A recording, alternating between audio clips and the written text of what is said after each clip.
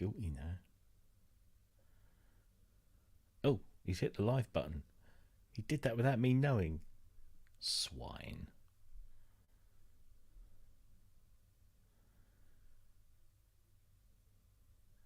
This is all very quiet. But I'm guessing we are. Yes, we're live. So Kent's having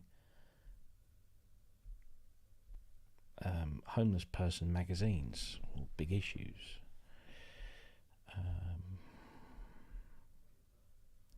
Oh, hang on, what's this? I'll start it and reset this computer. You're live. Oh yes, thank you for telling me. Swine. Welcome to everyone. Feel free to join in. The link is in the chat. I shall repost it just in case. But please do. There we go. I don't like this because I feel like a goldfish in a bowl. I need other people. This is all my fault, by the way, because I semi-pestered Kent into doing this. I don't know if he was actually going to do one.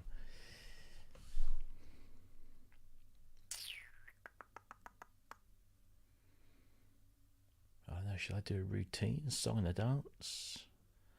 Should I play you a tune? No, I can't play toffee, so let's do this.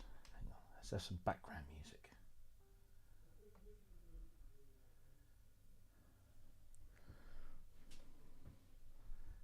Can I do this? I don't know. Let's see.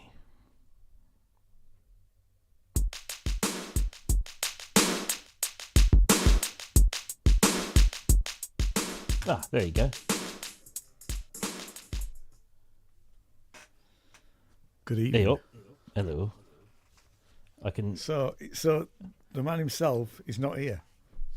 No, well, the thing is, I sat here a little while ago saying, please tell me you're doing a show tonight because I'm so bored. And my missus isn't feeling very well, so she's not great company at the moment. And there's chuff-all on telly. And I just want to talk to my mates. Yeah. Get the pub open. I just thought, then I remembered that Kent's really quite up to his gills at the moment. I thought, that's probably what it is. He's probably busy. He wasn't going to do one. And then he says, go on, I'll do it. I'll just for you. You twisted my arm. And he starts it up, and all I get is his camera pointing at his roly rises and no audio, and just him going, can you hear me? Can you hear me? Oh, great. So, yeah. But anyway, I'm not alone anymore, so that's nice. No, I thought I'll come and join you. Yeah. So Misery loves company. I haven't watched all of Robin Vincent's thing yet. Yes. I watched about the first half an hour or so, but I've got the rest of it to watch. It was good fun. It was good fun. I don't think we achieved anything, but I don't think is there anything to achieve? The 80s, well, no, the 80s. Exactly. No, I actually quite liked Stock Aitken and Waterman in a weird sort of way. Don't ask me why, and I would never have bought the records, but whenever I hear, I think it's a bit like Paulie was saying about melody. I quite like the melodies, And what always got me was there was clever arrangements going on. Really clever arrangements. Yeah. Not just in terms of the structure of the song, but in terms of the instrumentation. And they did that thing that I really liked that Scritti Politti or Dave Gamson used to do, and take chords, split them up, revoice them, so you're playing all the same notes, but maybe more of an arpeggio, and then some of it will be played on this synth and some will be played on that synth, and it just creates this kind of massive interest. There's every time you listen to it, I didn't hear that before. And they did a lot of that, and I think I said on the show that one of my favourites of theirs, and there's quite a few that I really do like, but one of my favourites is Je ne sais pas pourquoi by Kylie Minogue. Yeah. Because if you listen to the chord progressions in that, it's doing stuff you think, what? That doesn't belong in a 3.5 minute pop song. That's insanely all over the place, but it just works. My favourite it might not have been in the 80s actually, but I am not a massive Kylie Minogue fan, but I loved what she did she went off and did this sort of slightly electronic experimental album. Yeah. Confide in Me. I think around that time. That was on the album. I've probably got it here somewhere. Yeah, and I loved that because she also did some stuff with the Manic Street Preachers when she was trying to be a rock chick. Yeah. You know, trying to reinvent herself. That was probably early 90s, though, I would have thought. Yeah. Yes, that was 90s. Just trying to remember what that album was. I know the one you mean, though. Is it? No. Let me look it up. Difficult Princess? That doesn't ring a bell. I can't remember now. It's not one of the ones I've got, but yeah, some of those, especially the other thing I really liked about Kyle's or any of the Stock Aitken Waterman stuff was if you bought the 12-inch mix, Phil Harding and that gang used to really do that thing by breaking everything down. Yeah. So that you could hear you could actually understand what was going on, and if you wanted to try and sort of figure it out, you could listen to the 12-inch and get a real good idea of what was going on. I'm just looking at that Impossible Princess album. That looks familiar. Yeah, that's it. Yeah, I can't remember which one. Yeah, but I know the one you mean. Yeah, she did a track on Fever with Green Gartside. Was it on Fever, or was it on the one before Fever? Which is really quite good. Some of the tracks on here look familiar, like Some Kind of Bliss. That's the thing with Manics. That's the Manics, yeah. Yeah, and Breathe. So it might be this, actually. She did some good stuff. And that whole Rick Astley album. I never heard the album. The album, really. I think it's a great voice, actually. Yeah, there are one or two songs. Yeah, there are one or two songs that you think, didn't I just hear that one? But some of that. I've again, as I said on the thing, that I used to DJ. I started DJing when I was about 14, so this is before the Stock Aitken and Morton thing came along, and then I kind of got into it semi-professionally, really, and that was around sort of 86 through 88, 89, so like peak Stock Aitken and Waterman era. And obviously we had, as a disco, because we were a mobile, Blue Moon mobile disco. We all had to wear the outfit, but I was approached. So I used to do a disco at a youth club, and then we decided that we would go out and earn some money for the youth club by hiring the disco out to weddings, birthdays, bar mitzvahs, that kind of thing. And then somebody approached me and said, would you work on my disco? I can't DJ because I've only got half a tongue. Seriously. The front half of his tongue was, I can't remember how it went missing, but so he couldn't say stuff like that. When he tried to say Rick Astley, you can go figure. So he always hired someone, and he'd had someone and they'd left, and then I think he was friends with one of the guys at the youth club and said, you got to speak to him. So I used to go out with him, and he used to buy a lot of the records. Obviously it's his business, but I used to buy a bunch as well. And so I ended up buying a lot of the Stock Aitken and Waterman stuff because it's what the punters wanted. So I tended to buy the ones. I tended to buy the ones that I also kind of liked. And I must admit, I do have the Reynolds Girls 12-inch downstairs, which now when I listen to it, I think, what was I thinking? But I think I fancied Mel and the Kim brunette. Part of there. Yeah, Mel and Kim. Yeah, I love them. Smelly Quim, as we used to call. It's funny, when they became famous, my mate said to me, I'm sure I've seen one of them before. And then he pulled out his magazine collection from under his bed and found that she was in one of those. Really? Not Mel, Kim. No, hang on. Mel was the one that passed away, wasn't she? Yeah. So it was Mel. I think so. Yeah. She was at the front of the queue when they were giving them out. But no, actually, a lot of their stuff was really cool because that documentary, they talked about how they made and they would have everything recording, and they would record the girls' banter, and then spin that in, and it was just like little clever things like that. And they had an attitude, and it was good fun. But some of it was awful. Some of it was very derivative. Definitely, but and you can't knock them for being successful. I know that people like to knock them for being successful, but and as I think either you or Paulie was saying, it might be Robin even, but they were reinventing what had been going on forever. Yeah, if you look back to the Brill Building, that's all that was happening there. Brill Building, Motown, Stock Aitken and Waterman. Even in the 70s, there was people like Mickey Most were churning out acts and bands. From his studio. I was in the early 70s, really early 70s. I was a massive Heavy Metal Kids fan, and they when their star started to wane, and they'd done about 3 albums. They got Mickey Most in to produce their last album because they wanted hits, and I think that's what they had. Little Strange Little Girl was their only top 40 hit, and that was on that album. So much more commercial sound. But you've got a couple of guys like Mike Stock and Matt Aitken were consummate musicians. I think. I can never remember which one's which. Is it Mike was the blonde one, I think. Anyway, the blonde one. Yeah. He used to play on the semi-pro circuit around London, so doing all the big hotels, and he was a consummate performer, and knew how to fill dance floors. He knew how he knew how songs worked, as did Mike or Matt, whichever the other one was. Yeah. And of course, Waterman didn't have a musical bone in his body, although he'd probably say otherwise. But he had an ear.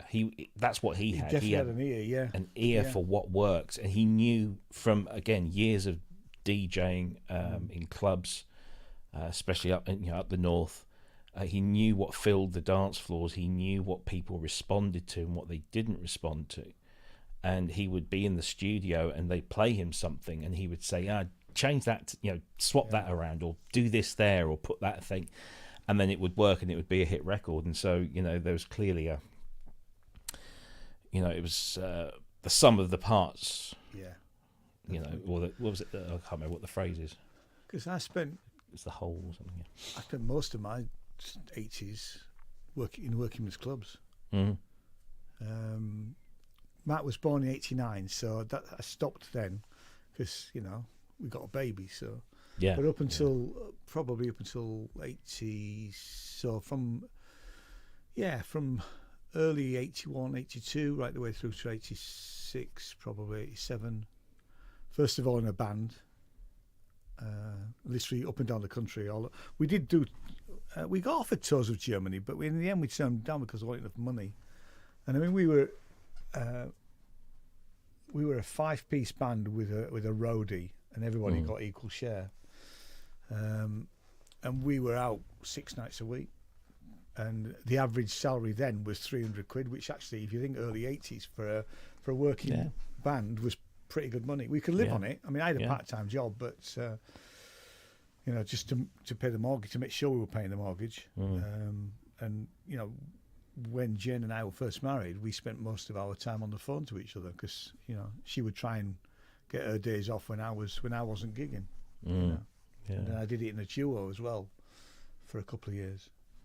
Yeah, I can't remember what we used to get. We were a 4-piece because when I gave up the DJing, it's funny because I was there wasn't a contract or anything, but I was doing at least 2 gigs a week, either a Friday and a Saturday, or a Saturday and a Sunday. And then I was walking through the town centre here in Stowmarket, and this guy that I had known for a number of years, and had kind of I depped for one of the drummers at one point in one of his previous bands, and he said, "Are you still drumming?" And I said, "Well, I haven't stopped, other than the fact that I haven't got a drum kit. That's the only reason I'm not playing at the moment." He says, "Oh, we can sort that out. Do you want to come and play in our band?" And I said, "Well, what do you do?" He said, "Well, we just do pub cover. We're just a pub covers band." So they were playing the local snooker hall one night. So I went down. There was the three of them.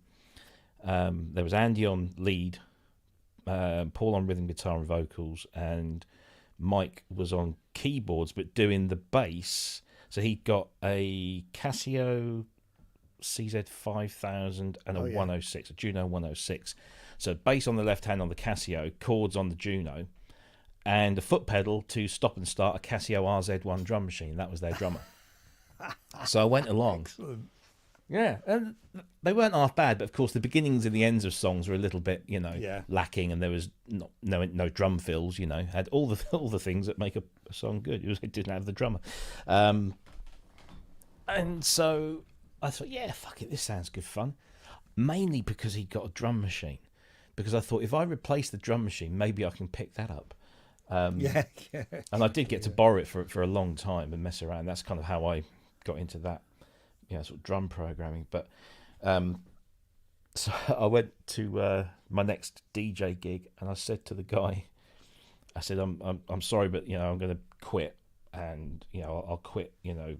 I'll fulfill what bookings we've got for the rest of the month, but I'm going off to do this now. And he went mental, absolutely mental. Oh, I've got bookings up to my. How am I going to do this? And his wife got involved. She was a big woman. She was more scary than he was. He'd given me a level 42 12-inch, because I was a big level 42 fan back then, and I'd found it at the back of one of his boxes, and I said, oh, I love this. He said, oh, you can have that. We never use it anymore. So he gave it to me. This was ages before. And then when I said I'm leaving, she turned and said, you can give that bloody record back as well. Oh, God, Jesus. And then you look out over your shoulder, or should I say, look out over your shoulder, because he couldn't do that. Who's this? Hey, it's Grace and Andy. Hey, look, nice people. We can't hear them. No. Because they're muted. Oh, hang on. They're not in the pub. They're I can't unmute the their mic. mic. Oh, they must be at the Nottingham EMOM. Yeah. Hey, it's grim up north. Well, it Midlands. certainly is. We can't hear you. We can't hear you. Oh, okay. Then we're all muted. We're all muted, I think. There you go. Oh, God. Oh. Yeah, he never did find me. I never did see him again. But it's funny because we just did covers from the 80s. So we were doing things like Go West and right, yeah. Billy Idol and anything that was sort of in the charts that was quite rocky. We would, and we once we were up and running, we never rehearsed. Our rehearsal was a sound check. So we'd sound check a song for about 3 or 4 gigs, and then it'd be in the set. We used to do that. But we never got in a room together and just practice. I have to say, after a while, I felt I wasn't getting better as a musician either, because you just play the same stuff every night. Exactly. You're not challenging yourself, really, are you? No. DTscape in the chat has asked, where do you get all your synth t-shirts from? All of them, bar this one, came from a guy called Jeff Toman, who used to run the custom synth business, who strangely enough, customized synths. But he's given up doing them now. He doesn't do them anymore. But he used to sell them all on eBay for about £12.50 a t-shirt. This one I got off eBay, but I don't know, it was just like a random seller. But there's loads on there. They're nothing special. But yeah, that's where I got that from. So there you go. In fact, I'm just about to. I went down to see my mate the other week, and every so often we get together. He's a synth head, and we used to work together. Hey, here's the governor. Can't hear him. Still no audio, but we see you. No, we're halfway. Oh, we're halfway there. Living on a prayer. He obviously. Is, yeah. And so I went to see my mate. Hi, Andy. Hey, guys. Hiya. So I went to see my mate, and we got talking. I said, I want to. I mean, I'm doing solo gigs, obviously, with things like EMOMs. I said, I actually want to get back in a band. He went, yeah, so do I. So we're putting together a 4-piece synth band with a girl singer. Nice. So we've got a bass player, me doing drum programming and synths, and then Wayne's doing the other synths, and we're just doing 80s synth stuff. So we're doing, Aha, Newman, anything. And he came up with a massive list of things. I'm thinking, that's a great song. That's a great song. So we're doing, I wanted to do that a little while back, and I thought I've got enough gear and technology and MIDI files that I've either written of of covers and stuff, or that I've acquired or bought or whatever. And I think I could put together a decent set, and I mean I can possibly hold a tune, although I'm quite a low, so there's a lot of stuff I couldn't do. I mean, you couldn't catch me doing Bronski beat. So I thought, I'll be Chris Lowe. I just need a Neil Tennant. You do. And then I thought, well, there's not many blokes that sing that stuff, not around here. Well, not certainly none that I'm aware of. So I thought I'll see if I can find a female singer, find somebody with a good range that can do the male stuff as well as the female stuff.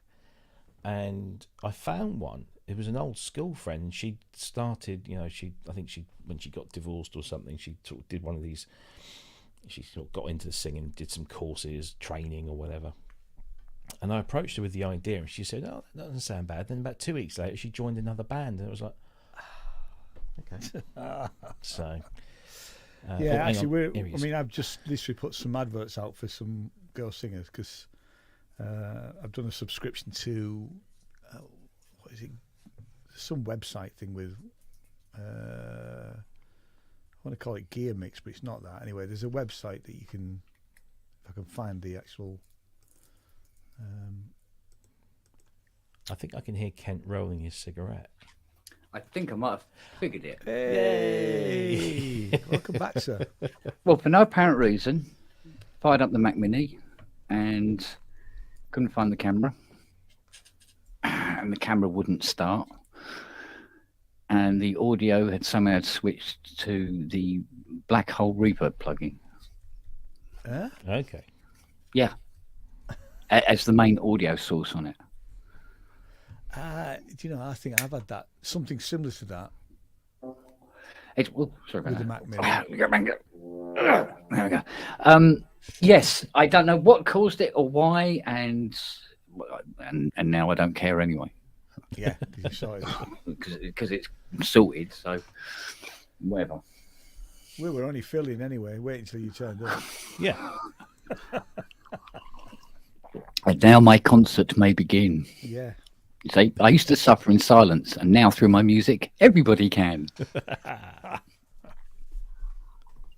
Better late than never.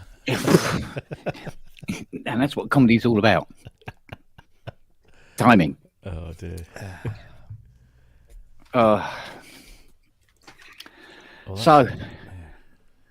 Good week so far, gentlemen?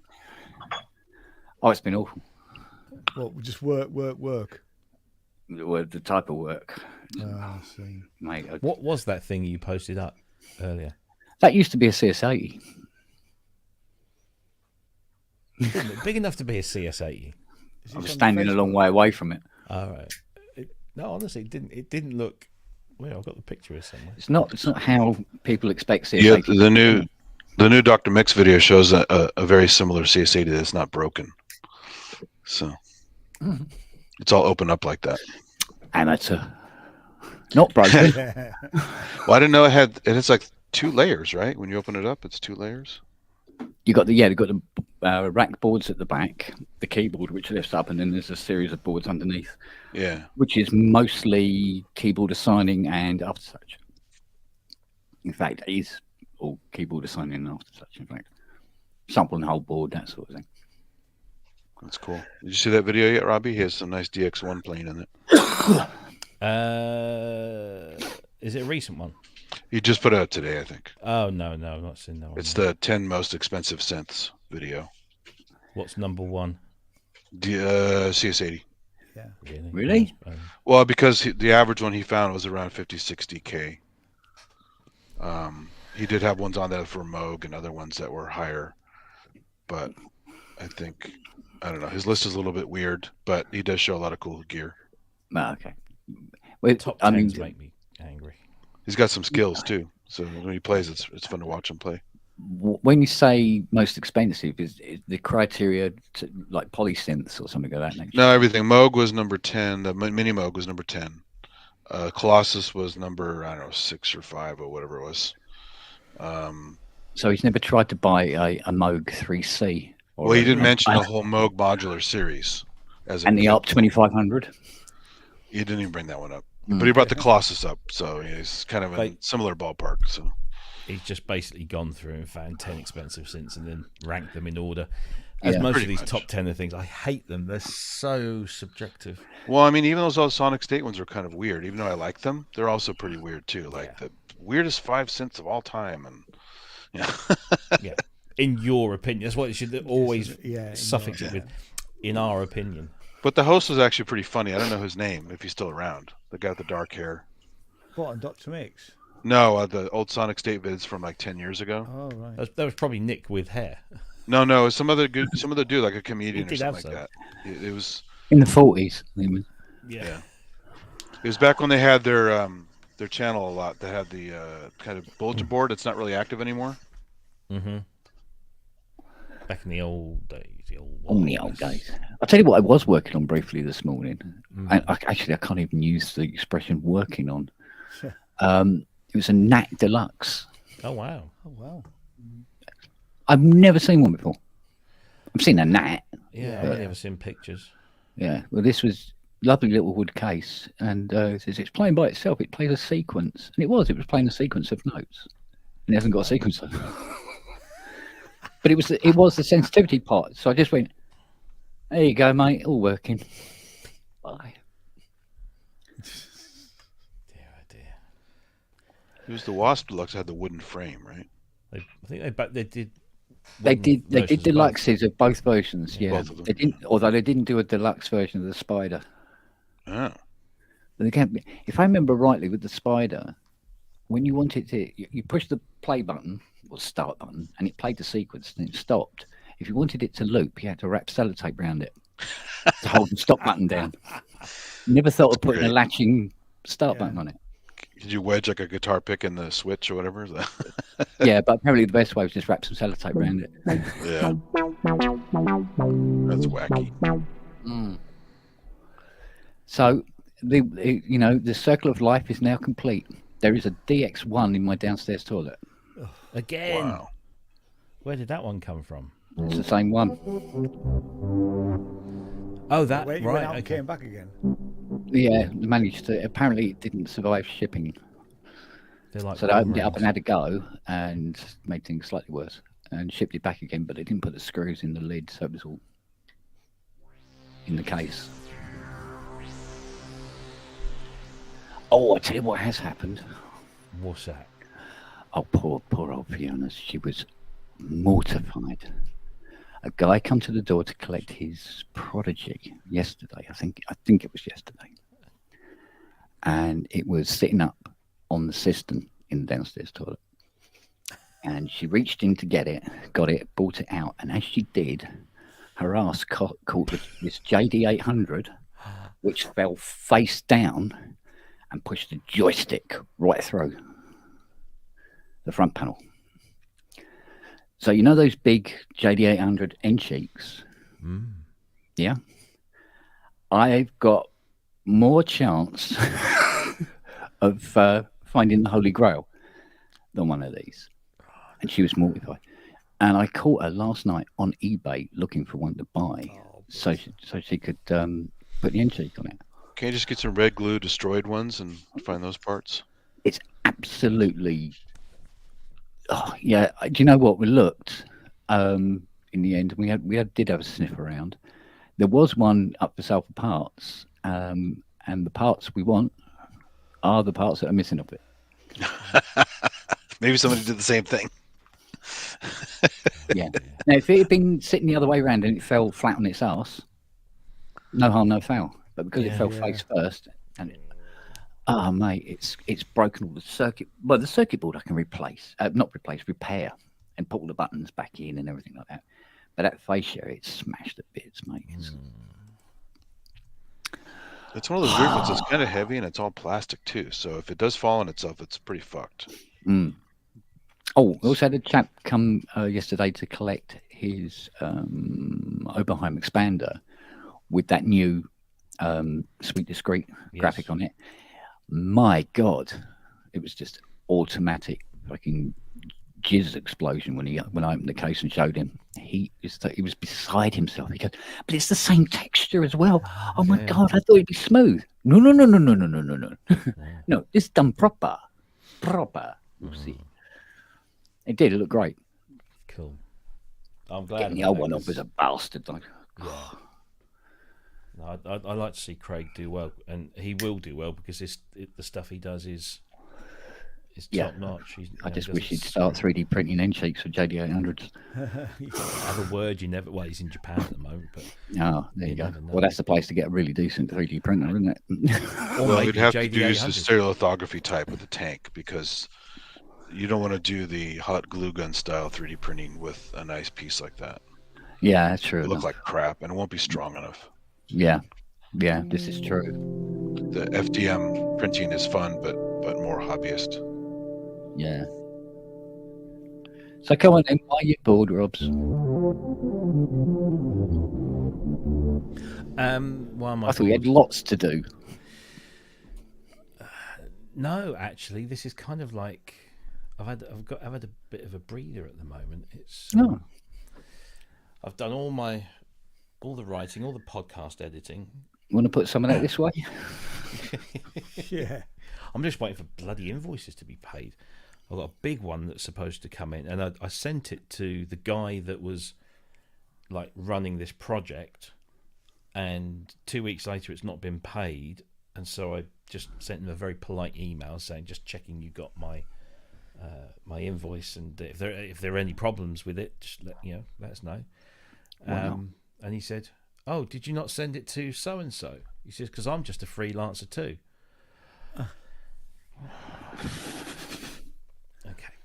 Because once it gets to this person, he just bangs them out. So I should get it in 2 or 3 days now, I hope. But been sat because that's going to pay off the bulk of the TX816, and I'm hoping because I stuck that on a credit card. And then I bounced it from one credit card to another credit card to get the advantage of 0% balance transfers. Absolutely, yeah. And then this job came in, and I thought, oh, and so now I've set myself a challenge to pay the credit card off before I even get a charge come through. Wow, we'll see. We shall see. Should come through. Well, 10 weeks, and I get an Osmos apparently. Nice. 10 weeks. Mind you, it was 16 or so. So yeah, cool. Well, not the way it's going. No. Well, I think I've made my mind up. I'm going to buy myself something new. And I've decided rather than go big, like Third Wave big or OBX8 big, I'm not going to go so big. And Mini? No, I think I'm going to get an S2400. Oh, okay. I thought, I keep rewatching Alex's videos, and I was thinking, I get that. That seems to work like my brain works. Yeah, it's more up your street, isn't it? Yeah. So, I might. Haven't fully decided yet, but the fact that I was able to pay off the TX816 quicker than I'd hoped has kind of pushed me in that direction. But also, in other news, I might be getting an AM1X soon. Oh. Because a friend of ours is selling it. It's a little battle scarred, but it doesn't. Nothing major. Nothing major at all. And I've always wanted an AM1X. So, it seems like a decent opportunity. Manny says get a Colossus. Yeah. I'd love one. No, I just. Well, you could always put a photograph of one on a Colossus-shaped cardboard box and just pretend. Yeah. Build your own Colossus. Yeah.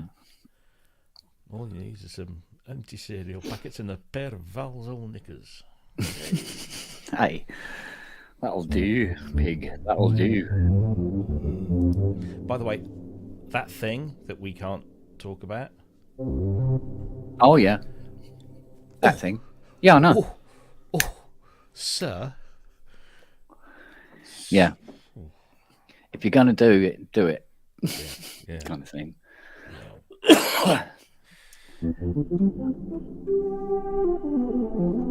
NDAs are a pain in the arse, though, aren't they?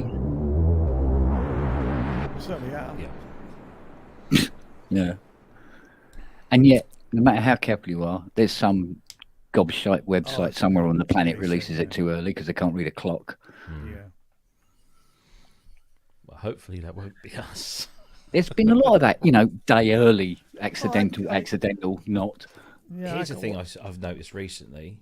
Go on. IK Multimedia gave us an embargo to not talk about the new Tonex pedal till 11 o'clock this morning, and they released it at 10 o'clock.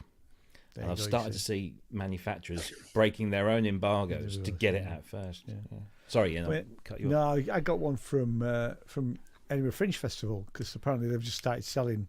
They aren't selling tickets yet, but they've released 190 shows. So I got the email a couple of a day early. So they started releasing, this information today. But it was an NDA. Don't tell anybody for a day. What's the point in that? Absolutely pointless. I mean, it doesn't affect me because I don't write about it or any of that sort of stuff. It's, but because I'm obviously one of the reviewers, they've sent it to me, and they sent it to Jane because Jane said, "Did you get that email?" Yeah, I got it. You see that where I gave Matt that my old 3XS computer, and he done it all up and everything like that, and has sold it and given the money to charity. Oh, good, bless him. Good, sweetheart. I was actually hoping it would make him some money, but and it's very noble. It's good stuff. Indeed. Good on you, mate. So he probably hasn't got his cax on. That's probably why he hasn't come in. Well, we never see him from here upwards, so. And then sometimes he's not got his clothes on. So. Yes, exactly. That's true. Completely naked, couldn't he? Yeah. Mind you, I like his missus. She wears donuts. I saw the donut picture. Yeah, that's always a good move. That's always a good move. Did I can't remember. I saw that. I said to Fiona, that's a lot more sexy than underwear. Donuts. But if you can get the pink ones with the sprinkles on them, even better, So. Oh, I haven't had a duff nut in ages. No, it was quite funny though. It was quite touching though. I had to give Fiona this cuddle and say, "Mate, look, it doesn't matter. Calm down. Shit happens. All right, don't worry about it. The wanker probably won't turn up for 2 years to pick it up anyway. Well, yeah. So you got bags of time to just relax. Yes, I know. Yes, let's get some special iced buns."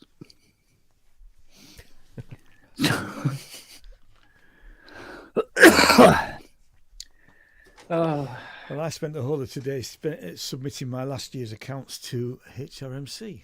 Have they stopped laughing yet? I submitted it and I clicked the button and thought, this doesn't make any sense at all. And I feel that every year I do it. Yeah, every year I do it as well. And I go, really? Yeah, and they're going to believe this? Yeah. Anyway, we'll see. I might have to get a proper accountant one day then. Oh, steady on. Rather than just make it up as I go along. Well, I mean, I do have one. I do have one, and honest to God, he's a very, very, very good accountant. And yes, it costs a little bit, but exactly. It's one of those ones that he goes over it and he goes, "Yeah, they'll go for this," and he will submit it. And because it comes from his company, they go, "Okay, no problem," and we put it to one side. God, do I lie? God, oh.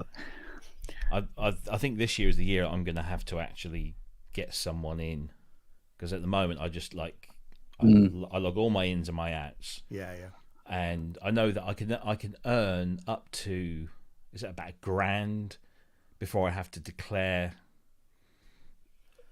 or I have to make about at least £1,000 profit as a sole trader. I think I can get away with about £1,000 profit a year before I have to declare it, as well as all my PAYE.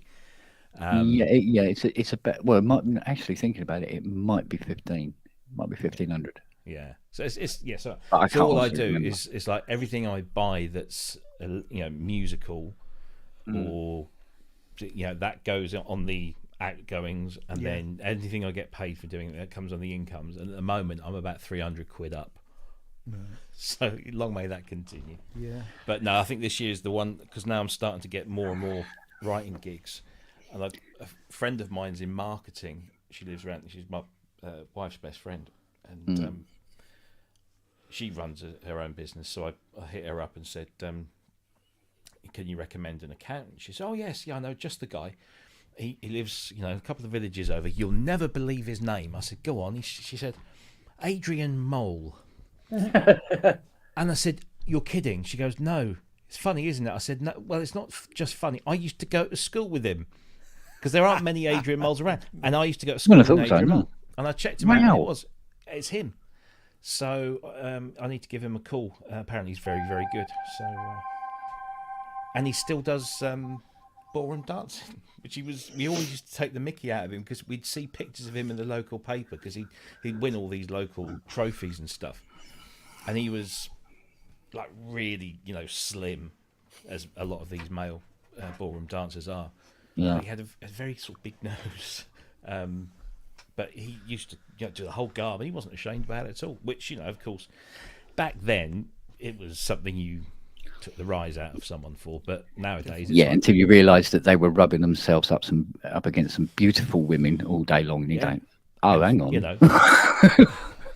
Fit as well, Yeah. Keeps you fit and everything. So and lady dancers, hello. Hello. I say what? Woof. Oh. So Anyway, so that's what we're gonna have to eventually.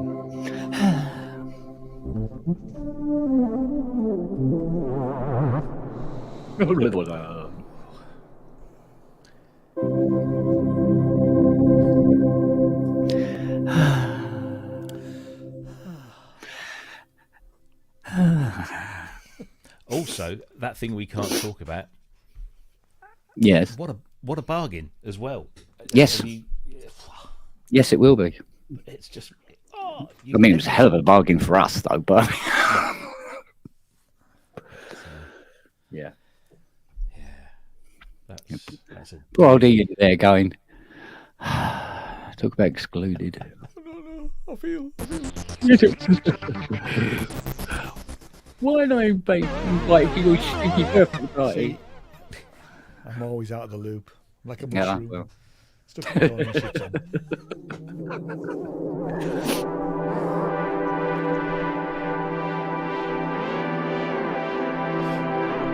So nice.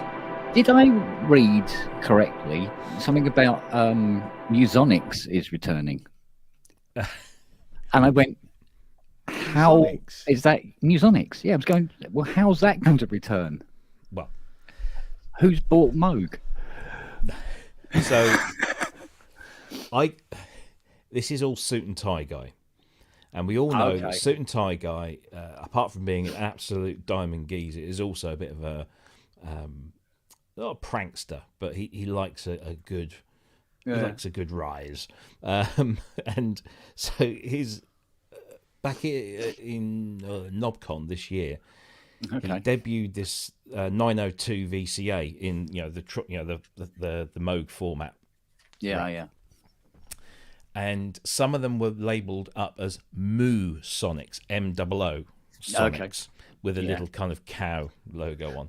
Nice. I'm guessing that what's happened is he's been able to either acquire or just use the name because it's out of copyright or whatever.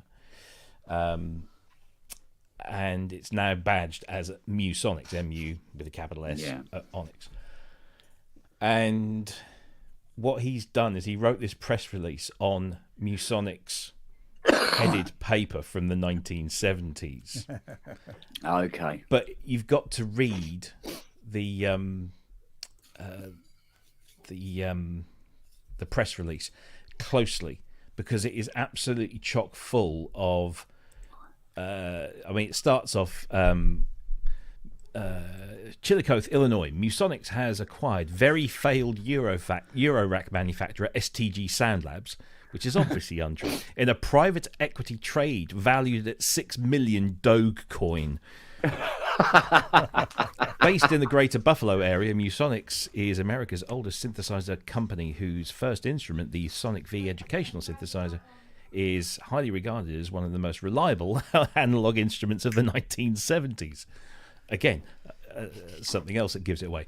Suit and Tie Guy, former STG Sound Labs president and newly appointed CEO of the merged company, STG Musonics, was quoted as saying, "I'm excited to be an important part of a history-rich American brand such as Musonics, which exists in a unique category alongside names like Abercrombie & Fitch, Montgomery Ward, and Radio Shack."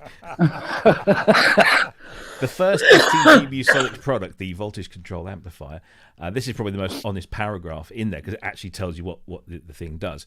But then the last paragraph is the best one. Pending the completion of the acquisition, Musonics will be moving from their current office, a vintage dumpster located behind the Wegmans grocery store in Williamsville, New York, to downtown Chillicothe, Illinois, making it possibly the only company moving to the state this year. It's just genius. I mean, it's so funny. I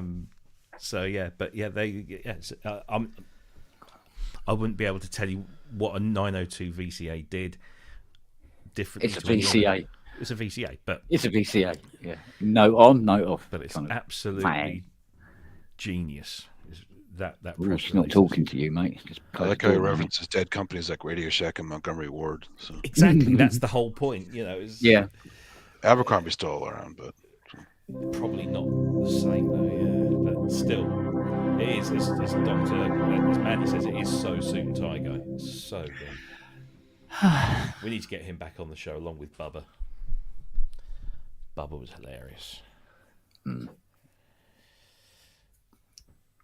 So who you got on this week? Ollie, BG Ollie. Oh, great stuff. Brilliant. Yeah, so that'll be rather good.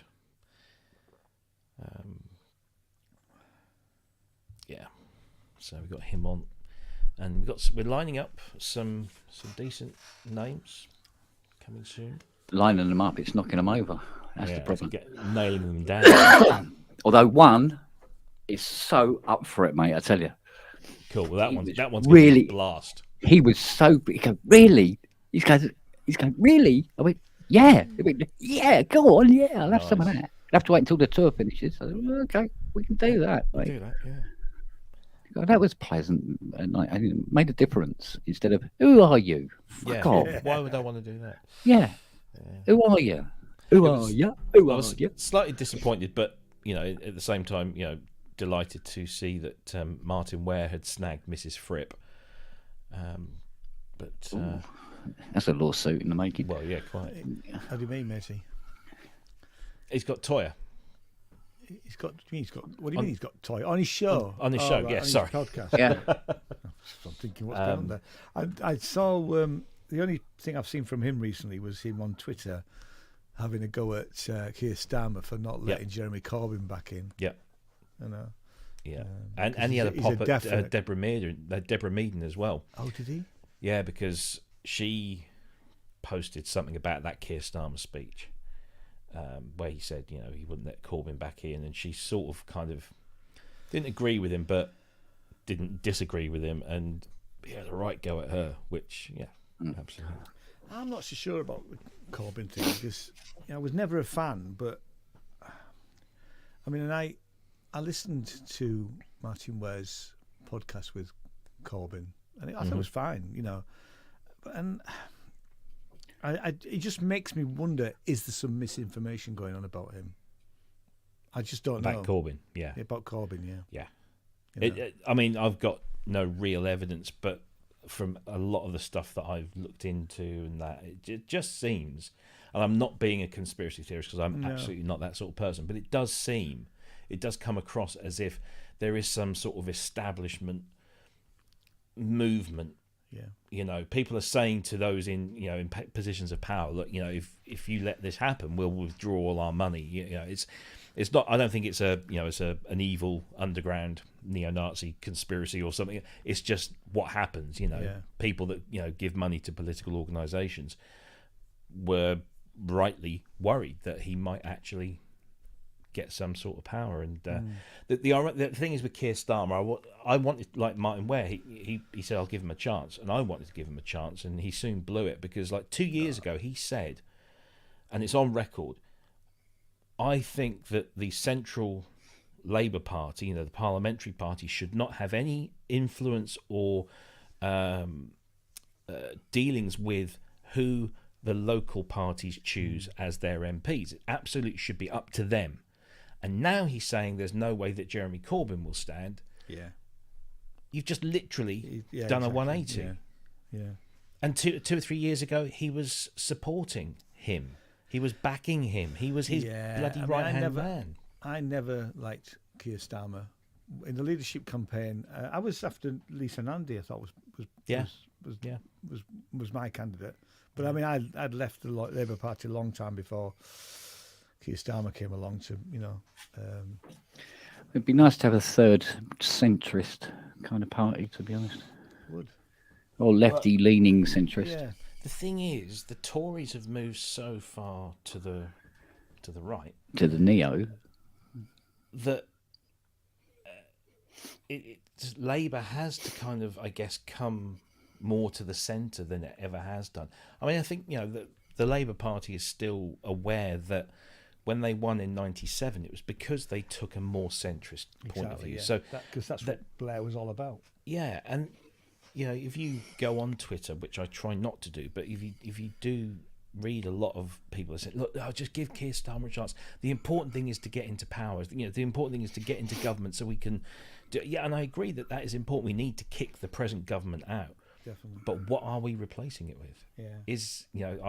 The Labour Party today is not the democratic socialist organisation that I signed up for.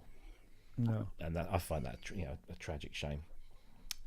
I mean, part of the reason I left the Labour Party was I got sick to death of being bombarded almost not weekly with, we want your money. No, I haven't got that amount of money to give. You're supposed to be the party of the working class. Yeah, you get our money through union donations. Exactly, and they would literally ring me up and say, we're asking for donations. I'm saying, give us your money. Yeah, yeah. Well, get credible, get elected, yes, and then we'll talk. You guys have a Green Party too, don't you? We do. Yeah, and they do well at a very local level. I mean, in fact, the district council here in Suffolk is looking to be the very first Green-controlled district council in the country, but it's taken so long. I mean, they are progressive, they are on the left. Some of their stuff is a little bit not questionable, but certainly not up my street. No. I vote Green all the time when it comes to local stuff, because there's no way that Labour wins here at all. This is Tory heartlands. So is this, sadly. So Green's the best option. In fact, the Greens, we have good representation on the Greens, so I'm quite happy for that to remain. We used to have a bunch. There was Peace and Freedom and Libertarian, and now all the Libertarians are voting Republican. So they're not really a separate party anymore. The US and the UK. Lots of people say, it's not a two-party system, but it is. Yeah. And we have, how many parties are represented in Parliament? There's about 5. Obviously, Tories and Labour are the main ones. Yeah. The Lib Dems have got a handful. There's more Scottish nationalists in Parliament. And then there's one Green and a couple of independents. And I don't think there's anyone from Plaid. But you don't have a thing like electoral college kind of thing, right? So no. So we have a first past the post system, which is just as bad. Yeah, it's just as bad because it has no bearing on the number of votes. The popular vote could be for the Labour Party just purely on votes cast. But if you win if you just win the constituent, all you got to do is win by 51%, and then you're in. Yeah, because the Electoral College will always make us a two-party system, and even though the popular vote often wins, that doesn't matter.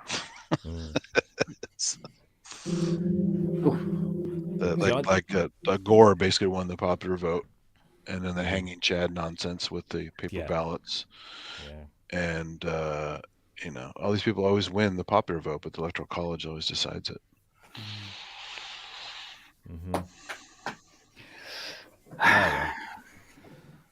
And of course, we've got to go through all the bollocks with choosing a new SNP leader. Yeah, she's going to be a tough act to follow. She is, actually. I mean, I met her once, actually. Yeah. At her friends. She was a nice enough lady. She seemed all right. She seems for a politician. Well, here, trust is available. Oh, yeah. I mean, I've slightly... Makes me wonder why she's decided to do it now when a few weeks ago she was saying that she was up for... Yeah, that's true. Is it health related? Is there some scandal coming down the road? You just don't know, really. But a lot of people have said that the fact... There's been a few things that she's had to deal with that she hasn't dealt with particularly well. One of which was the transgender thing, the transgender rapist. Yeah, I don't know whether she dealt with that. It's a difficult situation. No, I mean, I really like Ian Blackford, but I don't think Ian Blackford would give up his opportunity to hold people's feet to the fire in the House of Commons, because he wouldn't be able to if he was the leader of the SNP. I don't think he'd have to be the leader of the SNP and he'd send somebody else down. But Sinn Féin have got a couple of seats, but they never take them, do they? I think they've got by principle they never take them. But yeah, I mean, it is effectively two parties, so. I mean, people are saying, "Oh, Corbyn, start your own party," and you think, "Oh, not a bad idea." But then you just split the vote. Yeah, you split that left vote, and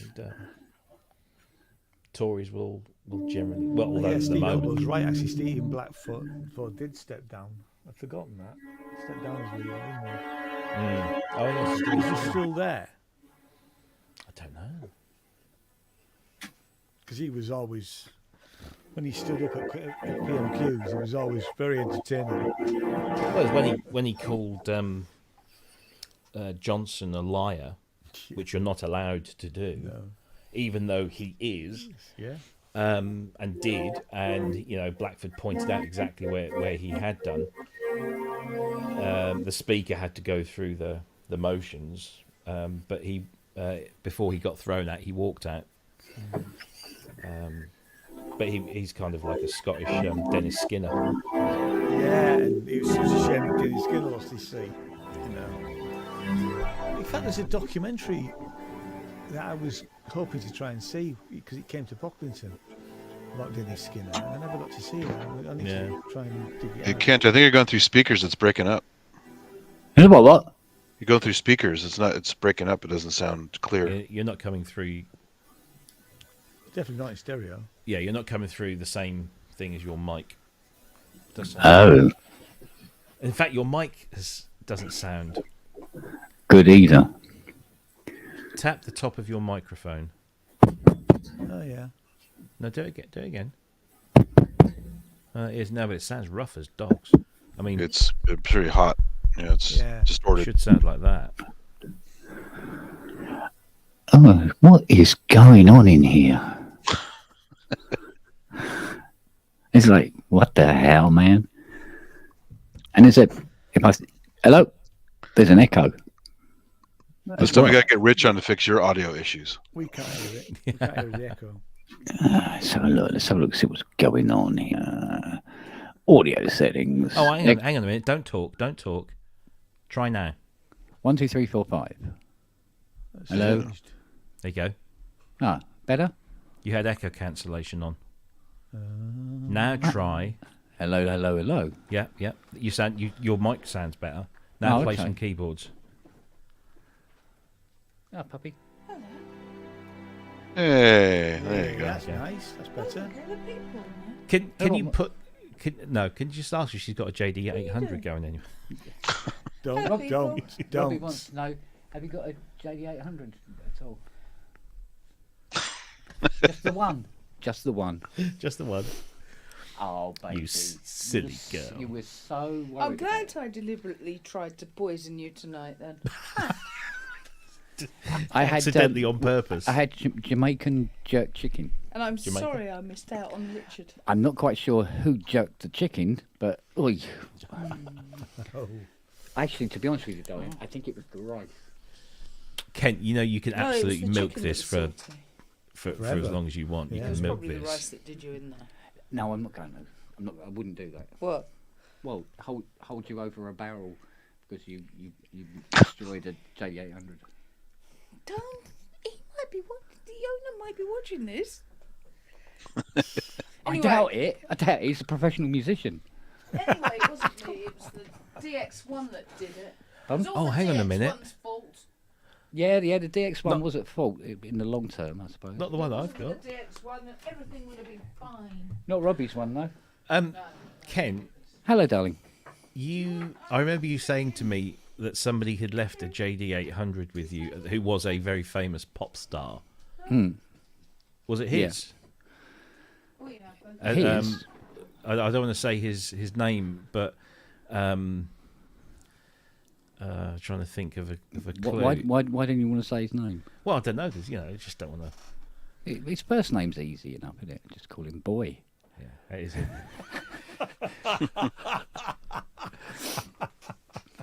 I was going to say, was it Mr. O'Dowd's? Yeah. And I thought, Hello, is that Boy? Hello, boy. Mr. Boy? Boy. Mr. Boy? No, hello, Boy. Yeah, oh no, the guy who he sold it to wants it still. Right. Or because it's boys and because it's because he always wanted one, but he's a huge Boy George fan anyway, so it was like, yeah, I gotta have it. Yeah. So he's still in. I'm in an naughty RM, by the boy. way. Yeah. Do you know what else he had? He had was it a JD 8000? Oh, what the virtual? The little thing, the little JD. Is it a JD? JDXI? Well, there's JP 8000, which was the virtual analog. It looked like an Alpha Juno 2 kind of shape. It's got that funny blue color to it. Yeah. And it had the No, it's a Super J- Saw. Sorry, It's a Super Saw and the JP. harmonic oscillator. Feedback JP. oscillator. The JP 8000. 8000. Yeah, Was the he had V8. one of them as well. So I think he's mostly got sort of like a lot of mid to late 80s stuff, really, more than anything else. So I love the JP 8000. Some people hate the filter, but I think it's cool. So. yeah. And I as went it to- stands, Robbie hasn't said yes or no All right. in any particular definite way. Mhm. So, I however, never really gelled with the JP 8000. no, I didn't really find. Yeah. It's got Very- great performance features. You had the FX on knobs, proper knobs, so you could twiddle stuff on the fly. Great I preferred performance. The unit. AM1X as Yeah. a VA back then. Yeah. But JP 8000 hell of a lot easier to program than the AN1X. Oh, by the way, you remember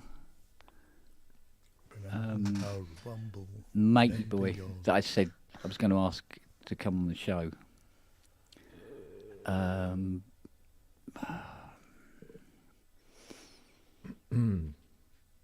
trying to think of a good way of saying this.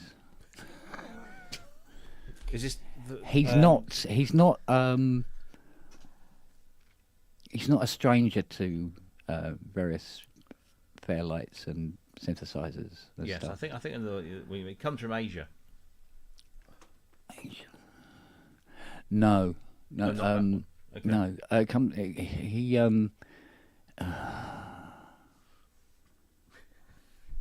You know where? Just type it in the private chat. Yeah, Yeah, I'm familiar. that works. No, you know where the derby's held. I know. We can keep. Me and Ian Yes. can keep secrets. Yeah. What's down the road from you, isn't it? Yeah. Where is? It's called Epsom. Yes, that's who I'm thinking. That's what I said. Oh, okay. I'll explain later. I'll explain later. Unless okay. Yeah. All right. Whatever. Apparently, heard back from Tiny, and he said, "Yeah." Also, probably April. It'll probably be the one that I'm away because I'm going to be away in a couple of April events. Well, apparently April's free, so okay, we'll just make it the week that you're not. Okay, makes sense. Because I'm going to be in Italy. Well, actually, I won't be in Italy. I'll be in the UK, but I've literally just driven back from Italy, so I might not be in a fit state for one of those. And then the following Friday, which I believe is the second from last Friday, April, is Record Store Day, which the list just got released today. What a wanker! That'd be what a wanker week, wouldn't it? It will. Speaking of good guests, you should get Michael Boddicker on. Michael Boddicker. Yes.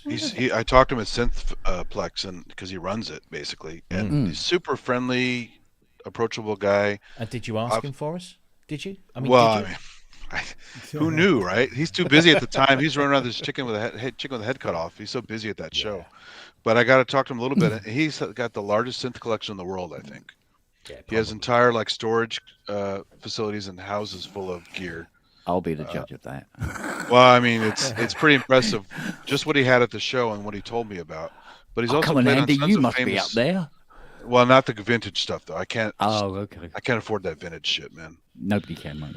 Yeah, but he's played on tons of famous tracks, right? God, I mean, yeah. It's so funny how that whole yacht rock phase. And how tied in Toto was to all that stuff. I mean, there were session musicians on everything. Kent, what's your email address? Is it Kent_Spong@hotmail.com? Yeah. I've got a lady that wants to email you. Oh. Kent@Spong. No, Kent_Spong at. Kent@Spong. Yeah, that's a good one. Yeah. Well, that's something. Hotmail.com. Somebody is emailing you because she can't get hold of you on Messenger. Oh, why? Because same as me, every time I try and get hold of you on Messenger, you don't see my messages for days because it doesn't ping or let you know that they're there. So. Yes. So you can alter that. By the way, I have managed to fix that thing where Messenger call wasn't ringing. Oh yeah, I have managed to fix that. Yeah, it's from the apparently from the last update. All right. Somehow something got squidged. So yes, expect a lovely lady to email you shortly. You know her. I do. Yeah, you do. Yes, you know her well. How well? Quite well. Carnally? No, well, I don't know. She's a married lady. Yeah, that's happened. Oh, that's happened before. Don't worry. No, I'm not kidding. Do you know, somebody said to me today on some Facebook page, because of Record Store Day, this particular band is releasing something on Record Store Day, and they said, "What about Digital Store Day? Why don't they release this stuff digitally?" What, Spotify Day? That'd be a good one, wouldn't it? It's like you get everything, you know. And, do you not understand the concept? Sorry. But yeah, this is the time now when the list came out today, and this is the time when all of these super fans, or should I say obsessive collectors, that buy 3 copies, one to keep sealed, one to sell, and one to play. One to play. Yeah. Therefore, reducing the available content for people who just want to buy this stuff and listen to it.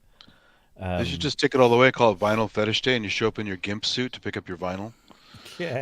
That's exactly what we do. Napster day. That's exactly what we do. There's some good stuff though this year. Opus 1, which is Tubular Bells, pre-Tubular Bells. So it's like the concept, the.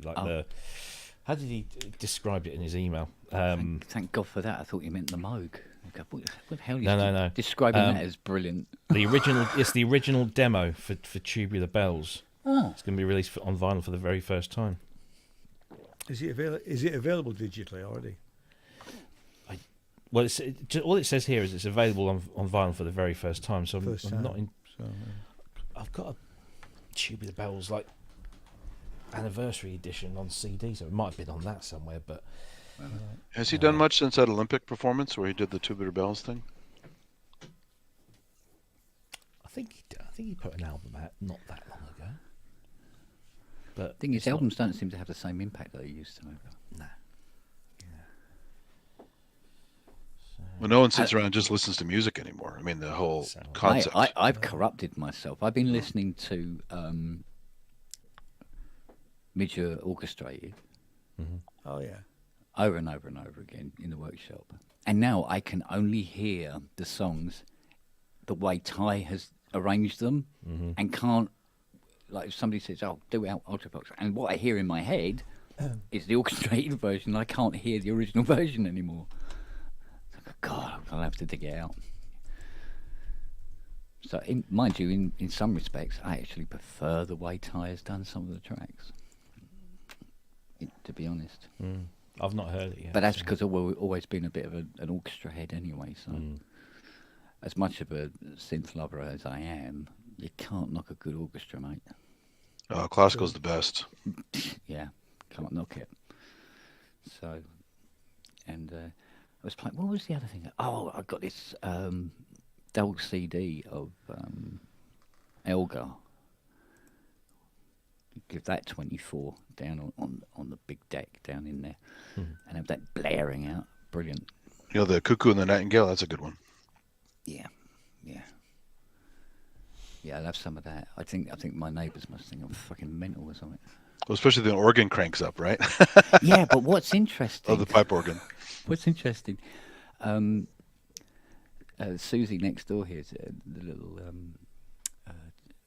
Chinese lady. She's lovely, she is. But she thought it was me playing because she saw me down there with all. She goes, "Well, I see you down there with all the keyboards. I thought that was you playing." I went, "I'll take that compliment for any value I can get out of it. Thank you." But no, it wasn't me. I'm classically shredding. Yeah. Yeah, I'm the guy going beep beep beep beep. Yeah. Oh, that's it. In tune. Right next. That's me. The nice stuff you hear. Unlikely. Mate. Well, you got Spongellis. So. Well, yeah. I mean, I always played myself a bit of Vangelis. I thought you said you always played with yourself. Every time I finish an well, 80, that's a given. I got to do some China on it. You know what I mean? It's got the hairy palms to prove it, right? So. Yeah. I tell you what, I put my name down for for Vangelis's Fender Rhodes. Oh yeah. Yeah. Well, I've put my name down. It's rather a glorified way of saying begged. I begged to inherit it off him. I go, please, just hurry up and just give it to me, please. I just want that in here. So somebody mentioned a wax cylinder. You ever see the famous clip of the guy at the auction where he has the rare one-of-a-kind wax cylinder? That's a super antique. Oh, he drops it. And no, he just holds it and it disintegrates in his hand. Yeah. And he goes, oh shit. Like he's on air. It's like... Yeah, it was apparently very, very valuable, wasn't it? And his hand is shaking, so he's grabbing it extra hard not to drop it, which put pressure to break it, right? Yeah. 6.5 dozen. Dude, just don't touch it. Put it on a table. Yeah. Oh, man. It's 1,000 pieces. Oh my word! I don't know where this is. Sorry, somebody's just posted some pictures. Well, at least somebody else knows how Andy Fiona felt yesterday. Andy might be able to tell us where this is. What's that? If it isn't this thing, hang on. Let me just upload the images. I'll find that wax cylinder clip. You guys will love that. Schadenfreude. Yeah. Kent will want this. Will I? Really? Go on. Maybe. Ha! Oh. Oh my godfathers. That looks like the programmer for the GX1 kind of. What is that? That is the GS1 programmer. GS1, sorry, GS1. Yeah. Yeah. I don't know where these pictures were taken. It looks like it's in someone's studio. So I was just going to, because I know, didn't you see the one at Stanford, Andy? Yeah, but they moved it around. Right now it's in the front lobby. It looks kind of like where it's placed on the front lobby, but it's not on a, I don't remember it being on a crate like that. Yeah, it's got its own flight case and everything. Look at that thing. I wonder if that is Mark's one. I don't know. This has been posted by a friend of mine in France. Right. With no attached words, nothing to say. Oh, this is someone from somewhere, or this is something, because he might have. And if I remember correctly, Mandy said the GS1 at Stanford isn't working, but the programmer is, or something like that. It's some kind of weird mix. So you a swap? Yeah. Well, you'd love the lobby, Robbie, because they have a bunch of DX. Yeah, they have the DX7 there, an SY99. Oh, cool. Some other FM thingy in there, all next to that stuff. It's like a whole FM room. Cool. Do you know what I always find so fascinating? Is that OBE is FM. Mm. It's like, what? How is that so analog sounding and yet it's FM? It says a lot for FM, doesn't it? It does. Sorry, I'm just getting a bit excited about that GX1 program. Yeah, it's not as good as you think without the GS1.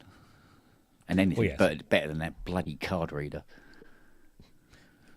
Are there videos of it in use though to see how it actually works? I've never seen them. If any exist, I've not seen them. I can't believe they haven't done that, because it still looks like it's probably kind of hard to use, right? Mm. Thing is, when you make your sounds on it, do you put the sounds on cards on a card recorder in that, or can you connect it up?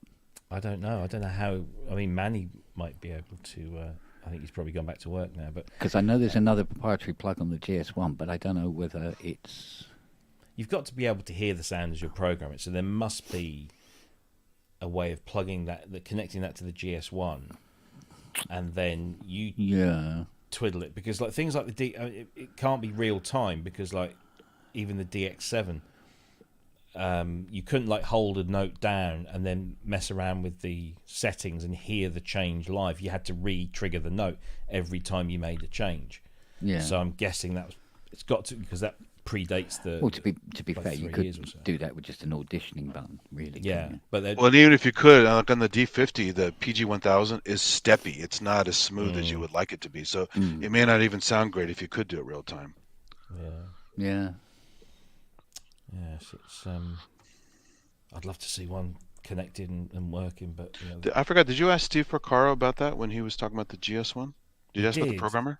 Yeah, and I think I hooked him and Manny up, because I think I can't remember what he said though. Was it hard to use that programmer? I honestly can't remember that far back. Yeah, I have to go back and watch it again.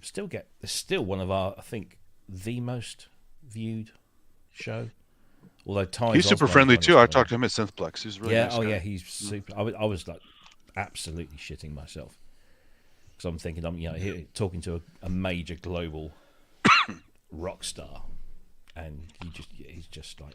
Well, again, all that shit they touched from working with Quincy Jones and all that stuff is crazy. Yeah. They played on soul albums and the smooth jazzy yacht rock stuff. They played all over the goddamn place. Steely Dan, yeah. Hang on. I've got a one at Yamaha and one at Karma.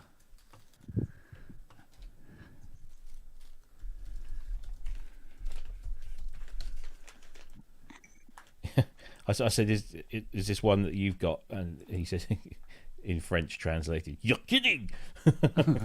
Merde.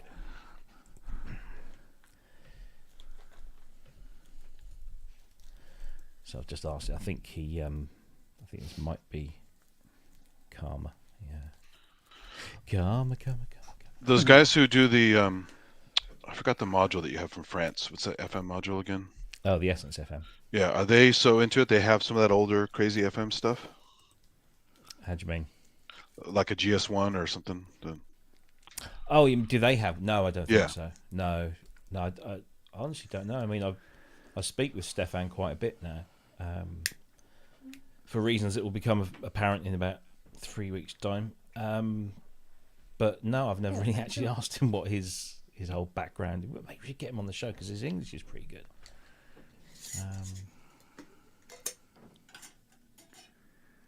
Nelly.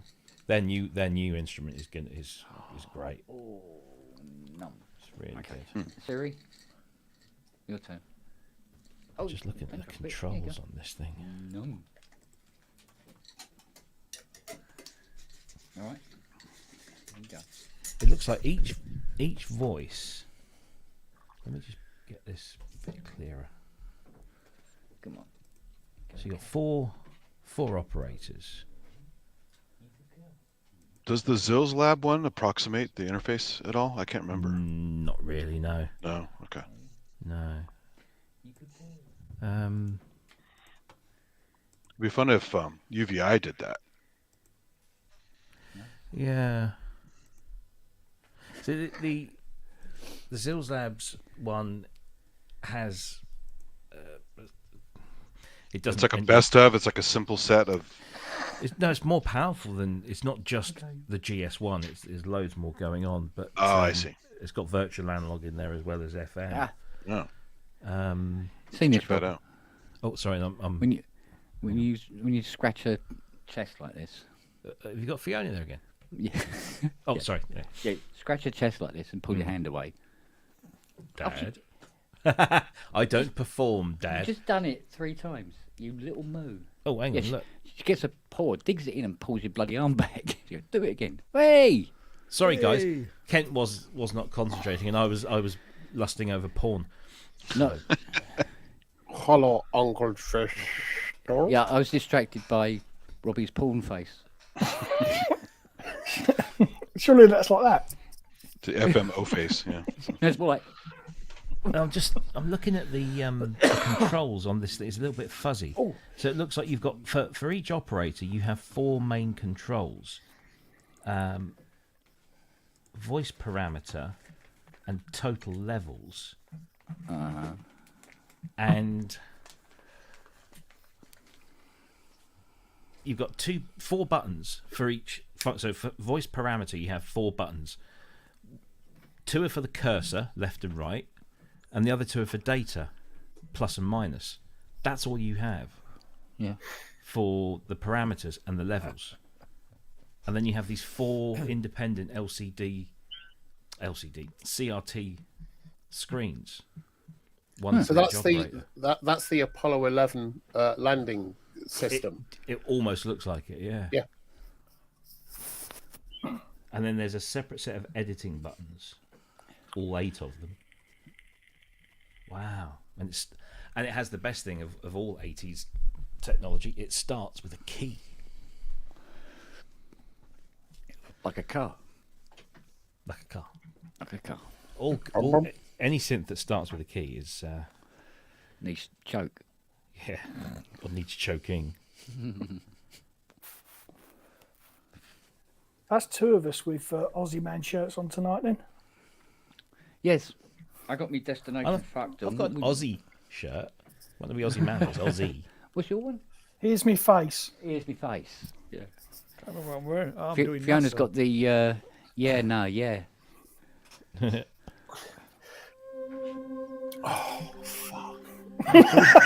nice boobs, Andrew. Ooh, Jesus. holy hell. That's the Homer Simpson bodysuit I've got there. Yeah.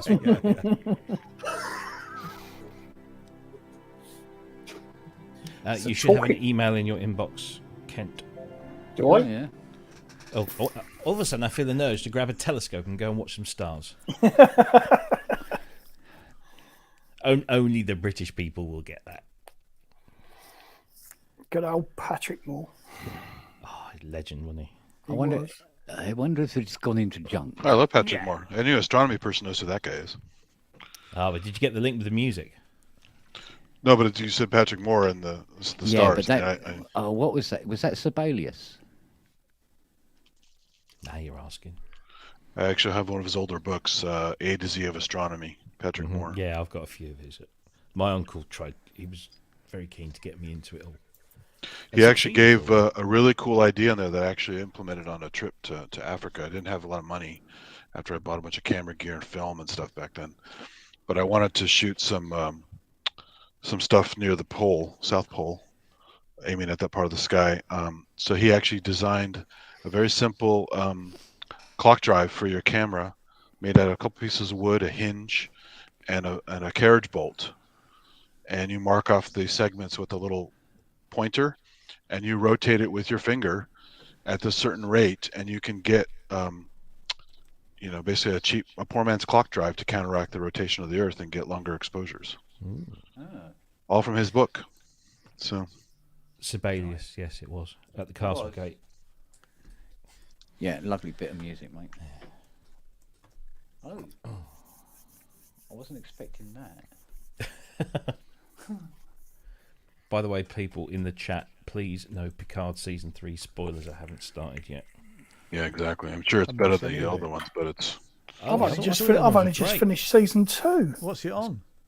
Amazon Prime. Well, I've got it then, but I haven't watched it. What? Yeah. I loved season 2. I thought season 1 was interesting. Season 2 was much better. And season 3, the gang's back together again. The TNG part's going to save it, I think, because I'm a Star Trek purist. I didn't like the new stuff at all. No. Discovery, Picard, any of that stuff. Oh, It's like the new Star Trek crap. I'm the new Star Wars stuff. It's just ugh. I don't do Star Wars. Sorry, Kent. No, sure. That's all right. You watch it and disappear from the stream now. Yeah, they're going to kick me out here. That's it. Yeah. I only care about the completely- IDSs. I'm completely hooked on The Last of Us. I just Mate, think it's That's good, yeah. I only watch it for the Star Destroyers. Don't worry. The Expanse is so much better. So The Expanse took some time to get into, though. it did, but yeah. It took a little while before it settled, and then it's very good. I watched the first few episodes of that and didn't stick with it, I think, if I remember rightly. Yeah. Is that the one where... No, I don't know. It's such a long time ago. Yeah, Rob, I'm going to get my iPad because she's changed my password to my email again. I can't even get into it. Gosh. Why? I don't bloody know. Brilliant. I'm going to go and bury her under the patio. Well, she deserves it, what she did to that JD800. Yes, that was the one at Karma, Andy. Oh, it was? Okay. So they moved it around a bit then. Yeah, probably. They had just recently moved that room around for the open house that I went to. So. Right.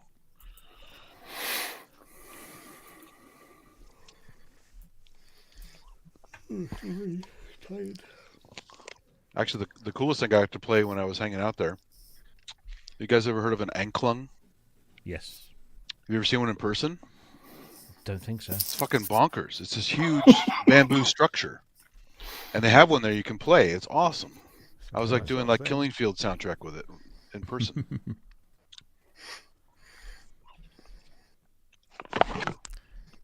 Now he's Speaking of posted Michael a Field. picture of the old PAMS unit,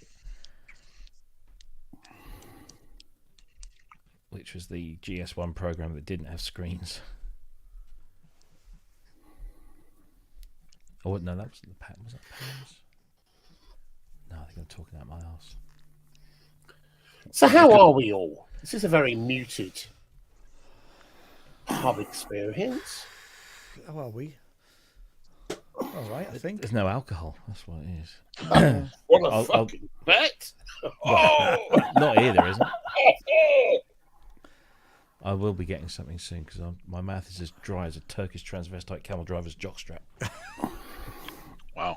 Try saying that if you had a drink. I know. That's how you know that I'm not. I did go out for a curry tonight, which was quite nice. I had a beer there. That was our Valentine's Day night out. I know it wasn't Valentine's Day today, but it was so much better than going out last night. Well, yeah, I bet. You know, it wasn't as busy. I went to London on Tuesday evening for meetings on Wednesday. I was in Stratford. I had to get there. I had a venue in Stratford we had booked for meetings, and I wondered why I couldn't get a hotel anywhere close. And eventually, I found somewhere in Docklands, which cost a fortune, an absolute fortune. And when we got there, the restaurant was full. They were going to stop serving at 9:30 because they were run off their feet. I said, "What? Have you got a conference or something?" He said, "No. Are you married?" And I said, "Yes." They said, "So you should know." And I went, "What? Is it my wedding?" "Oh, it's Valentine's Day." It was extraordinary. It was extraordinary. Lots of people walking around pretending they loved each other. Oh, you're cynic. Oh, it's just the guys hoping to get laid, isn't it? That's all it is. Let's be honest. And no, no, I'm married. That expectation. Why do you think I'm not? Ah, right. Well, not yet, anyway. I might be lying.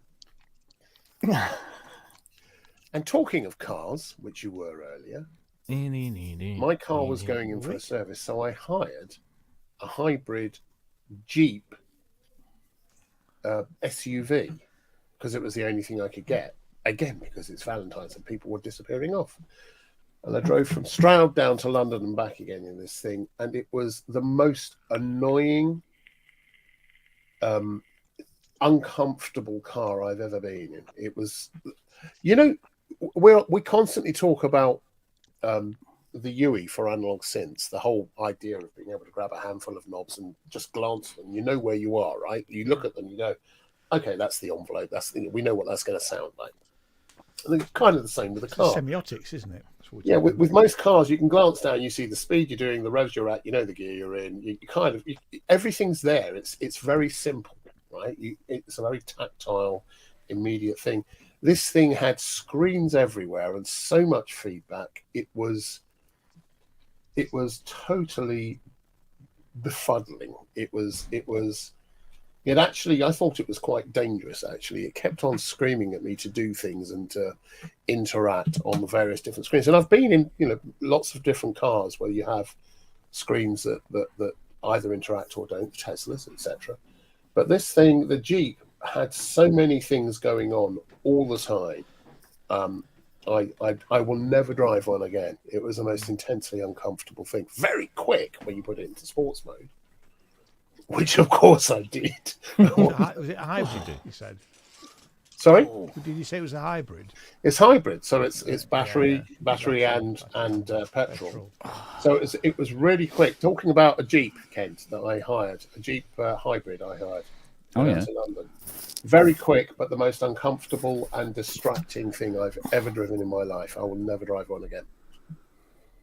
Oh. Never, never, never. Horrible. Well, come remember going the Mustang, and you may change your mind. No, Mustangs. You see, I've driven Mustangs, and as I was just saying before, you rudely went away and buried your wife under the patio. It's a big lump there now. Yeah. Cars are a very good analogous thing for you and I, and for some people of a certain generation, to the synthesis we love, which is you can see what every control is doing, and you can take a glance and you know exactly what the sound's going to be. And that's kind of how it is with cars. You can see the revs, the oil pressure, the speed, all of that stuff. Everything is really immediate.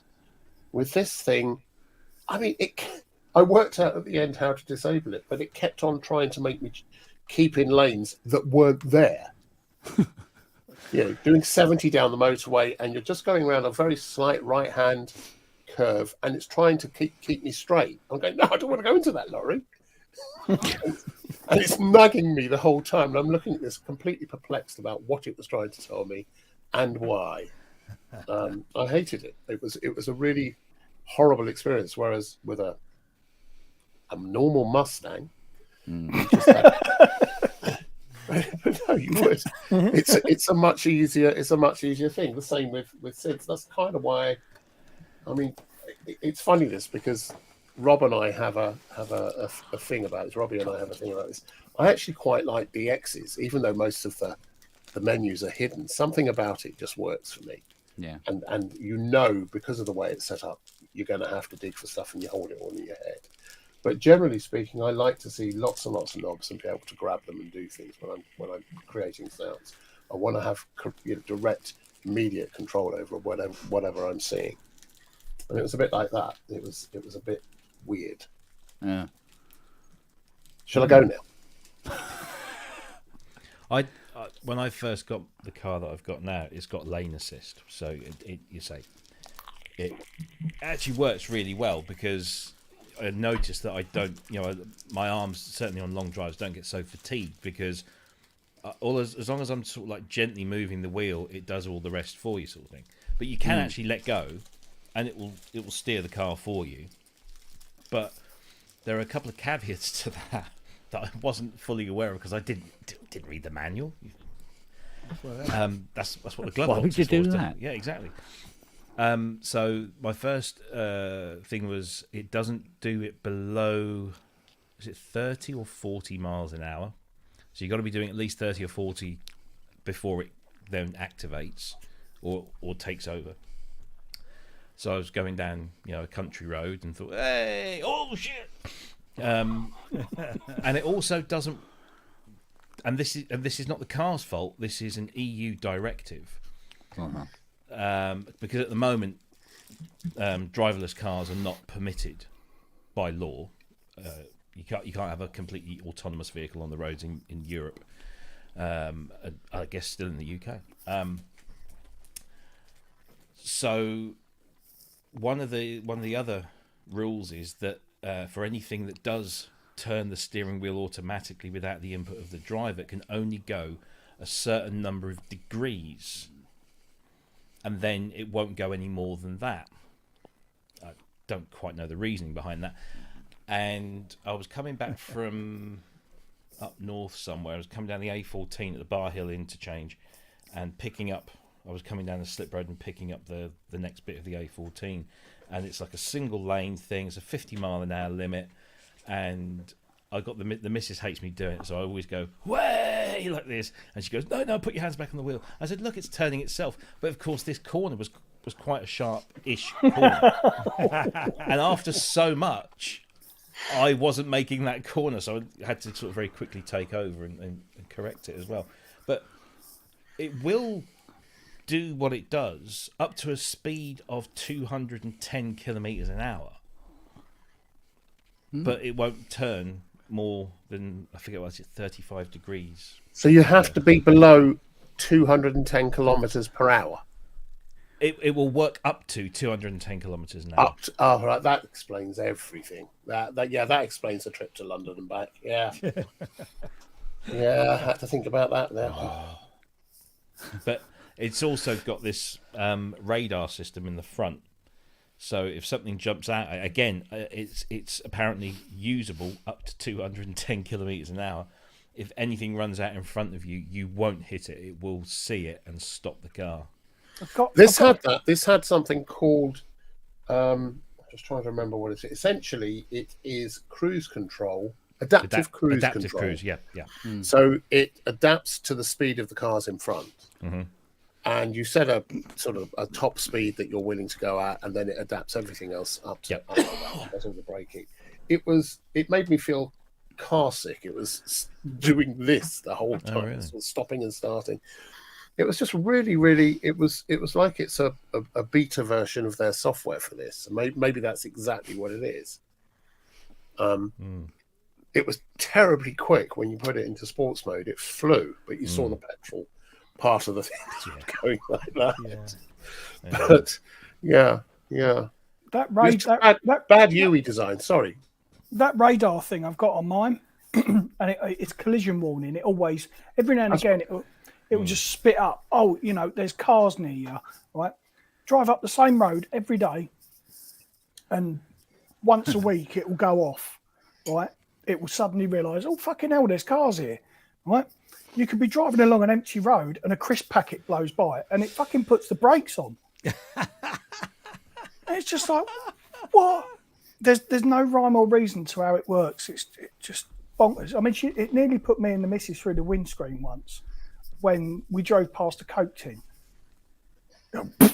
Fucking wallop, you know, really bad. No. This is a thing. It's about trying to put features into something. Again, this is very much related to the music software side of things and video, which I do.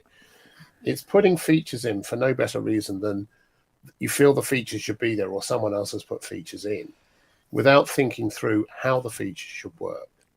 And often it's better not putting a feature in rather than putting in a badly thought through feature or not well implemented feature. Not putting it in for the sake of it. Yeah. Well, you know, certainly car manufacturers think that will sell the car if it's got loads and loads of extra features. You know, I've got to say, I've not had a huge amount of experience of driving cars with all of that kind of automation in. This one is just like I only discovered something recently that it did. That I, again, you know, because I don't tend to read the manuals, but I have to say that on all the trips that I've used adaptive cruise, lane assist, all of the driver assist functions, they can all be adjusted. So, you know, the severity of it, or the sensitivity, or some things can, some things can't. But it's a really cool experience. And the first time I let the car essentially drive itself, and all I was doing was steering it. So I dialed in, so it knows the speed limit of any road that it's on, and if it hasn't got that data in the sat nav, the camera in the windscreen reads the road signs. So it will, as soon as it sees a 30 mile an hour, it knows, and it will drop the thing. So you just set it to whatever speed. You know, you can set it to fully automatic, where it will just follow the speed limits, or you can override it and set it a little bit lower, a little bit higher.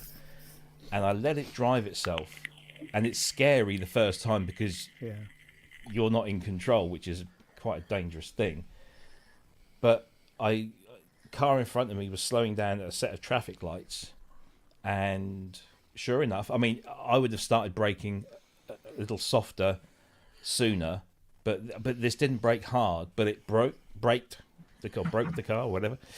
Stopped the car with, you know, the safe kind of required distance between you and the vehicle in front, and then as soon as the car in front pulled away, actually, what happened was it turned the engine off because it's got the Blue Motion system, so the engine goes off. And then as soon as the car in front moves away, it detects that, so starts the engine up, and then just starts to move you away. And as you're driving along the road, again, because it's combining with the sat nav, it knows the corners in the road. It knows there's a roundabout coming up. It knows that there's a T junction, a stop sign, or whatever, and it will flash on the screen saying, you know, the corner approaching. I'm going to do this a maximum of however many miles an hour, and I would say 7 times out of 10 it does that very similar to the way I would do it. But on a couple of occasions I've had it where I'm approaching a corner where I would slow down a lot more than the car is doing. But I'm assured that it would take the corner fairly well. My son tells me that cars are actually learning driving habits now. Yes, it's all machine learning, yeah. Because he says that you can get, when he's at work, you can get 2 identical cars come in. Mm-hmm. One's driven by a 90-year-old woman and one's driven by a 35-year-old guy. And he goes to move the cars or test drive them or something, and they will handle and drive completely differently because they've adapted themselves to the user's method of driving. Yeah, mine does that, yeah. Because whenever I buy a VW, there's a process that you put the key in, press a pedal, do something, you know, does it, and it resets the learning back to factory standard, and then begins learning again. So it will always learn your driving style, which is there's a film called I think it's called Le Mans 66. It's got Matt Damon and whoever in it's about Ford's. It's actually Ferrari, about what's his name, Shelby. Shelby and his his being contracted by Ford to help them beat Ferrari in the Le Mans race. And the really interesting part of that, I think, is where the Northern English star, Christian Bale, who plays it really well, actually, is talking about the perfect lap. He's talking about, you might get it once in your life, but it's knowing, you're hitting the breaking point right, you're turning in right, you're apexing right, you're just feeling your way through, hitting the accelerator, hitting the 7,000 RPM. It's that bit of driving he describes, and that perfect drive. And for me, that's what and I don't care if it's electric or petrol or diesel. I really don't care. If I'm in a car that gives me the feel that allows me to do that, I really love driving. I really like it a lot.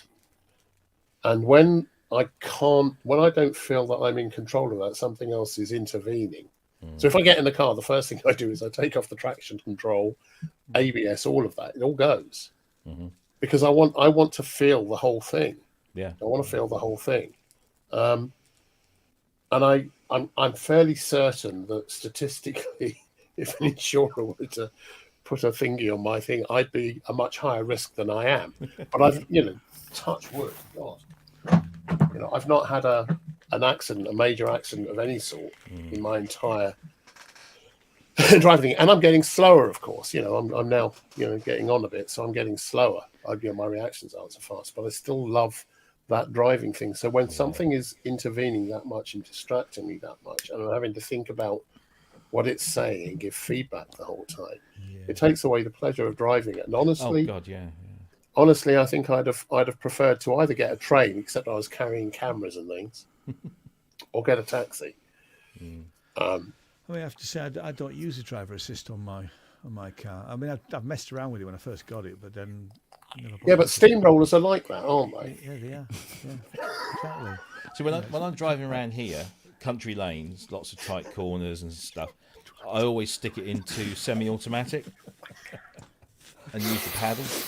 Asshole!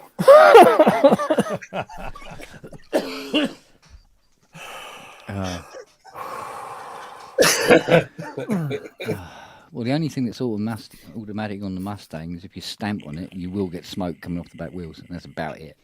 Everything else you have to do. Yeah. Although it isn't the fastest car in the world by any stretch. I think its top speed is 117. But the gearing gets you there really quickly. Yeah, but you get there in sort of like 0.2 of a nanosecond. Yeah. I think that's the funny thing about this Jeep was, although everything else about it was utterly shit, it was. When you put it into sports mode, it just turned everything on and got rid of all the ABS and everything, the traction control, and it just, as soon as you switched it to sports mode and put your foot down, it flashed up this huge skiddy marks. It said, you're like, and it did. It did. It was an automatic as well, and all the way through the gears, it was. Every time it was changing. Well, that's accurate. I haven't been in several 70s cars, massive skid outs. That's exactly what happens. Yeah. And skiddy sign comes up, and it's already learned you're driving. Yeah. Yeah, but I've done, I'm used to that, so it was kind of fun. But I was getting this flashing sign saying it's skidding. I know. That's what I want it to do. By the way, I forgot to put up that wax cylinder video. Here's the link in the chat if you guys want to see it. It's very funny. Stupid guy playing with antiques. Oh, really? Yeah, just shatters it. One of a kind wax cylinder. Right, I'm going to duck out for a bit, guys. Go and spend some time with Jane. I'll be back later on. If you're still here. Yeah. Oh, sure, will be. See you later, guys. All right. See you later. Cheers. Yeah, mate. So many years ago, Andy, I was in a studio I think it was in the City of London, and it was one of the first digital. It had one of the first Sony, what were they called? The Sony F1s in there, and it had one of the big inline Soundcraft desks. So each desk had both inputs and outputs from, you had the mix section plus a return from tapes. And I remember we started running this thing, and I knew I had a big drum kit starting this whole right at the beginning. And I'm playing this thing, and we're doing a mix coming off of the F1. And up until that point, I'd been using 2-inch tape. And I kind of, which explains a lot, I kind of like to have the monitoring sort of loud, like you do sometimes. Or in my case, most of the time, which was a very silly thing. But I couldn't hear anything. I'm kind of, what? I'm pressing play and I'm not hearing anything. I'm looking at everything and I'm checking the gain structure. And I'm turning everything up just a little bit at a time whilst this thing's, what? And whoever had done the F1, the engineer that had done this for me, the assistant, had left about 25 seconds of silence. So by the time we get into it, it was, I had pretty much everything full bore. I'm trying to hear hiss. No. I was just trying to hear hiss because I thought, that I must have left, I was just doing it because I must have obviously left the power amps off or something. And I got up to go round and check the power amps and check if they were on. And suddenly the first bass drum kit comes in. And it was in the days of the Tannoy Super Reds. Do you remember those? The big, huge, great Tannoy speakers. They were the Super Reds were big studio speakers, and it was kind of, they were big, and they had these really big 15-inch. I think it was 15-inch or maybe 18-inch subs, and both of them just popped out. They just went doing. They just popped out. It was the first and only time I worked at that studio. They never allowed me back again. Beverage. That's great. I also, before I forget, Andrew, you could check this out. This is that thread in Gearspace about the EMU ROMs the guy's making. New EMU ROMs. Okay. He's currently working on the sound files. He has well over several hundred sound files now. He's working on to make new sets. I've got some of the sets, the original sets we had, because I've got all the EMU. Oh, definitely. He wants to make a new bunch of stuff, and he's going back to some Fismo things he made from custom banks, and he's doing some other stuff that was never on ROMs before. What's his name? Balma. He's Balma on. He has several good threads on Gearspace, and one is the command station thread where he goes through all the cool stuff about the patch cords, and he talks about the Pro Data Map and all this stuff I learned about the command station years after I bought them, not knowing all this cool shit under the hood, because I never read the whole manual. Oh, there's a lot of cool shit under there. There's tons. We put so many cool features in there that it is mad what there is. I'm just going in to switch off my. Well, it's kind of like how on Fismo's kind of crippled without that FOMO app, and same with command station. You don't appreciate it until you run the Pro Data Map and see everything on the screen unlocked in front of you, and you're like, holy shit, this thing is deep. It's really a modular in a box. It is. Well, it's the same thing with the samplers, but the real difference with the later versions of the command station and/or the everything from, I think, the B3 module onwards, the B3 and the Virtuoso 2000, it not only had the patch cord system for the presets, it had a separate. For the voices, it had a separate 12 connection preset. 12 connection patch cord system for the presets as well. So you could do things like, which was unheard of at the time. You could do things like legato playing, where it would recognize, using the percussion click thing we had for the B3, it would recognize that you're playing a chord, and it wouldn't re-trigger the attack cycle. It would just move very smoothly to the next note you play. So if you're holding a chord in legato, it would just go da, da, da, da. But when you start, it was that's clever. Da, da, da. So it wasn't constantly repeating the whole envelope. Like most samplers, it just goes click, click, click, click, click. Yeah. Yeah. It is an astonishing clever. patch chord system, and it's really, really similar to the original EMU modular. Was Dave Rossum heavily involved in that part of it, or was he more on the chip No. side? That was Brian Blessed was involved in helping getting that up for the EMU sampler, the EOS side, and then the command station on Proteus 2. That was like a whole team of guys, including some of the Creative Labs advanced tech team. They were actually all EMU people working. Interesting. On that stuff. And everyone was inputting. We were all testing and trying things. So the Virtuoso, for instance, it did things with overblowing for things like trumpets or. Oh yeah, I didn't notice. I was playing. I actually picked one of those up recently because it was such a steal. Really nice. And then it did things that you only actually got normally, or after that from things like virtual, from modeling. Yeah. And it was doing this stuff by doing this really sophisticated sample swapping and swapping between alternate presets, because you could link presets together. It was very clever, very, very clever. Yeah, I think Kent would dig that Virtuoso. It sounds really good.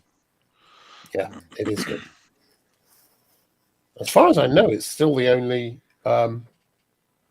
surround unit, the surround preset Rompler out there, because we had mics at the front and at the back of the hall, and you could zoom in. You could zoom between, if you had all four outputs mic'd up, you could zoom into each of the samples. So the module itself is different, not just the ROMs, but the whole piece of hardware.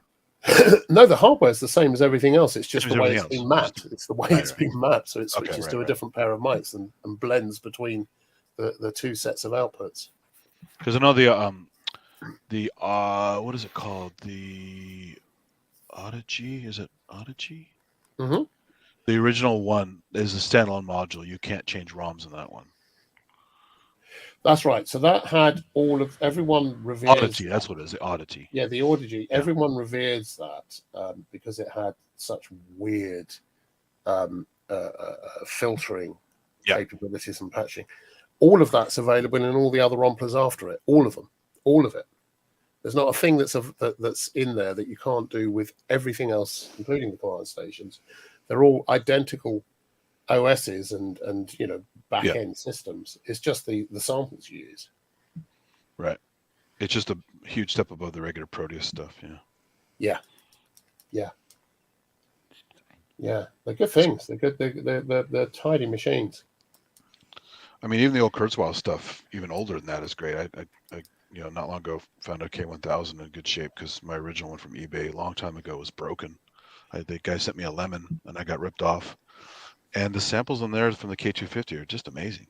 Oh, the K250 was an astonishing machine. Yeah. I remember seeing that probably back in the mid 80s, I think it was.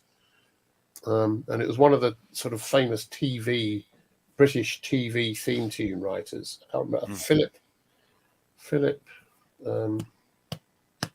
He also appeared in Blackadder and all those things. His name will spring to mind, but he had one. It was an astonishing thing. Hearing the piano and the strings on that, you just went, "Wow, that's really stunning." Good. Yeah, and you get to see it every night. Paul Schaefer had on the Letterman show all the time, so he's doing some really cool stuff with it on there. But yeah, when I first saw one at a local music store, because it was kind of a boutique thing, Guitar Center never had it, and it was like $16,000 for the whole package. So it was really expensive. It was really expensive. I also remember that down in London there was a place called Ivor Morant's, I think it was. They also had, when the PPG wave came out first, not the first wave. Oh yeah, it's the second wave. Second wave. Oh, third wave. It was called the PPG Wave, and it had the fold-up front panel, and it was resampling as you went up and down the keyboard. Do you remember? It was the most intriguing. It was the synth that I yearned for that. And they were doing things with, someone took some very short string samples and put them in, and it sounded amazing, absolutely amazing. Strings on Queen's One Vision were a K250. Were they? Yep. That sounded just like that. Just like that. Just like that. Not like that. Not like that. Just like that. Just like that. I went to the doctor the other day. I said, hurts when I do this. He said, don't do that then. And we all know them and we still laugh. When he does it, we all laugh. Yeah. I did a bit of synth sleuthing. Somebody, some while ago, somebody said to me, "Oh yeah, the strings on One Vision, they're a DX7." I said, "No, they're not. I know DX7 strings sound. They don't sound like that." Oh no, they're definitely a DX7. You watch the video. He's playing the DX7. So I watched the video, and there's actually they made a documentary about them making One Vision. It's about 20 odd minutes long, and sure enough, there's Brian May at the control desk with what's his face, the German guy, I forget his name now, the producer, and he's doing on the DX7. I'm thinking, well, fuck me. Maybe I'm not so hot on that shit after all. And then the camera goes around to the other side. Camera going around the other side, and I think, what's connected there? There's the power. There's the MIDI. Oh, what's missing? No audio outs. So what's he triggering? So I'm thinking, what? There's another clip in the main room, and they've got Jupiter 8 and something else, I can't remember, on a like an A-frame stand. Their custom Series 2 Fairlight was there, but not connected or plugged in, so I thought, well, it can't be that. And then there's another clip where they're back in the control room, and the camera's behind the desk looking sort of at, I think, Freddie and this German producer whose name just completely escapes me. And there's, what's his face, John, the bass player, like sat there like this, and behind him is a Kurzweil K250. And then I went to my Kurzweil K250 library and called up the first string patch. And that was it. That was it. It was there. That was the one. Yeah. So, yeah, K250. But yeah, they had a custom Series 2. It's the only Series 2 with a hard disk drive.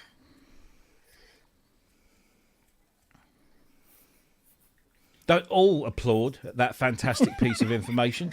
Just fuck you lot. Jesus. What? Well, it's bugging me now. Who was Queen's producer back in the 80s? After Roy, what's his face? He was German. The Germans, they bombed our chippy. They bombed our chippy. Yeah. I ate that duck. Do you know all the 70s comics live inside me? Who Mrs. Reinhold Mack. Yeah, that's how I've heard. Yeah. they were good at that. Operation U Tree, yeah. You and me up the tree. Yeah. I was just enjoying the part you said there's no audio plugged into stuff. It reminds me of those DJ fake videos where nothing's plugged in and they're miming the whole thing. Duran did a video a few years back, one of their many comeback albums, and they got a whole bunch of supermodels in to be stand there playing instruments. Red Carpet Massacre. No, I think it was, they're all dressed in white. Yeah, Red Carpet Massacre. Was it that? Oh, I think so. Yeah. Anyway, and there's a Series 2 Fairlight keyboard. Just the keyboard. Nothing connected, no power, no screen, no computer. Yeah, Cindy Crawford. Well, she was in it, wasn't she, I think. Nice to see Simon Le Bon giving Andy Taylor his Rock and Roll Hall of Fame award the other day. Oh, did he? Because he couldn't make it to the event because of his illness. Well, I couldn't believe when I saw them play with Chic, and that guy was ill playing on stage. He looked he was still moving around pretty well. I didn't know he was ill. When was that? He's terminal, wasn't he? Andy Taylor. When was it? 6 months ago? 8 months ago? I don't remember. Andy wasn't playing with them, though, was he? No. He wasn't? No. Oh, I haven't mixed up. Oh, I haven't mixed up, sorry. Dom, somebody plays for him now. Has done since Andy Taylor left. But yeah, he's terminal, isn't he? Yeah. Well, we all are, technically. Well, no, he's terminal prostate. Well, it is at the end now. Shan't make jokes about that. Yeah. No. Yeah. Yeah, it all sounds all too familiar, doesn't it? Who watched the Sonic State thing? Yeah, I caught up on that finally. It was really good. Lovely that was. Yeah. I had no idea Dom was that young. Jesus Christ. Yeah, 55, wasn't It's like a year and a half 55. older than me. Yeah, it doesn't bear thinking about. Richard was very sweet. Richard's another one that's very giving. Yeah. And very positive. Yeah, Richard took it quite hard as well.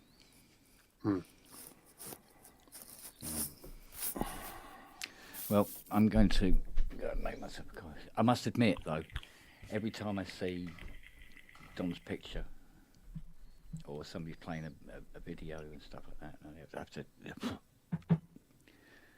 Still too early for me. I can't deal with it. It's understandable, man. Yeah. It's a shame. It's not a shame. It's fucking criminal. It's funny how when something like that happens, and particularly, I think I've made it clear that I didn't really know Dom that well. I knew I'd met him fairly recently through these groups. So, but what was astonishing was seeing how much everyone else loved, and they didn't venerate, because that sounds almost like idolatry. They loved him. He was a real human being. He seemed to, everyone that he touched, it seems, just loved him and tried to live up to his best expectations. And his expectations was just, I believe in you, man.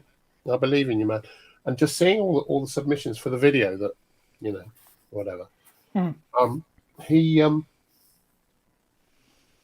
was really touching, seeing people's reactions to it. And since, it's a big hole, and it's very difficult to reconcile someone with so much energy and passion and ability to just get things done. That realize, I spotted something, bang, and he does it. And yet still support everyone around him, rather than doing that thing which often you see with entrepreneurs, which is, this is mine, you can bugger off here, this is my secret. He was very giving of himself, and he used to mentor people a lot. I know, and people in all sorts of odd places in their lives. That's a big pair of shoes to fill. I don't think anyone will quite, but it's certainly an ambition that's worth having. And I think, if anything, that's probably the best thing I can say about him, is that's an ambition. Gosh, I'd love to be able to fulfill. We also did that great addiction podcast to give people a forum to talk about their issues. Smashed was. I got involved quite heavily with that because it was about mental health and things like that. Yeah, it's good stuff. Fucking hell, some of the stuff that came out, because he gave people a safe platform to unload, he did just through that was the good that he did. I know for a fact that there was at least one person they saved directly. Yeah. So live by his example. That's all you can do now. Would when he came down, not in December, because when he came down in December, we were finalising details. But in November, when he came down, and we sat in the front room and we were chatting about what we were going to do, what sort of stuff we were going to build, and we were talking about the more coding he did, the less electronics were required, so it would make it cheaper to build, etc., etc., etc. We're talking about all these different things, and he goes, yeah, I reckon it'll sell well. And I was like, yeah. So we did all this, and we're working it all out. And Fiona come in, she goes, oh, how's it going? I said, yeah. I said, we're just sort of just working out a few details on bits and pieces like that. And she goes, so you two are going into business together? And he's like, yeah, I'm really looking forward to doing this. I always wanted to do something like this. And she goes, oh, okay. Anyway, a bit later on, she says,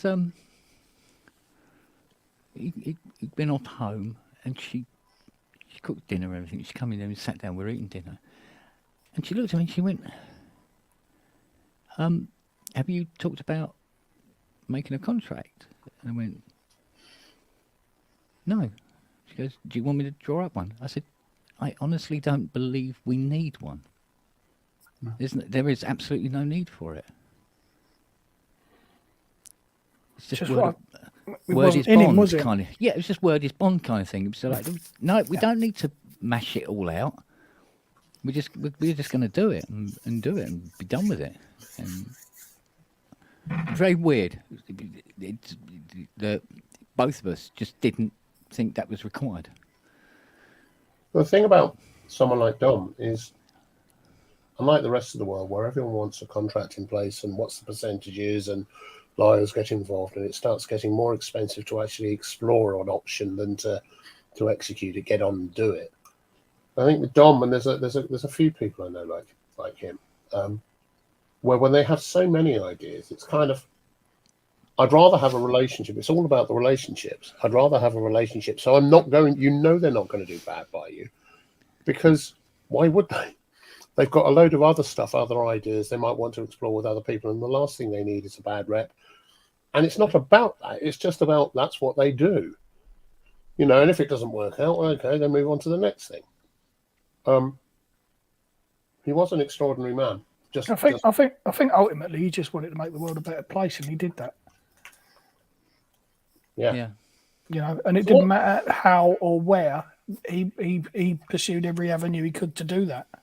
So what's happening with the website, with the podcast that was for mental health? What's happening with that? I don't. Nobody knows. I don't think. I don't. Yeah, it was Dom's. I don't think, to be fair, in the way that he managed it, it could be followed. I don't. And Oliver Gold's a co-host. I don't think he would actually host something like that. I don't think Oliver is ready. Yeah. Or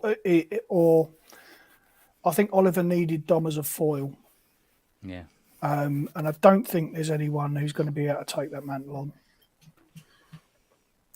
No. Purely because of the way Dom was. He could extract things out of people with trust. I never saw it, so I've got no way of knowing. It was something else. I mean, like I say, some of the stuff that came out of that particular podcast was fucking frightening. Stories that people were telling in the chat and things like that, and it was just like, Christ, how bad of some people got it or had it or things that they'd lived through. It was. I was very fortunate to be part of that. I feel I was very fortunate to be part of that. Mm. Yeah, he did. Paul Artolu. Dom took the pressure off of Ollie to be the host, and he certainly did. Yeah. I'm just wondering if there's a way of, at a suitable time and place, to do something the same or to work with or do something, because it seemed like a lot of people something that definitely needs to be there. Oh, without a doubt. But don't know. You could never. My fear about even being involved in something like that is it would be the thing that would be missing from it would be Dom.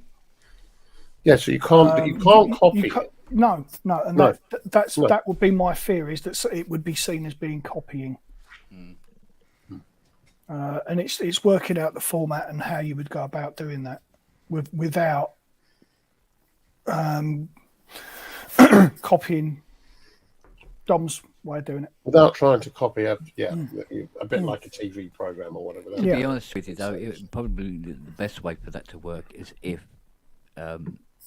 Ollie found somebody himself to assist him with it again, but find somebody, and so it's so it's clearly in his domain and not somebody else. Sort of like, I don't know whether somebody could just walk in, take up the mantle, and just. I don't know anybody that would want to, and don't forget also Dom's reputation carried a lot of faith and trust in in the beginning, people came to that because it was Dom and because they knew who he was and what he was like. And I think it was that engendered the trust that people had in him and gave him the opportunity to open up. Hey, Andrew, put Mr. Wiggly's last Smash show in the chat if you want to check it out. I think anything like that would need. Thank you, Andy. The blessing of Sophia as well. Of course. Again, there's many things you'd have to consider. I just think the idea of having a safe space. Yeah. The fact that you said that you know for a fact that at least one person made it who would have done otherwise. Yeah. Just that. If there's a way of doing that, it can be in a completely different. It could be on skates. You know, it's kind of I don't care what the format is or who or how. If it allows that outcome, a safe space for people to talk about stuff and give people the opportunity to try some stuff, then again, I think the thing was that because of Dom's presence,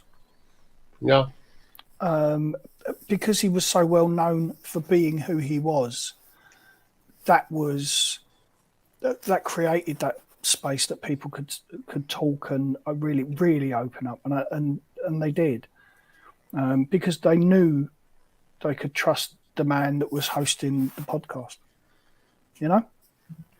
And there would be no judgments. There would be no, you know, this is wrong, this is right, blah blah blah. But it was none of that bullshit. It was just right. Okay, just talk. There's someone that has that skill and that, or rather that, not skill, someone who's like that. You either are or you're not, and there's very few that are. As is fairly clear from what several people said. Anywho. Yes. Anywho. Yeah.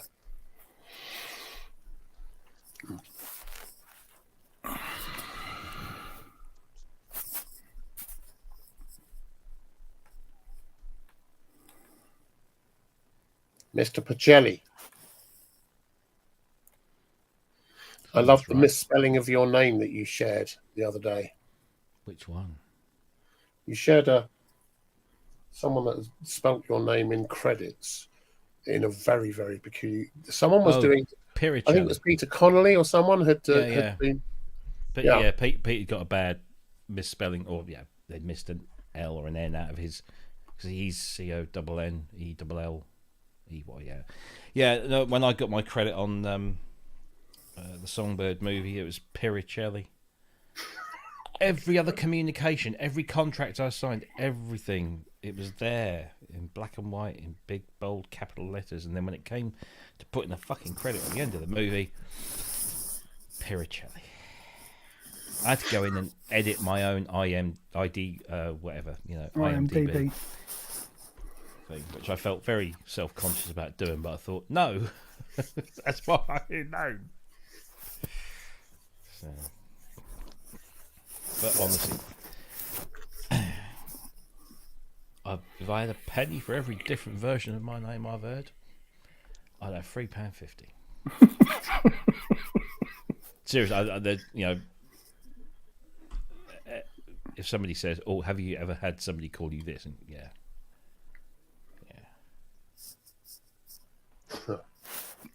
I like. So it all depends on the mood I'm in as well, because sometimes you get somebody phone you up, like from a company or a hospital or something, and they'll say, "Hello, is that Mr.?" And there's this long pause, and depending on the mood I'm in, I'll either go on, go on, give it a go, or I'll just say, just call me Rob. That'll be fine. So you'll know what sort of mood I'm in. Or Shirley at weekends. Don't call me Shirley. Except at weekends. Yeah. Oh, Manny beat me to it. Don't call me anything you like. Just don't call me late for dinner. Yeah. I was just thinking of Rob then in 6-inch heels, and it was quite an attractive thought there, Rob. I've got to tell you. Yeah. Good thing we can only see you from the waist up, then, isn't it?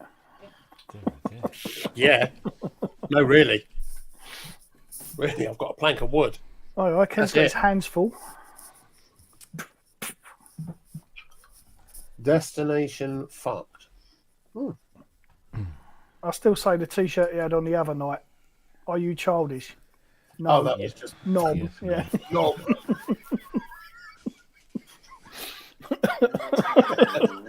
That was my favourite T-shirt I've seen for a very long time. I've chuckled a few times just thinking about that.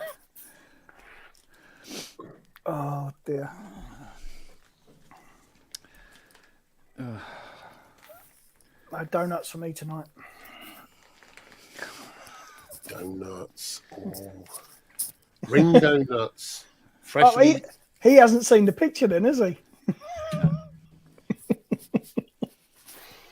He hasn't looked on my Facebook wall. He's going now, look. Cool. Check the donuts on her. That was what the New Year's Eve one, I think, wasn't it, Kent? Yeah, I think it was, yeah. Yeah, because Fiona and you were having a cuddle, Ty and his missus was having a cuddle, Hayley wandered in and grabbed me. And that happened just before, I think.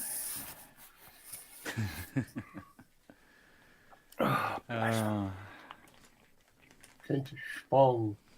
That's me. Kent Spong. Oh, yep. Are you managing to get out much at all? No, I know that's a sort of a. No, honestly, no. No, I know. But mostly because of. Do you manage to sit in the drive in your Mustang and go? I haven't had time to do that either. It's just work. Hello, boys. I missed you. Where's it from? Oh yeah. Yeah. Is the car still as wet inside as it was when I was there? No, it's dry as a bone now with those gel packs in there. Yeah. Thank Fucking God. hell, it was like a rainforest, wasn't it? Why? Palm trees growing in the back tree. It is something I always wondered, Kent, with VR stuff getting so accurate and doing like a game like Grand Theft Auto or something like that, where you have a fairly realistic scenery around you, but with VR, would that freak you out? Would that feel too much like going out? No, because I know I wasn't. That's really what it is. It's just that It's not the feeling of it. It's knowing it's just not real. Yeah, and it's time distance related. Yeah. So the further I go, the less time I can spend. So that wouldn't even be therapeutic to do stuff like that. Then it's just a disconnect. Yeah, it seems so alien now. Anyway. Yeah. It's ridiculous. So is it because you are away from home and home is your safe space? Home is where you feel... Yeah, but at one time a day, my bedroom was my safe space. I couldn't, going to the toilet, you'd have a panic attack having to go across the landing to the bog. I get that. And that's, yeah, do you know what I mean? But it's like... touching cloth, panic. But eventually, because I spent 10 months in my room. Right. Really? Yeah, that's how I got very good at keyboards by the end of that. Well, you say that. Yeah, I mean, compared to how I was before, just smacking my forehead, it wasn't really very tuneful. Anyway, and then it was, I could go downstairs for a little while, but I'd have to go back upstairs, and then it was all right downstairs, and then I could go out in the back garden, and then I could go out in the front garden. And I can walk down to the green with the dogs and walk them back now. I can drive the car in a fair old space, but it's nice having a relatively fast one because I can get back quicker, so I can go out a little further in it. Although you need to have my spine realigned when I get back, but so I'm sure you've probably had this question asked of you before then, but have you ever considered a motorhome? Would that work? No, I've thought about this on many occasions, and the motorhome still wouldn't be here. Right. Gotcha. So although it's a home, it's not this one. What about if you had a motorhome with a circular thing all the way around it that travelled with you, but had a shuttle? It's odd, isn't it? It's an odd thing. It's an odd thing. Oh, it is. Yeah, it's like your family's house, right? So you've been there a hell of a long time. So, Ken, we're talking about VR. Hang on a moment. Can you see that? Oh, yeah. So that, hang on, let me just get to it if I can. Whoa. That is a thing we just scanned a few weeks back. All right. It's my bedroom. It's been in my bedroom, goddammit. So it's a water pipe coming down from the Elam Valley. Yeah. Wow. And that's a biggie. Yeah. So we've got people that have put graffiti in there. No. All sorts. Does that make you feel comfortable, uncomfortable, or you don't care? No, I'm fine. Okay. Yeah. I could go anywhere and for any length of time in VR. Not a problem. In fact, I'm really looking forward to this new VR so I can play GT7 with Rob. Oh, really? Oh, yeah. Yeah. Fucking have some of that. too. Okay. Yeah, I'll come out of that. Let me... Because it doesn't matter how realistic it is, the hindbrain knows I'm sitting in the settee in the front room. You see what Manny put? How about I just stick Kent with some Versed and we take him out and about while he's in La La Land? I tell you what, somebody did. A couple of mates tried this a long time ago now. It'll be all right. We'll just grab him, tie him up, and stick him in the back of the car, which they did, and they regretted it. I ain't getting on no damn plane. I was going to say it's all Mr. T over again, isn't it?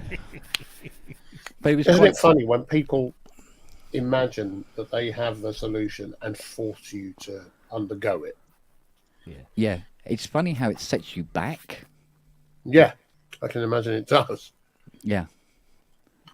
And you think, oh, okay, all right. So you all right? The following day, you're a fucking mess. Don't you get this particular thing that I'm suffering from is all about autonomy, and you've just taken it away from me? Don't you get that? No. I mean, their heart was in the right place. They thought they were. It was thought it'd be something they could break, like it was a curse. Mm. And by taking me out, it would break the curse, and I'd be all normal again. And then booking flights to, Addis Ababa the next day. It doesn't work like that, unfortunately. So. Well, they try that technique with dogs, don't they? They call it flooding, where they overload them by subjecting them to things that they're frightened of over and over and over again. It just doesn't work. No, what they end up with is being bitten in the ass. So, and like I say, I've had it so fucking long now. But it used to be acute. And it wasn't just not being able to go out. What you lose is your ability to go out. And through that, your ability to socialise because you don't see anybody. I mean, like, when I went on PSN for the first time and stuff like that, originally that would never have happened. Wouldn't have happened at all. But as I got better, if you can call it that, I was able to find myself again. Bits of me came out again out of the cupboard, That's the brilliant thing about spaces like this, though, isn't it? You can dip in and dip out. Yeah. It's like, it's weird because they go, you can't go out. It's very timid and everything. Bollocks! I would go on stage and perform with some keyboards and play some tracks to 2,000 people. No fucking problem at all. The usual butterflies off stage, and you get out there and you do it, and that'd be no problem at all. My big fear is getting to the fucking theatre to do it. Yeah. Which is bizarre, but there you go. You know. The funny thing is that for most mental health issues, and we all have them in one way or another, they're things which, if you kind of, as time goes on, the longer you have them, you kind of learn to adapt in much the same way as you do with physical health issues. You know, I've got an arthritic back. Yeah. I'm just not as I hobble around. I look like an old, well, I look like an old man anyway, but I'm damn pretty. But you kind of adapt to your circumstance, right? Yeah. And the biggest problem I think with mental health issues, or certain other issues, is that they're invisible. And so a lot of people, I believe, think they either don't exist or they can be fixed by just shouting a bit louder. It's a bit, if you go abroad, if I shout what I want louder in English, then somehow the locals will understand. It's the same kind of mentality. Yeah. And but I mean, it's clear, Ken, you've adapted really well, and you know the limits of what you have at the moment. And if someone came up with something or an idea that you thought was worth exploring, I know you would. But it's your discretion to do that, and where you are right now is fucking horrible. I mean, look at it. I mean, you're surrounded by keyboards, man. Are you mad? Yeah. Oh yeah. Which helps quite a lot, I must admit. Yeah. At least you don't have a big American car. Yeah. But I like my big Mustang because people go, "Oh, is it little penis syndrome?" And I say, "Yeah." But it's not actually, is it? It's about you've got one, and now there is the possibility that you have the option to drive it should you ever want to. Yeah, and that's the weird thing. And this is where it gets really, really bizarre. So, got the agoraphobia. I've got claustrophobia. Also, I used to get into a blind panic if, like, for instance, when I started going out with Fiona even, when she went to work, I'd have a little panic attack because that meant there wasn't a working car out the front anymore. So I'm fear of going out and fear of being trapped here. No, I get that. That actually makes perfect sense. So I always used to do this joke about because they'd say about oh, do you want to come down the pub for a drink? And I go, oh, no, sorry, for agoraphobia. And I go, oh, really? So it's fear of open spaces, for want of a better word, yeah. But I've got claustrophobia as well, so I have to be in a room that's just the right size. You know what I mean? So it's I don't know. Well, that sounds to me like it's all about autonomy, about being able to make a choice or being frightened of that choice being taken away. Yeah. But I've been to see, well, I haven't been to see, they came to see me, what am I talking about? I have seen psychiatric nurses, I've seen psychiatrists of sorts, and they've talked me through it and everything like that. And they go, oh, has there been any trauma in your life? And I went, yeah, but there is in most people's lives, but they don't end up like this. Because they're looking for something that caused it. And I'll be honest with you, I can't think of any. I've said this before. I went to Ireland to see my girlfriend for the weekend, and I was about 19. So working as a panel beater at the time, so get washed and brushed up Friday afternoon, and jump into Richard's motor, and we drive to was it Holyhead? Grab the old Columbia ferry across to Dunleary, and drive down to Arklow, and went to see my girlfriend and stayed at my auntie's, and we had a good weekend. And then Sunday night or Sunday afternoon, really, back up to Dunleary, catch the ferry, back to Holyhead, and drive home. I said goodnight to Richard. It was about 2:00 in the morning by then. And I go, right, I better get to bed because I've got to go to work in the morning. Went to bed. Got up the next morning. I was agoraphobic. Literally. Except I didn't know what it was at that time because I thought I'd lost my fucking mind. But I went to work, because I do. And by about 11 o'clock, I was such a mess, sweating, nauseous, the works, weak, wobbling about all over the place. And they sent me home because they thought I was having a fucking heart attack or something. And I come home and I was just a mess. And it stayed like that for 10 months. And then it started very slowly to get better, bit by bit each day. Sometimes you'd have lapses and you'd go back to your bedroom and stay there for 2 weeks and then come back out again and do it a bit more. And after a while, you know, everybody else in the house got kind of used to it. You know, it's the mad guy upstairs. Well, Ken, at least you don't have pianophobia, which is fear of pianos, or gakophobia, fear of musical instruments. I'll tell you what, if I did, I'd get over it. Don't mention Prophet 5. Yeah. Don't mention Prophet 5 version 2. Oh, yeah, Prophet 5 Rev 2. Fucking hell. Yeah, fear of revision. That's what it is. Yeah, funny enough, I do have a Prophet 5 Rev 2 coming in from America.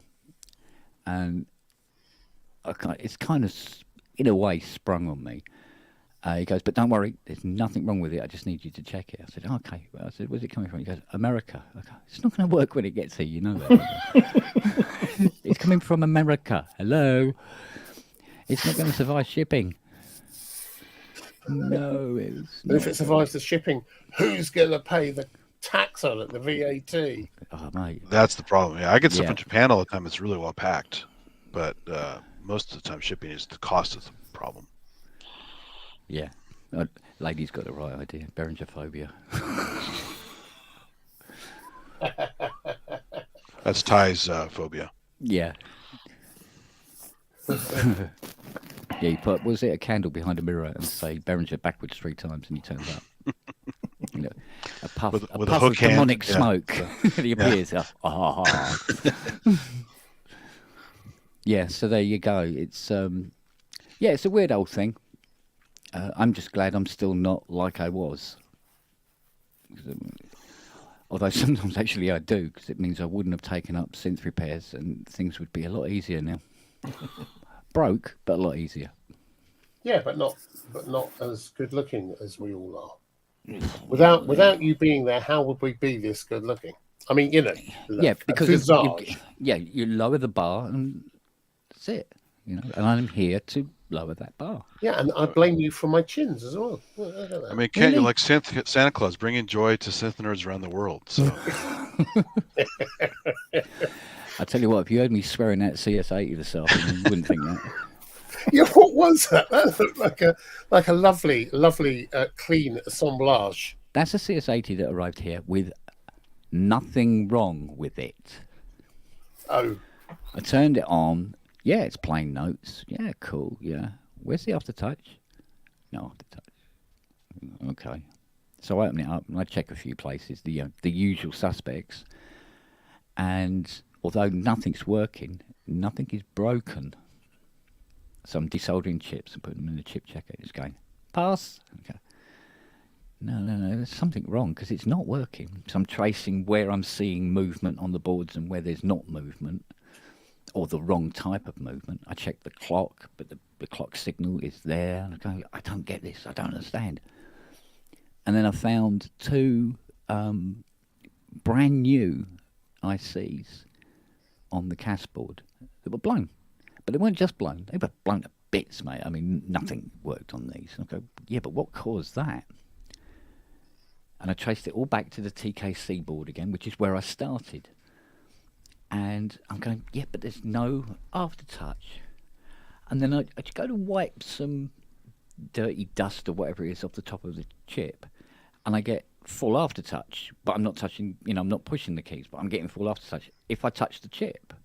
If you touch hang on a minute. So I play a chord and move the board about a bit, and it starts working, stops working. It's just very random and intermittent. I put it under the microscope. There's this spider crack going right through the entire board. Wow. I go, what has happened to this? Because this is under the keyboard. There's nothing goes near it. So if it's got damage like that, something else, everything else must. Somebody has opened this at some point and had something in there, laying on top of that TKC board. Put the keyboard down, go, oh shit, take it out again, and then left it. Wow. So I had to see this board on the nearest to the camera, the little square board with the ribbon cable laying across it under the tea towel. Yeah, it's got a tea towel under it. Yeah. That board has had something pushed down on it, and there's about 30, 40 bloody cracks all across the bottom. All the tracks are broken. Wow. And I've rewired the whole board, and now it's working, and I've stopped swearing at it. And the 2 chips that were blown? Yeah, it must have been due to something to do with the cracking, and it confused the hell out of the 4050s, and they've popped. Wow. So someone shoving contraband in their CS80 and shipping it around? Well, no, this is the weird thing. The guy's had that sitting in his hallway for about 6 or 7 months. He said nobody's been near it. He said, as far as I know. I said, well, something's come down on that board and broken it. Kilo or something. Yeah. Yeah. So, you know, 800. Yeah.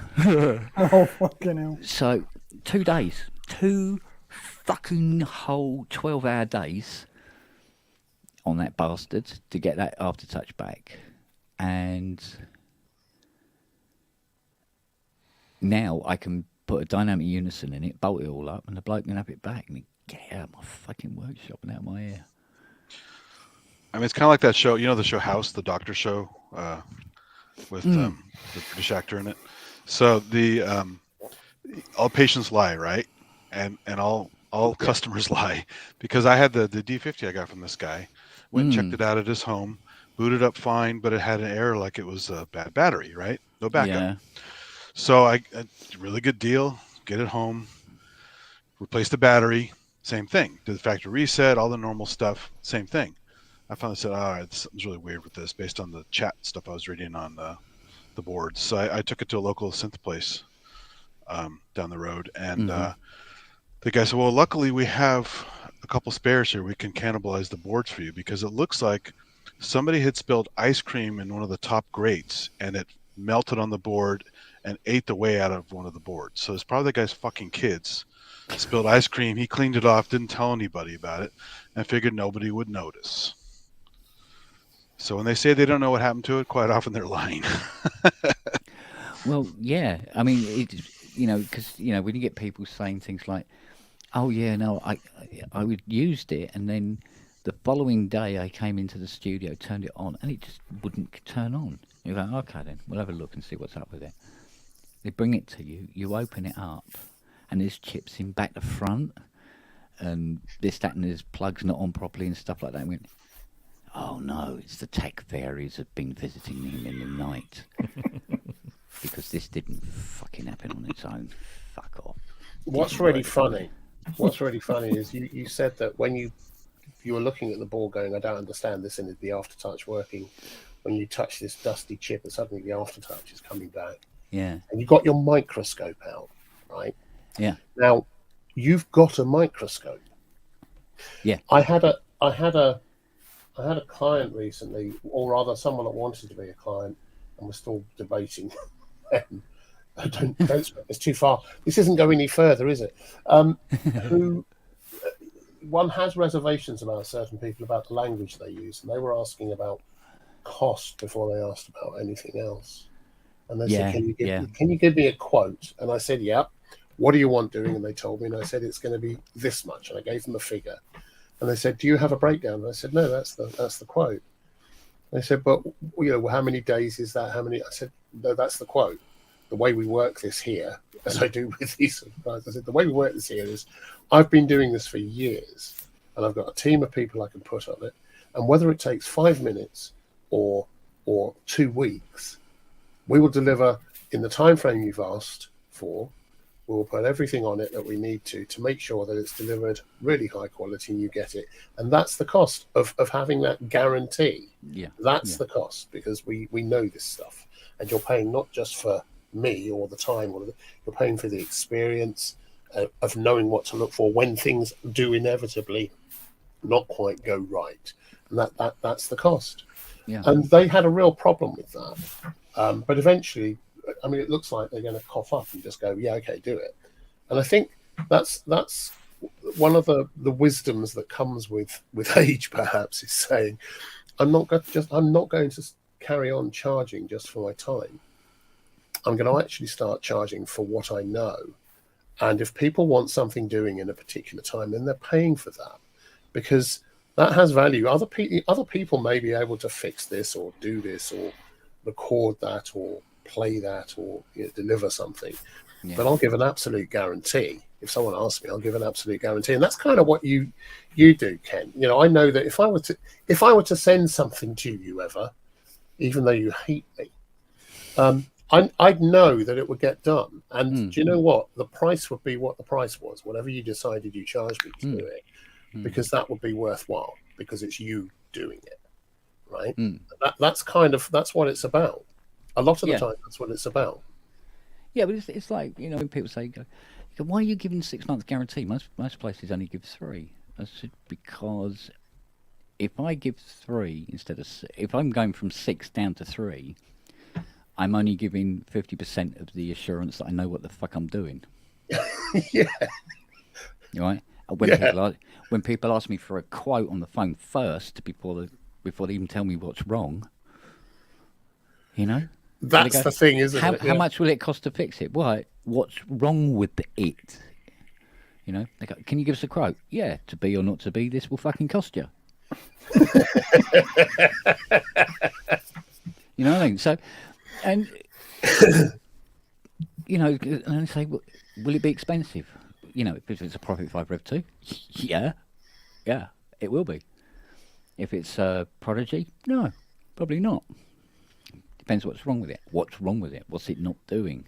And even then, it's ballpark. Yeah. Yeah. How much does it cost to do VR? How much will it cost me to get some ambisonic audio made for this thing?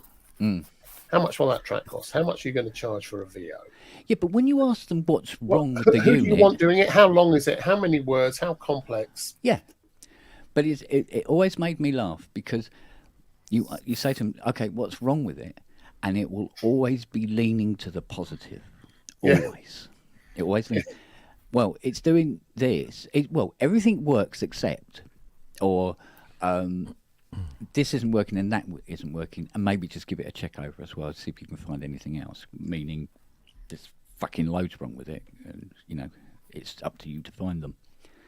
And nobody said, nobody's ever refreshingly said to me when I go, okay, what's wrong with it? I go, well, basically, we had a go at it and we fucked it up, and now we don't know how destroyed it is. Could you look at it for us, please? Or, I don't know, there was smoke, it didn't sound very good, and it stunk to high hell. It could be pretty fucked, but could you look at it? Yeah, okay.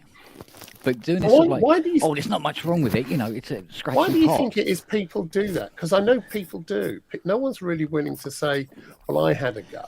Why wouldn't they tell you? It's not because there's anything dishonest about them or anything like that at all. It's just a not thing to do. Is it like going into a garage and saying my car's not...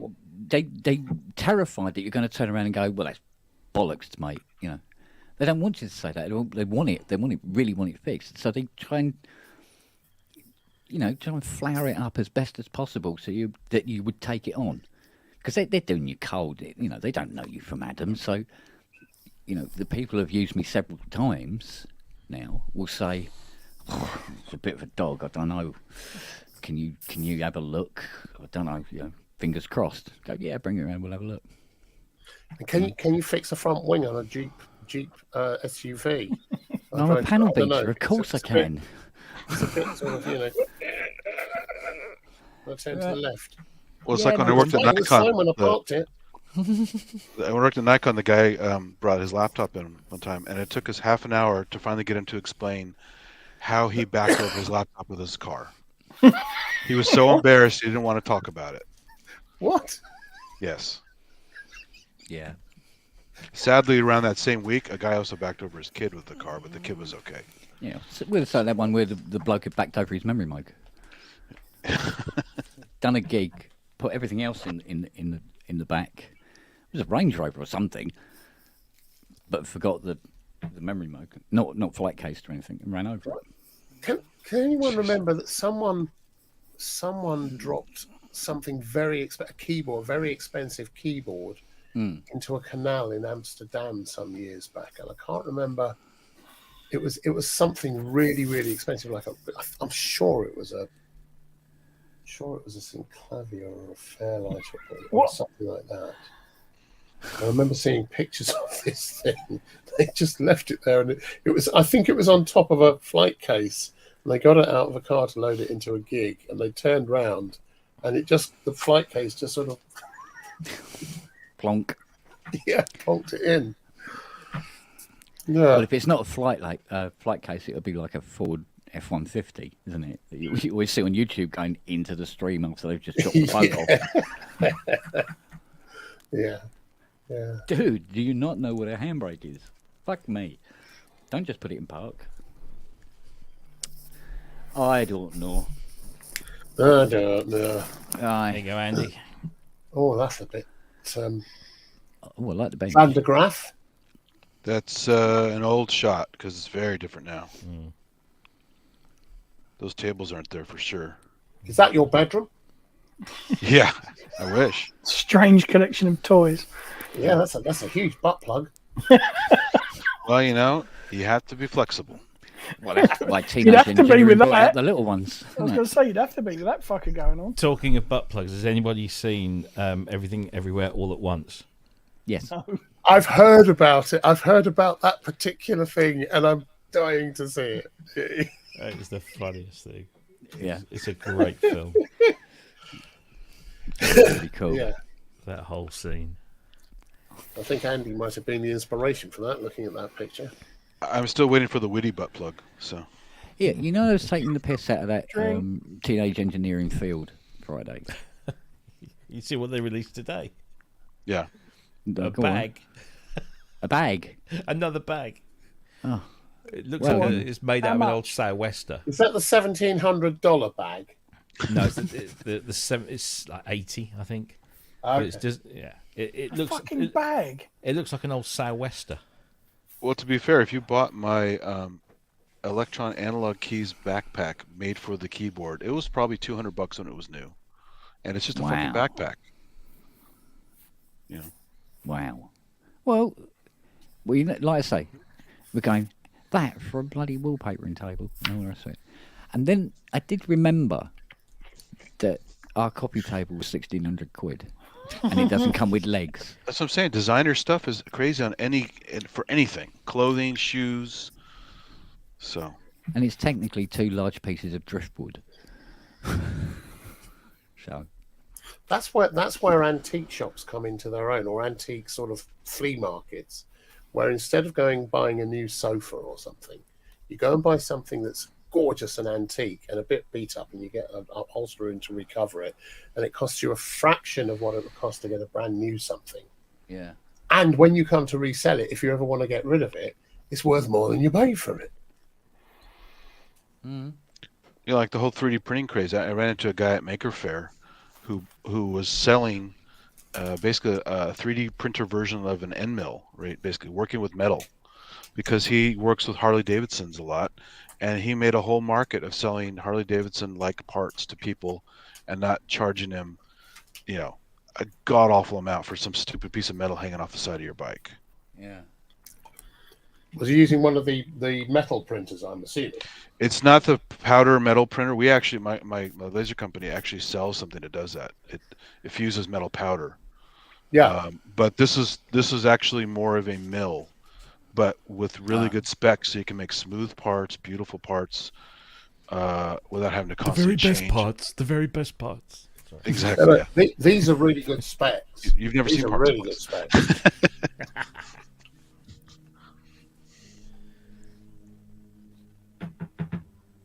Where are you all? Oh, hang on. That's better. NDA.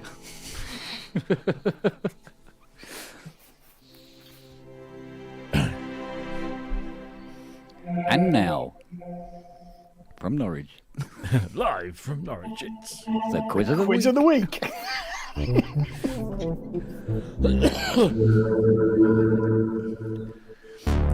Yeah, did you know that the Wombles was broadcast for the first time 50 years ago today? really. What was? Wombles? Wombles, 50 years ago today. That's funny because Underground, underground, I was really watching something this morning. Didn't Nick's brother write the theme tune? Mike Batt. Pass. There was something on the news this morning shit about I a know. group called the Wombles in Liverpool that basically go out and pick up litter. They Really? call themselves the Wombles. Maybe that's why they ran that story today. That's probably what happened to the band. Yeah. They did about 6 albums, though, Yeah. weirdly. Why do I know so much fucking useless trivia? Dunno. You're supposed to say, oh, it's not trivia, Ken. It's all important. No, it stuff is. to know. Yeah, it is. It's bollocks, isn't it? To be fair. It's a load of shite on a stick. Bag of shite. Bag of shite. Well, the sad thing is my dad used to tell us all kinds of nonsense on these road trips. And I turned out to be way worse than he ever was. So Oh, man. Oh, well. Oh, blimey.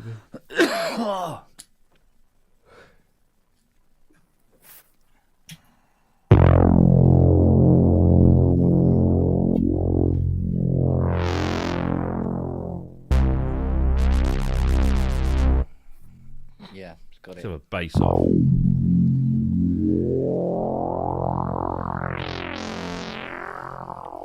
no bass face? You got the bass. I've got, all I got is down there. Sounds like Mr. Oizo now.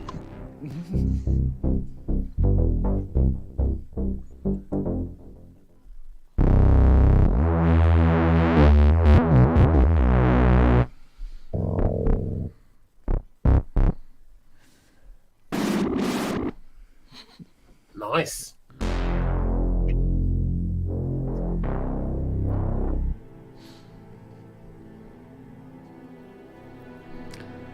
I'll stop.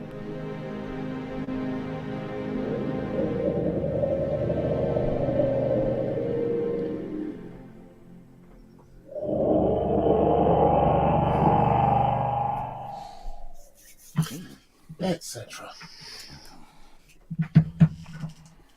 Oh, man. You know what? I've seen one. No. Terrible people. Awful brutes. They are brutes.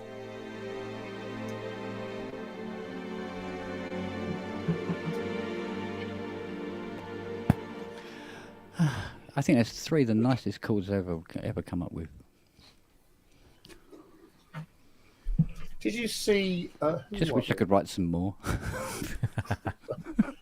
But I think 1 a decade is good enough. Someone put a beautiful piano piece up. A piano piece. Yeah. Let me see if I can find it. Oh, is it Richard Clayderman? Tony Gallagher, who's got the new studio, he's got the Yes. euphonics, which he's been putting in there and building bits and pieces of, and the 2500 and all sorts of other things. And he came up with this. He just live recorded it. He said sometimes when you're feeling a bit raw, you just have to play and let it come out. And it was a beautiful, beautiful piece of. It was just a beautiful set of modalities that just worked. Yeah, He's a good egg, his old Tone. he's a lovely man. Many a time I've sat, well, when he lived in Bath, I sat in his front room. And he got, oh, honestly, how Mrs. Gallagher put up with his shenanigans. I bet she's really relieved now that he's got his own proper studio. But I was in there once and he got a Fairlight Evo desk down one entire side of the room. a Waldorf wave on its end, at least one Fairlight, and the other one that I was there to pick up. And this is all in just this like small front room in a little townhouse in Bath. Well, she was Waldorf waves the best on their end. Well, yes. I think that one didn't work either. Pretty sure it didn't. And then he had, in the room next door, I think he had a 9600 Synclavier.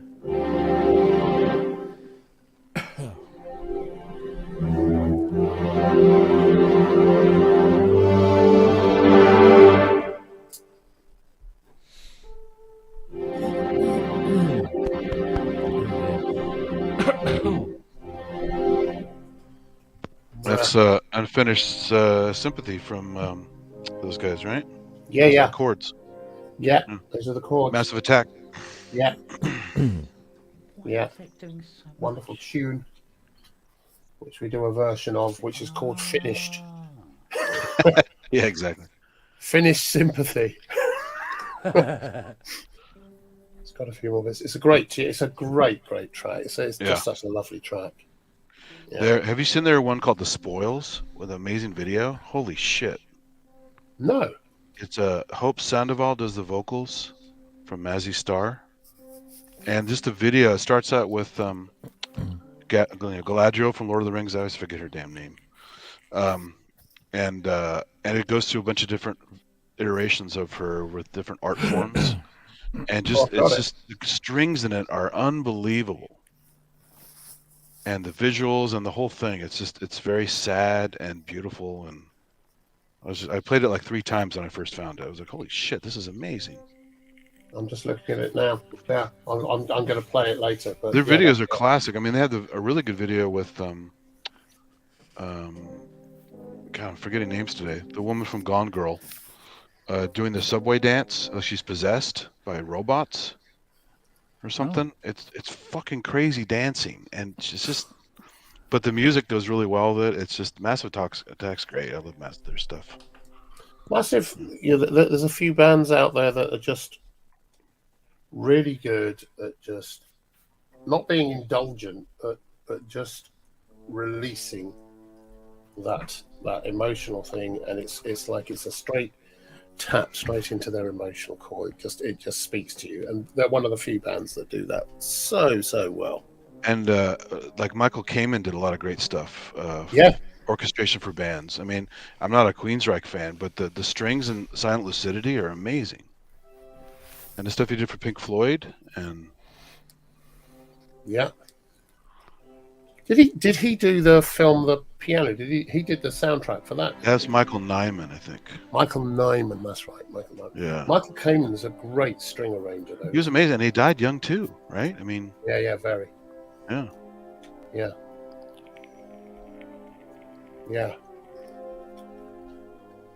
He did the score for Event Horizon. That's right. Yeah. I've not seen that film for ages. It's the only thing I like by Paul W.S. Anderson. He's such a hack for his later movies. He thinks the world of you, though. Well, yeah, of course, because who am I to judge, right? But still, Mortal Kombat's really lame, and the Resident Evil stuff is crap. So isn't it funny? Isn't it strange? Funny. Aside from my chins, another thing that age brings, which is rather wonderful, is as a musician, I spent so much of my early years trying to be better than all the other people I wanted to be better than, rather than worried about whether or not I was good enough and trying to be better than them at whatever it was they were doing or I was doing, whatever. And now I've got older, I just want everyone I know to be good, and I listen to their stuff, and rather than thinking of it as competition, which I think I may be alone in this, and it may be speaking about my own neuroses, but I think I always wanted to. I felt like they were competitors almost. Lots of people I knew were competitors, and I think one of the the glories of age is just being relaxed enough just to play and let it happen. And people either like it or they don't. It kind of doesn't matter if you're having a good time. Music is wonderful for that, in that if you're doing it and it feels good, then it's good. And some people will like it, some people may not. It doesn't matter if they don't. But if you're speaking to someone else, if someone else is going, yeah, I get that. That's nice. Oh yeah, that's good. That's enough. It's enough. So it's really nice. It's really nice hearing just twinkling and twiddlage that goes on here from time to time as well. It's a lovely thing. The link for the spoils in the chat. It's a great video. Apart from Matt, he's a fucker. Yeah. Yeah. Oh. Hold my hands up. What a wanker. Yep. Fucking right, mate. What a wanker. It's there and it's on hand. Yeah.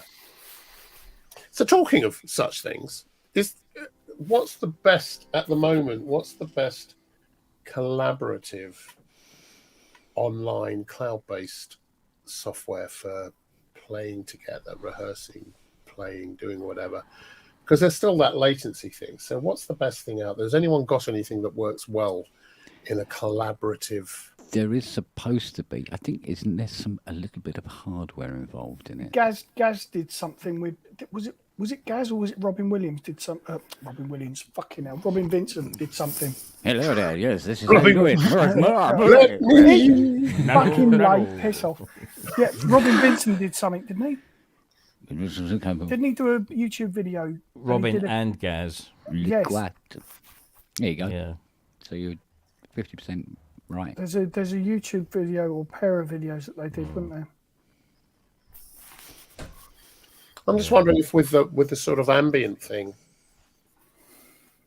there's room to, even with the kind of delays that are inherent with this, there's room to try some of this stuff. As long as it's not too rigidly, it starts getting a bit difficult to do that unless it's coming from one source and then everyone else's.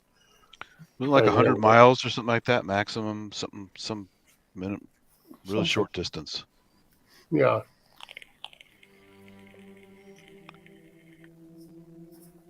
Are you talking about physically from your telephone exchange, young man? Are you talking? Well, yeah, who knows about all that, right? But as far as city to city, I think 50 to 100 miles, depending on various factors.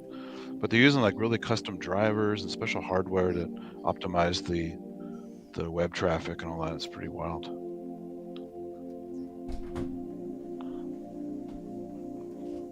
Yeah, but that's not right.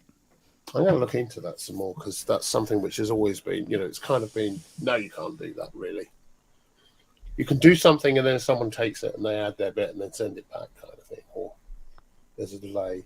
Be massively. I was wondering if there's one way of giving a fixed delay to everyone. How did they do the famous like Bono doing stuff with Frank Sinatra over ISDN lines? How did they do that? Because they obviously weren't in the same place. But well, that's interesting, because most of that was mixed by the broadcaster. So each of the performers got the same delay.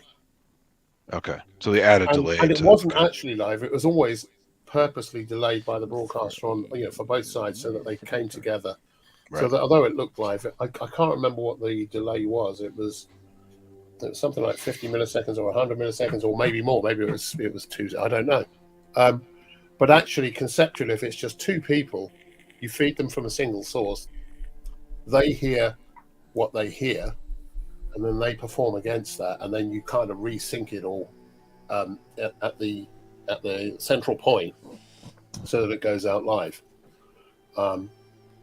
So it means that everyone participating. If it's only 2, it's fine. If it's more than that, it starts becoming really difficult to manage. As you can see from news reports and whatever else, pardon me, and whatever else, the kind of delays can get extraordinary. But there are ways of with hardware. Certainly, there's ways of tying things together that give you very predictable delay times. And if you know what the delay time is going to be, then you can come up with a strategy for bringing other people in.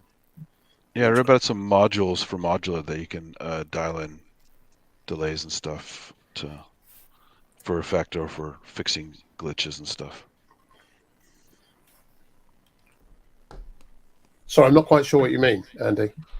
Yeah, 'cause sometimes you get not just jitter, but proper analog delay between systems, even in the same room. So there's some things that add a delay to certain things to make it equal out. I don't know what the terminology is called or technology is called, but so it's a yeah, I know exactly what you mean, and one way around that is, even though the playback's happening live, you delay the monitoring of that at the person who's performing by enough that they are always getting it with the same amount of delay. So when they play, that's then sent back out with a fixed delay, as it were, and that delay is taken into account at whatever the central position is, and an additional delay is added to allow for anyone else that's contributing. So that as far as they're all concerned, they're hearing something that's coherent. And with vocals, for instance, you can have a delay, 50 milliseconds, 100 milliseconds delay, and you can get that if there's a good connection. You can get 100 milliseconds delay and still just about work with that and give a decent performance. I mean, it starts slipping a bit, but you can still get a performance, especially with someone like Frank, who always did the behind or the very slightly ahead of the beat. So for that kind of thing, it would work. For anything which is really rhythmic and tight, it's not going to work at all. It's going to be a pain in the ass. Bottom end. Ooh, really?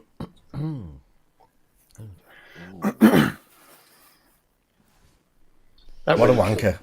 That killed the yeah. That's interesting stuff. I mean, I used to jam with a friend before we moved over all the way to Maine, so completely across the country. So there's no collab stuff in the world that would work with that. But we were in the same room together. It was great. It was really fun to work off each other, and we weren't singing, so the mics are off unless it's a vocoder thing. So we could talk the whole time we were playing, and there's full communication, and it was great.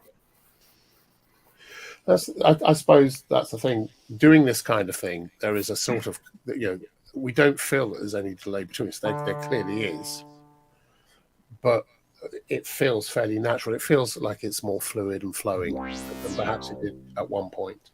But as soon as you put any kind of rhythmic element in, anything which has a timing point, you can tell straight away. Yeah. Boom, boom, boom, boom. Unless you're intending to make sloppy sounding music, so.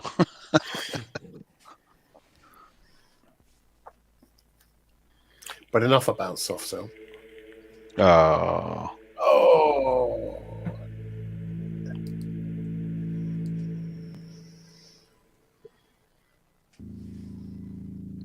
Well, this is another funny one. I'll put this in the chat. There was this a comedy series a while back about the history of yacht rock, and this one's on the episode about Toto, how they wrote Rosanna, but all mostly made up. But it's funny. You got to see the video. Drop it in there. Toto. There we go.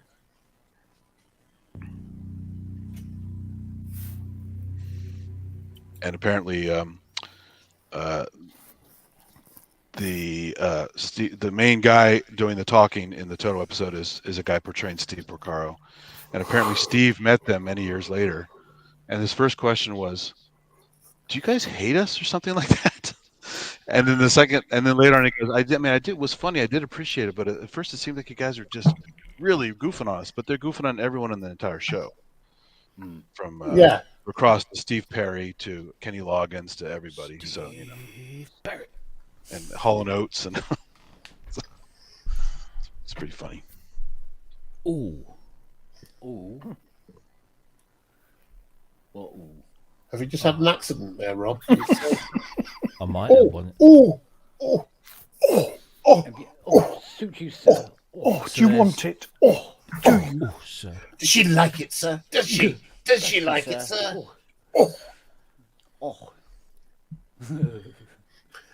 Oh, yeah. Oh. Indeed. Interesting. So that would be associated with. Well, you can't associate that. So two of us at least are watching you with. Go on.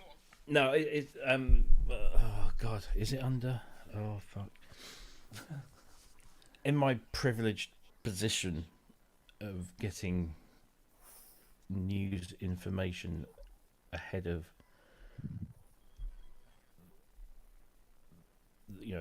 the regular people. That sounds awful. us you know mere what I mean? mortals. Yeah, you mean more. There's something new coming from one of the big three. That's as close as I'm going to say who it's coming from. Right. Then don't go any further. You have to. And somebody's just sent through some high-res pictures of it, and it wasn't what I was expecting it, and that's in a good way. Oh, okay. Not a Roland Odyssey. It's the new Yamaha Jupiter 80. No.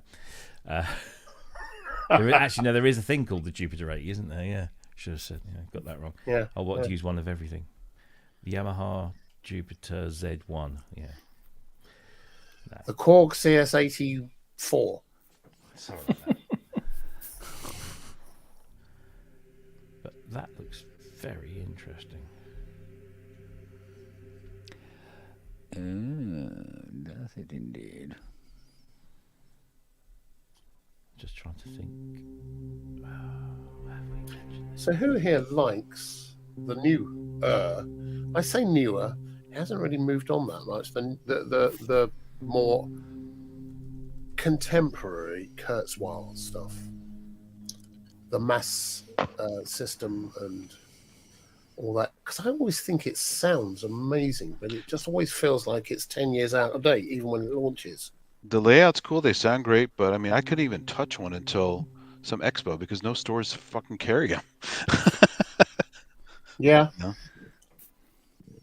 I think they sound amazing. And no one even has one. I mean, I know people who are fans of Kurzweil, but nobody has them. I had to go with the 2700 at Gearfest early last year. And whilst there's no doubting its reasonably good build quality and the depth of content and the quality of the content, it just kind of made me go, That's interesting. It's not something I'm I don't buy workstations. Workstations aren't my thing. And I'm sure to somebody else it would be, the dog's leathery bits. But for me, it was just like, yeah. I didn't dislike it, but I didn't go, whoa, gotta have me one of them. Yeah, they have a great sound. Oh, yeah. They really do have a good sound. But it just feels like the whole interaction with it. What, Ken? What have you had any experience of them coming into your esteemed portals? Very rarely. Are they any good? Not haven't had any coming. No, it's not something that shows up. I don't know. Maybe it's the whole vintage analog thing. But there again, I've had other people. I had somebody phone up today asking me to fix their the Korg one that replaced Oasis. Is it Chroma? No, not Chroma. Kronos. Kronos, yeah. And I was like, no. Haven't got my sewing needles, soldering iron to hand, sorry. And of course, the plastic MIDI board is a great keyboard. So. Yeah, exactly. So, something interesting I found out the other day. I've subscribed to Peter Gabriel's Bandcamp page. It's £3 a month, and everything they release is included. And you also get some exclusive subscriber stuff. And last week they released a 10-12 minute video of him talking about how he came up with and wrote and eventually, recorded the second track that's just been released. What's it called? Anyway. And he said, I started this by, I found a Cuban loop, like a drum loop. And it's straight off a chord Kronos, which is the main keyboard that he has in the studio. He literally just found this rhythm that's just in a regular chord Kronos, got the loop, recorded it, got his mate to just edit it. And there you go. And that was the basis of that entire song. Just for chord Kronos. See, I've looked at the Kronos, I don't know, a dozen times now, and I've played on other people's Kronoses, the various different versions, and I just don't like the sound. There's something about the dynamic and the warmth it just doesn't feel very. It doesn't feel as big as it should for some reason. It promises so much, but whenever I hear one and I play it, it always feels like it's a bit further away, a bit underwhelming, and I don't know anyone else that actually feels that. Most people that have them love them, but I just don't get the sound. Have you got one or used one? Who? Any of you? What, chord? No, doesn't appeal. So I'm not saying it's good or bad or anything. It just doesn't appeal. Actually, I want to ask Kent real quick. Have you ever seen a Kurzweil 150, the additive synth? They're so goddamn rare. No, I've only heard about them. Yeah, I only see pictures of them. So, mind you, I thought I was lucky when I saw a Wurlitzer 140. I didn't know they did a 140. I've never seen so much wood. Nice sound though. Not as I don't know. I suppose you'd call it a muffled version of the 200A. Yeah. Nice little piano. Must admit. Still electrocuted me, the fucker. So this thing I was just oohing and ahhing about, you'll find out what it is in 7 days' time. Not another countdown. it's like The Ring. We're all going to die in 7 days. So. I think this actually might. I don't know. I mean, just looking at it, if it sounds as good as it looks and behaves as good as it looks. Do not tempt me, Satan. Get ye behind me with your. There you go. Yeah. Well, that's very interesting. Coolio.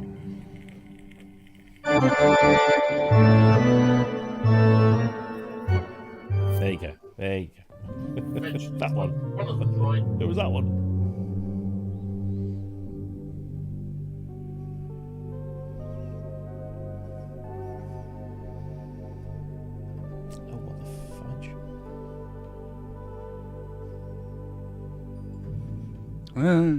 That was a nice Vangelis Bach combo there.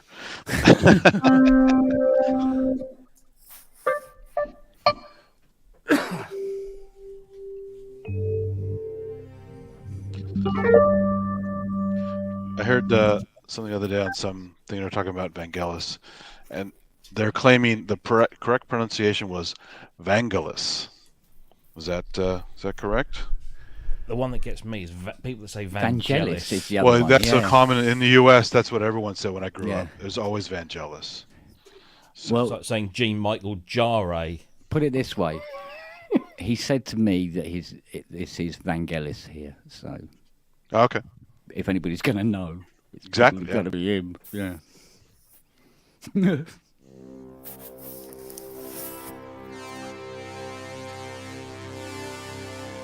Vag what?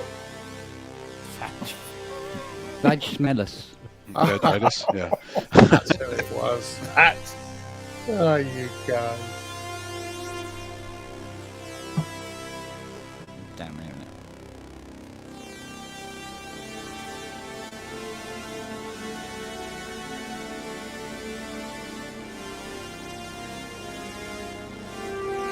bollocks, I can't find it. Why is I don't know what I'm doing. So many synth demo videos always go Yeah, for I know. Vangelis. It's just like, fuck me, you know. It's good, but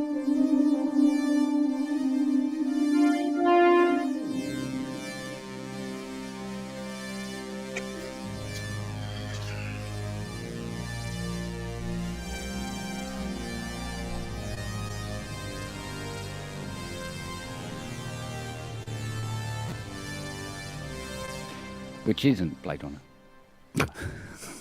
Okay, how about 1492 now? I love that one. Thing is, Ken, it occurs to me, you could play in front of 2,000 people. It's just you'd be on a screen virtually with a virtual background. Yeah.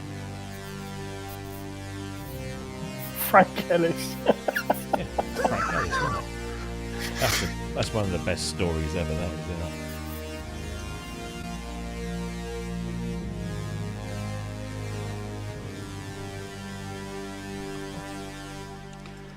That was a Dave Spears thing, right? Somebody actually called him Frank Ellis. Is that the thing? Yeah, he was out on the phone. Yeah, Frank Ellis, yeah. Some guy called There was Frank Chris Ellis. answered the phone. That's it. He said, yeah, there's some guy called Frank Ellis wants to talk to you. Don't know who that is. Hang up. He got into so much shit over there. I tell you, if we get Chris on again, tell him to do the story about Yes. Oh, God, that one. With the guitar. And the Hammond, putting the casters on the Hammond. I was going to say, if it's Wake, we can even tell that story even in the Spawn Arms. So the. Oh, yeah. I keep saying to Dave, I said, when you coming on my show? Oh, he's great. He goes, because I have a company and a reputation to look after. Oh, okay. He even can't resist swearing in the Moog movie, where he's there talking with Bob and Bernie Worrell.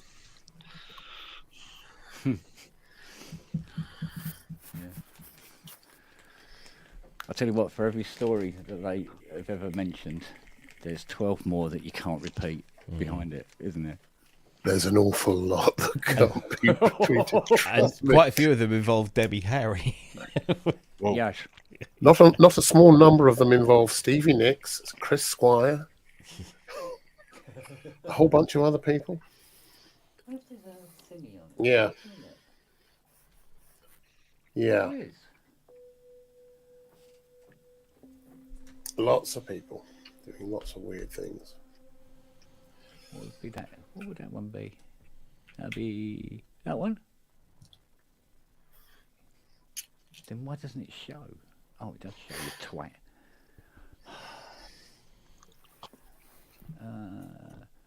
See, what I keep doing to myself, which I really shouldn't do, is I don't Easy. Blind. I don't like multi-recording. I like to try and get everything so I can do it all live. What an idiot. Yeah. You mean you don't like multi-tracking, playing and then what? I do, but I always end up doing everything so it's live and then record it all in one hit. Why do I do that to myself? That's why you got to do hardware jams. Can't you already do it? It's mad, That's a isn't bit it? like MIDI. I used to record everything with MIDI. Now I tend to avoid it like the plague because I figure if I get it wrong, whatever I do next, it's part of that performance thing. So I record live all the time now. No, I'm too shit. It has to be MIDI. I can't play for fuck all, so... Yep. Mind you, I'm a really Same here. terrible keyboard player, and it shows. That's why, that's why I'm not in the top 10 this week. I was going to check what Dr. Mix's top 10 was. Yeah, it's definitely an arbitrary list, but it is fun to watch him play because he's a good player. He is a very good player. He's a lot of he energy. knows he's a good player. Yeah. And he'll tell you. He's Did you see his thing where he puts the MIDI strip in the piano? Turns the piano into a proper MIDI control. That was cool. Oh, yeah.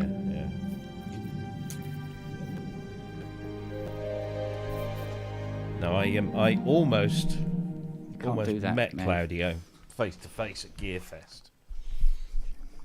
And I was, you know when you're in that situation where you're with someone and then somebody else is with someone, and the people that they're with know each other. Well, that was I was with someone who kind of knew Claudio, and Claudio was with someone who kind of knew this other person.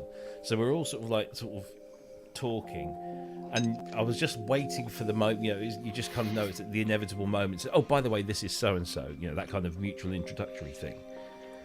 And I'm thinking, I'm not entirely sure.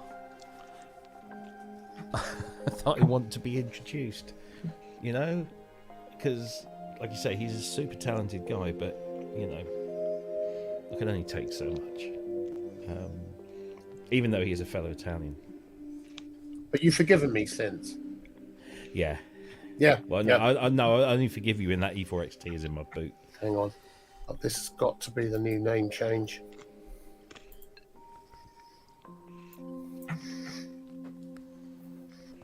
Although I had to laugh.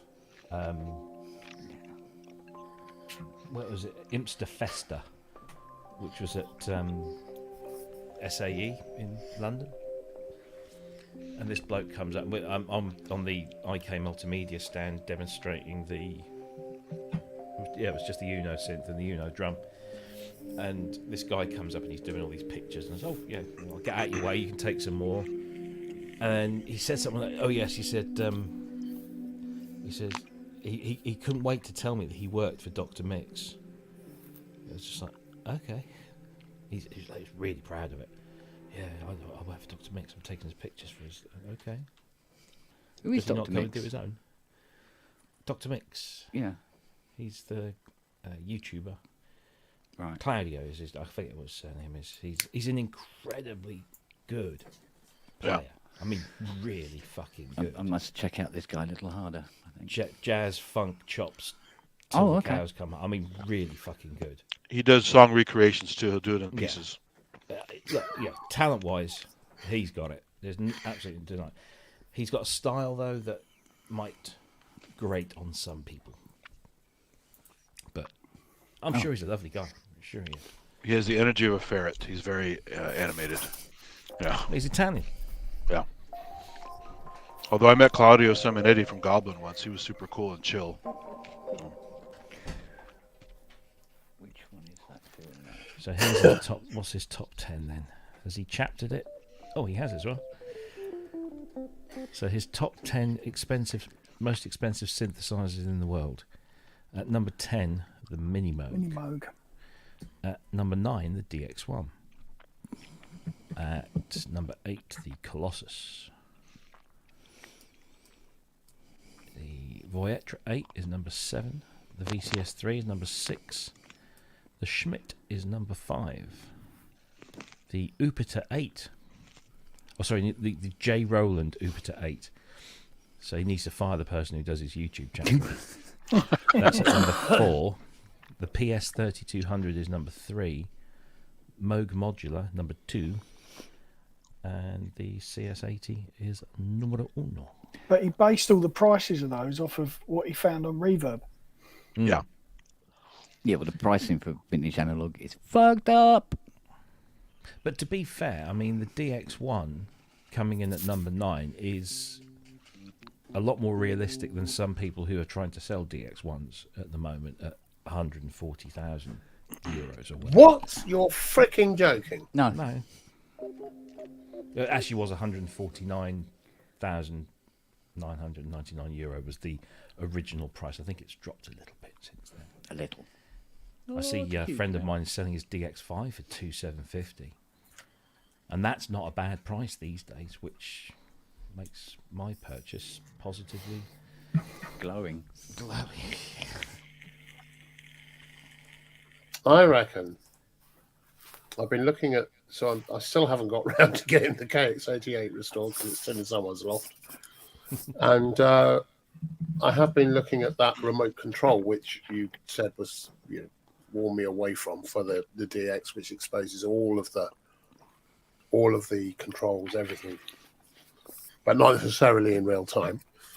I was thinking those three together with the two ROMs that I have from Super, whatever it is, all of that as a package makes a hell of a package, because you get the polyphonic aftertouch, which the DX reads from the KX88, and you get all the controls. KX88 isn't poly aftertouch. It is. No, it's not. Oh, I was going to say, are any weighted keys poly aftertouch? Fight. Even the TS12 and Sonic is not poly aftertouch. I don't think. No. The only Yamaha poly aftertouch synthesizers: DX1, CS80. Is that it? Pretty much. Yeah. GS1. Is DX1 semi-weighted? The what? Sorry. DX1 is semi-weighted. Is it? No, it's fully weighted wooden keys. Fully weighted. Okay, and it still has poly. Well, that's good. Yep. But only internal. Well, DX1 and GS1 use exactly the same keyboard and sensors. Yeah.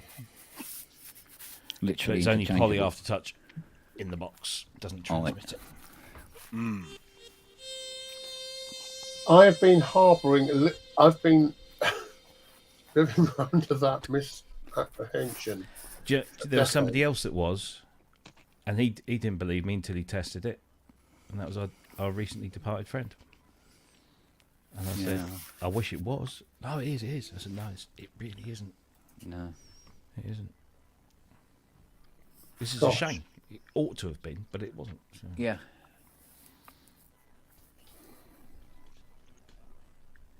Well, it should have been.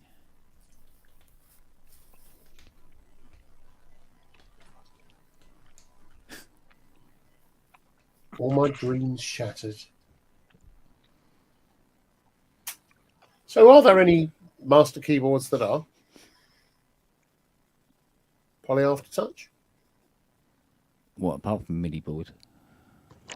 I mean, VAX 99 was kind of a master board, right? It just folded up. Yeah, it wasn't a great. I mean, a weighted one that is. Weighted, yeah. Weighted. T8. Oh yeah. T8 was a lovely thing.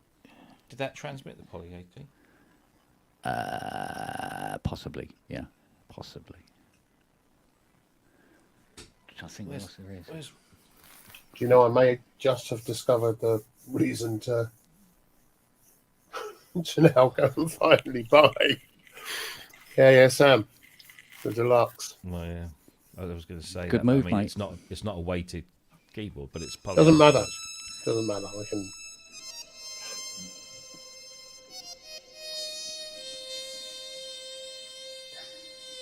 Wow.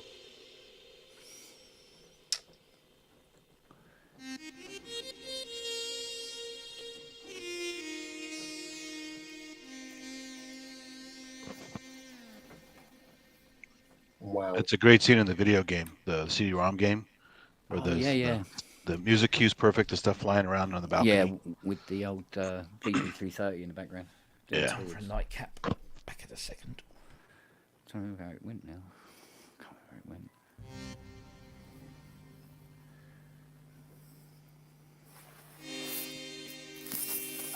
Right, you lovely lot. I'm going to bugger off.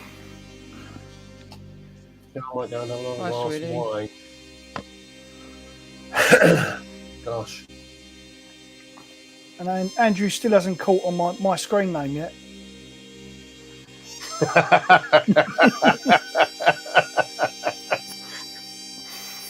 Yeah. Had to be done. We're going to have to do more of this. Take care. Good night, matey. Keep safe, all of you, yeah? Say good night to Robbie for me. Take it easy. Take care, bud. Good night. Alone at last. Can I just say something, Kent? Now we're alone. For it. Hebden Bridge. Oh no, not the bridge. Hebden Bridge. Go to the bridge, baby. Take it to the bridge, man. Yeah, man. Do it, man. Okay, now you have to make a patch that speaks Hebden Bridge. What makes you think of that? Yeah. We actually had a competition probably about 6 months or 9 months ago where we. Oh, that's right. I forgot. I thought there was just talk, but you guys did. And I think I'm the only one that did anything with it, and it sounded dreadful. with one of the free plugins. It sounded like every other CS80 pretend synth. But it's all down to the expression. The sounds themselves are pretty straightforward, as you know. Expression. I'm so gutted that the KX88 isn't poly aftertouch. I thought it was. Yeah, do you know how you know it hasn't got poly aftertouch? I've never plugged it into anything that has poly aftertouch, but go on. You don't see one in here. Aha. So what you're saying is Hans Zimmer has poly aftertouch. Oh, here's lots of it. Okay. Out of the wazoo, mate. Next time I'm dating him behind the bike sheds and having a crafty fag with him, I'll ask him. Yeah. Because we're like that. The restraining order will come off soon, though. Bonjour. Bonjour. Ugly Jeffrey, you're back again. Yeah, Cindy. Hang on. I've got to change my name now. Yeah, you were Cindy Crawford before.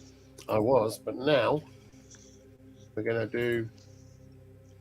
You could be Cindy Crawford's daughter. She looks like her. So. There we go. He's more. No, I don't think so. Like, no. Oh, yeah. Yeah. Okay. Well, Nah. you haven't heard me. Yeah. Man, that's avant-garde. Yeah. That's the best it gets. Absolutely. Yeah. Very worrying. I can. You can't hear, but yeah. Anyway, nice to see you. How you doing, babe? All right. Yeah. Hey, Rob. Yeah, you're muted. Take a drink.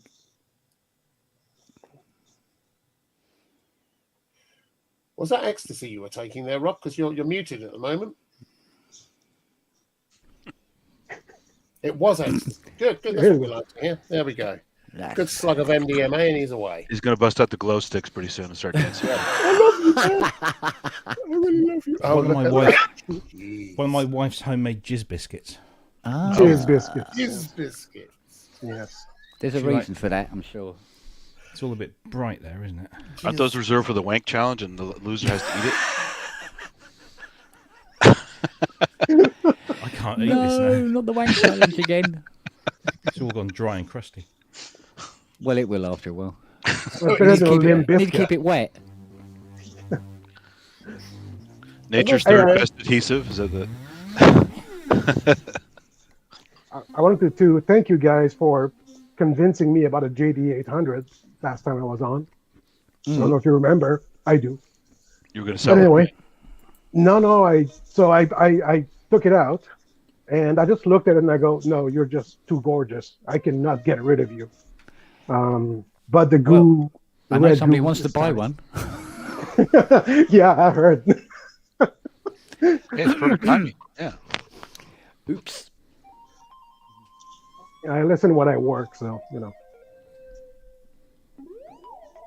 Oops. Oh, it's the clangers.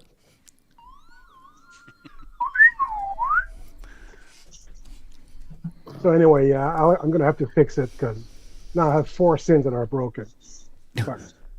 Yeah, don't wait till the glue starts because mine just out of the blue literally It showed started. up. What the hell happened? Yeah, it started. So I just started playing it, and then some notes were just like some keys just didn't play. But if I hit hard enough, they play. My And weight's some just detached and re-glued to the bottom of the Oh board. shit! Really? Oh.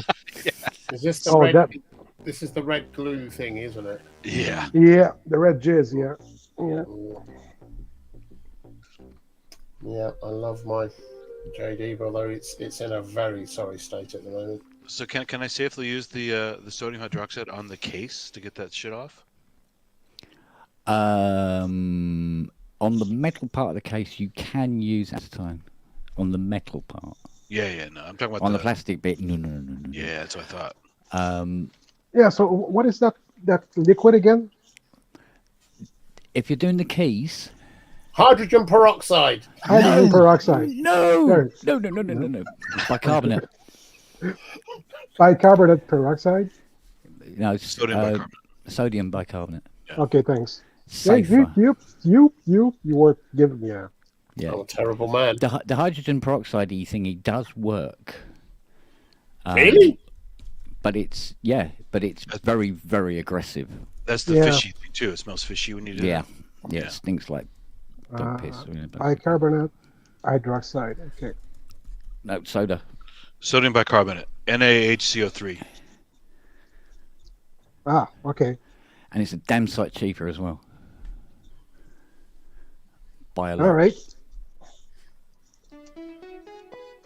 Yep, that's a moog. That's not good at all. And liquid nitrogen. Yeah, that would work too. Yeah. You just put your You need head. to drop the You synth don't and worry about it after that. Yeah. yeah. It's it's fine. Now the boards have all spiders and well.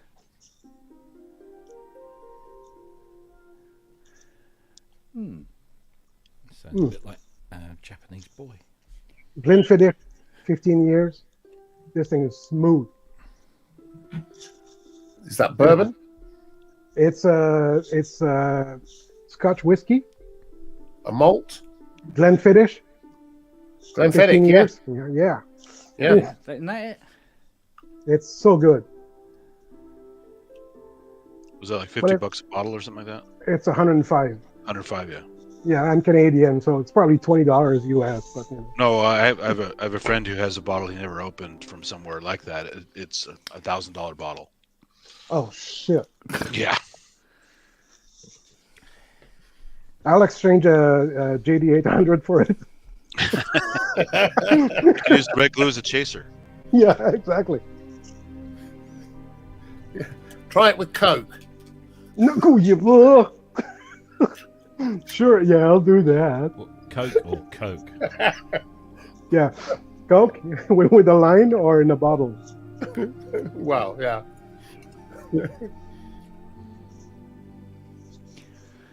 So, That was nice, Ken. 1, 2, 3, 4. I'm actually playing 5 different keyboards at once and using several foot And controllers. they call him Clever Dick. Speaking of Coke, I remember I had to do a speech for speech class a long time ago, and I used to drive a moped back then because it was legal, and I didn't have a license for a car yet. And I decided to do a maintenance speech. And there's for the two-stroke engine, you have to take the cylinder out, and you get the carbon buildup inside the cylinder. It's called decoking the cylinder. Yeah. But people heard Coke and they all started to laugh like it was drugs. I'm like, you guys are so stupid. It's a class full of stoners, you know. Coke. Yeah. Yeah. Well, if it was in the 80s, you know. It was yeah. Late 80s. Yeah. Yeah. Never my thing though. It's fun to try, but dangerous to keep trying. So. Yeah, and I mean, I didn't need because everybody who did Coke was either because they had low self-esteem or whatever, and I didn't need that because I'm better than everyone. So. Do you know that's entirely true as well? Oh no, absolutely, yeah. Yeah. Hey. Excuse me a moment. Yes. Well, yeah. I have to say the one good thing about it was like the best cup of coffee ever. What? You felt on top of the world, full of energy. Oh yeah. Euphoria, awake like for 8 hours, and yeah, no, absolutely, but never my thing. Yeah, no, never. Well, especially with what they cut it with, all the solvents and shit. It's nasty stuff. Yeah. And a lot of times you use mannitol, baby laxative. So now you got the shits, you know. You got the shits, yeah.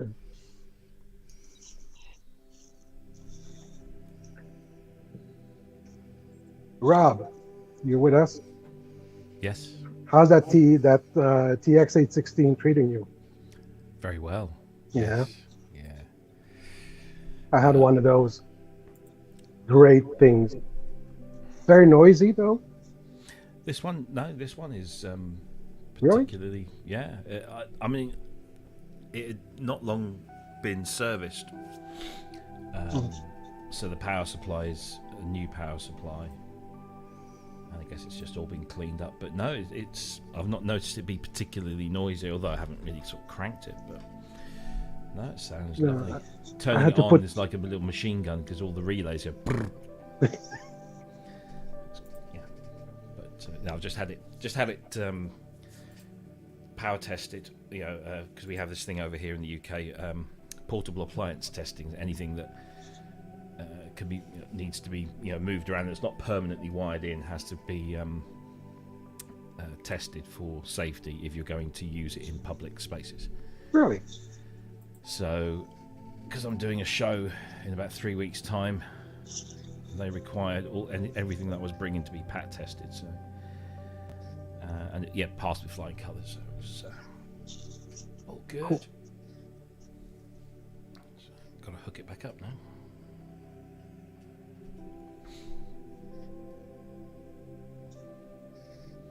That electric piano is rather nice on it.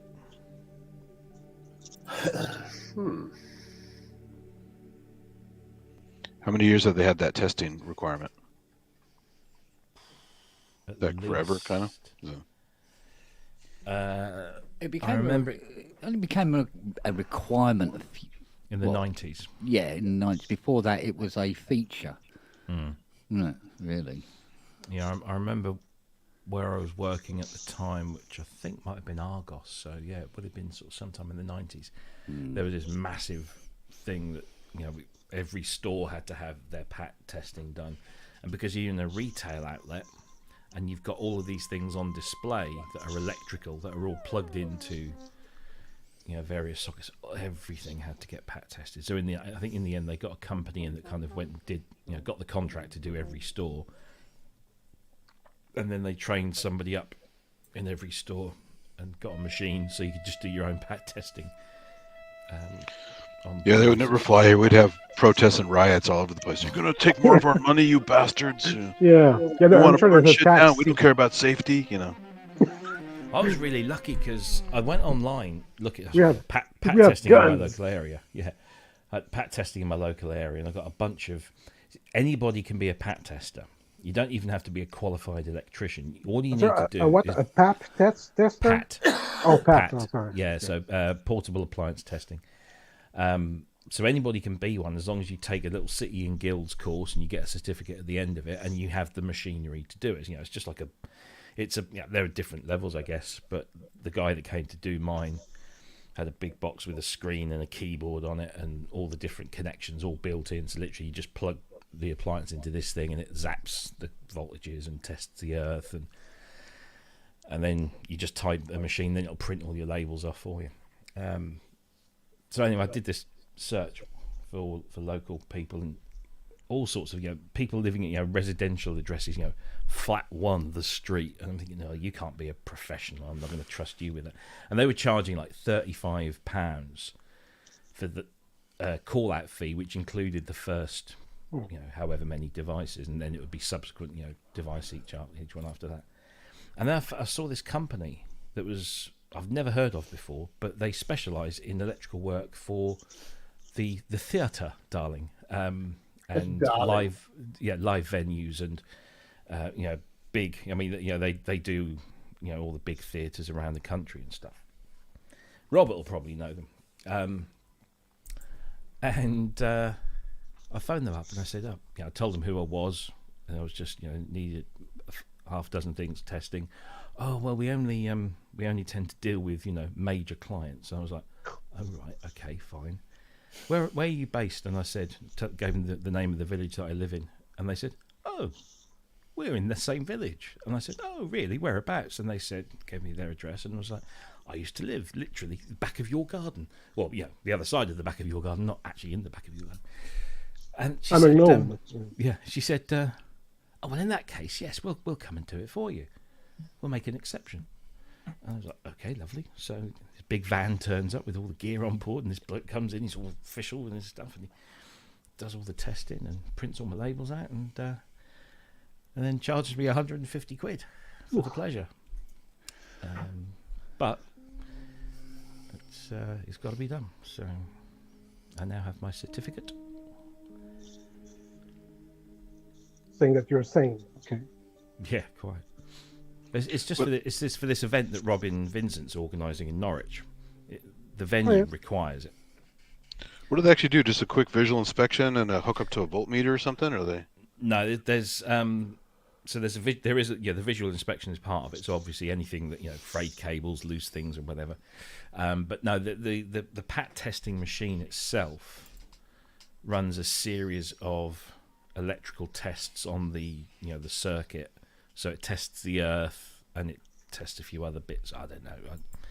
Makes some noises when it's doing it, but it doesn't take long to do one thing. It just kind of rattles. So you can hear it rattling through a bunch of things, and it gives a whole set of different readouts. And it's.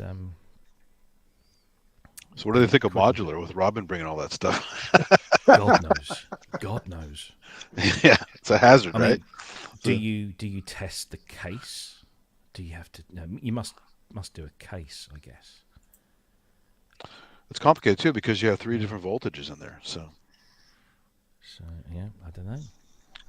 So what will you bring? Sorry? What will you bring? So I'm taking the DX1. Of course, going to show off. Yeah, the TX816. Yeah, nice. And the FS1R. Yeah, because there's never enough DX, right? Well, exactly, yeah. So I'm going to take those two, and then the FS1R. They're the 3 instruments. So I'm going to take the QX1 sequencer, the RX11 drum machine. So basically, you can have more operators than the Croydon Exchange. Indeed, yeah. And then there's going to be 2 mixers, a set of active speakers. So all Yamaha. Apart from the mixers and the speakers, yeah. Oh, well then, it's no good. Yeah. Demand Yamaha. Yeah, well, I want to get a DMP11 for the TX816, but those DMPs haven't stood the test of time as well as everything else. So. Yeah. Get a Behringer. Kidding, I'm kidding. No. The mixer for the TX816 is a Behringer RX 1602. Oh yeah, okay. 16 channel or 8 channel mono. Line mixer. Do you use it like to make a stereo DX? Because that's what I used to do. I just planned it hard left, hard right. What, the so TX816? I had four synths basically. At the moment, it's just 8 mono outputs into 8 mono inputs, and then the output from the mixer is stereo. Yeah. But try it when you have time. Try it. Just like It's amazing how wide it sounds. It's amazing. Yeah. So I'll have the old and the new, or the newish with the FS1. So they're mono. I didn't know they're mono. So that's the difference with the 802. The 802 is 8 stereo, right? No, not stereo. Is it also mono? I didn't know. 802 has 8 mono outputs. Oh, so it is the same. Okay, I didn't know that. Yeah, but the 802 is only 16-note polyphonic. Right. And each it can be 8-part multi-timbral, but each channel takes up some of the 16 voices, whereas the TX816 has 8 sets of 16-note polyphonic modules, so it's 128-note polyphonic effectively. Yeah. And now the 802, it's the rack, kind of the rack version of the DX72. Yes. It's a module version of that, and the only real difference is it can be 8-part multi-timbral with 8 individual outputs, whereas the DX72 had two engines. Well, didn't have 2 engines. It was the engine could be split. Yeah. And then you end up with 8 voices. I have one broken. Did the 816 have balanced outputs? I can't remember. Yeah, it's got XLR. Yeah, XLR balanced outputs. Yep. That's right. And then a MIDI. The MIDI rack with that. Well, at the back, you've got each module has a MIDI in and a MIDI through. But do you have the MIDI rack? Yes. Okay. Yeah. So at the front on the MIDI rack, you've got a common in, out, and through. Yeah. And then each unit you can set to either individual mode, so it's MIDI'd from its own individual input, or common mode, which means it can be done through the front panel. Yeah. I seem to remember though that in common mode there wasn't a huge delay between each as it was doing the pass through. It seemed to. I wasn't sure if it was parallel, but it seemed to be a much more cohesive distribution of MIDI. So if you were doing something that was really rhythmically tight, you weren't getting that huge delay. With things like, you remember like the Akai samplers, the 1000s, you ended up with some pretty hefty delays by the time you got to sort of 8, channel 8, 9, 10. Yeah, I tried that. I tested it, and except if you like 16 voice all at once, 128 voice basically, you'll get a zipper effect. With the 816. Yep. Okay. If you go through the MIDI rack, yeah. Because there's so much data. So much data. Yeah, there is. There's just so much data. Whereas going at it singly and doing it from separate ports from something. Right. So then you'd be okay. Yeah. Yeah. I want to hear what you're going to come up with, young Rob. Hello, Ian. Good evening again. You wanker. Mate. Thank you very much. That's very sweet. How are we all? Perpendicular. What did I miss? Just give me a quick recap. We talked, we laughed, we drank. Yeah, we cried. Smoked, we snorted. And yeah. And we ate a man biscuit. Rob did. Rob did ate a jizz biscuit. Yes. Yeah. No. It was pretty. Interesting. Pretty stringy. Otherwise known as a cocky biscuit. So. A little crunchy here and there. Clacky. Oh. Got that in my head now. It was like man juice pizza. You should have ducked. First rule. First rule in Jizz Club. You hear the Doppler shift as it flies by. Who was that mouse man? Oh dear. Did anybody get the number of that truck? Rob's up for another biscuit. That's it. He got hungry again. Oh, yeah. Oh, Robbie's looking for the crumbs. He's going to switch the power on.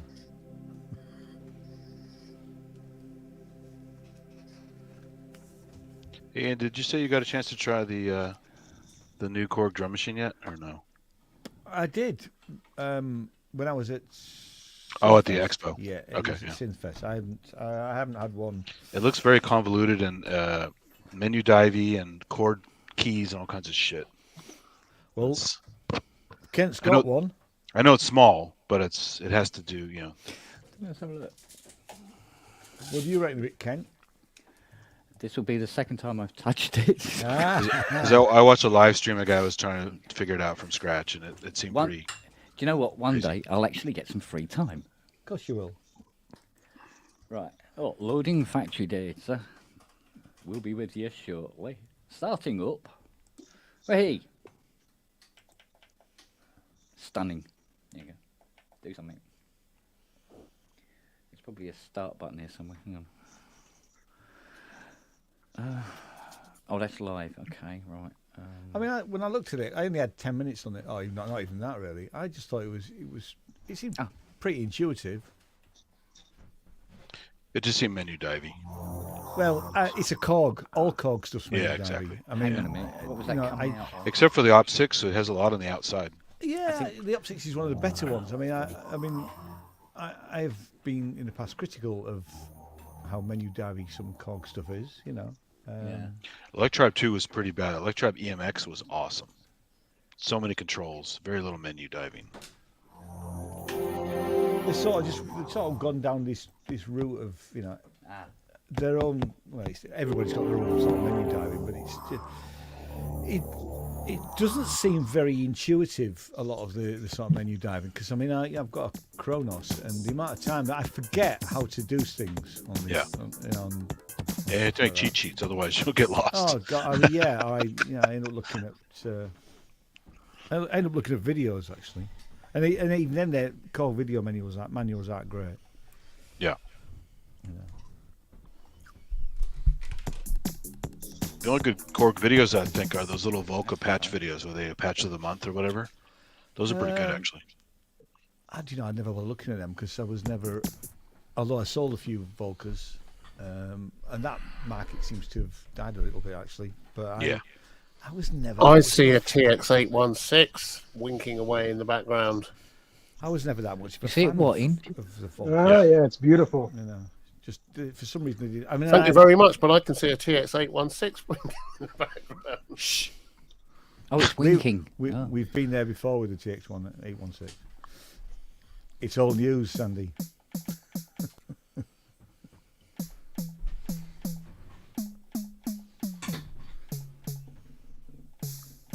Yeah, it's a Sensonics.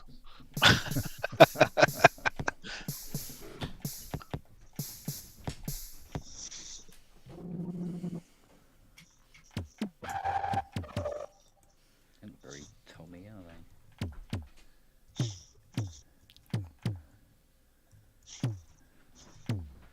Yeah, you have to mess with it. You have to tune them a bit. Yeah. Ah, right. So when you only seem to have parameters for low tom.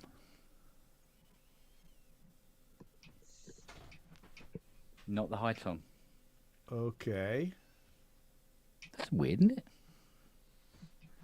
Doesn't sound right, but You got the special low tom edition to the. yeah. Well, I mean, the graphic is saying low tom, but there might be a shift or something. There will be, won't there? Yeah, let's have a look, see what it Are comes. there any? Oh, no, okay, isn't that?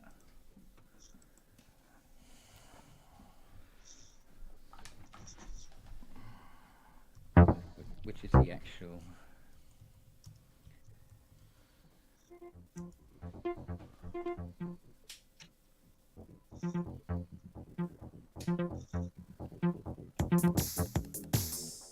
No, it's still playing the same pattern.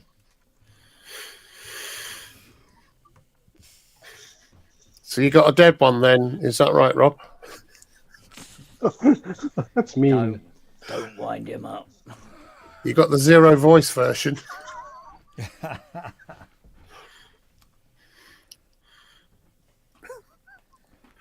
I'm doing an advanced course next week with Roland to learn how to do my TRS. TRSS, the surround.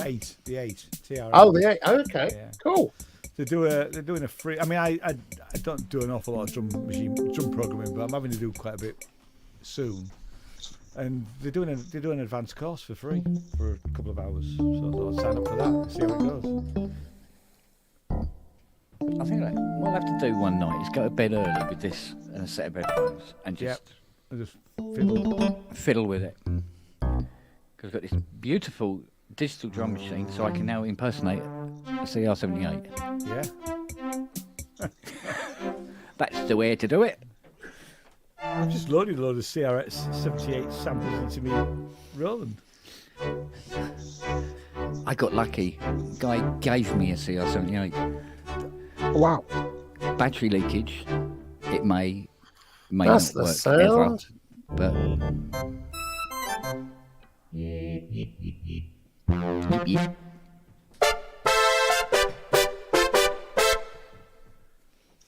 There's a copyright strike if ever I heard it. There we go. Yeah.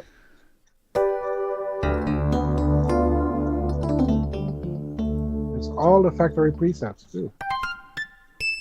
The clitoris piano. I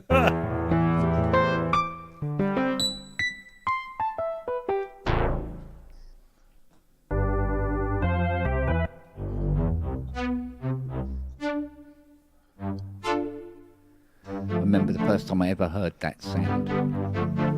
I wet myself. Yeah. Oh my god! It sounds so real. The attack.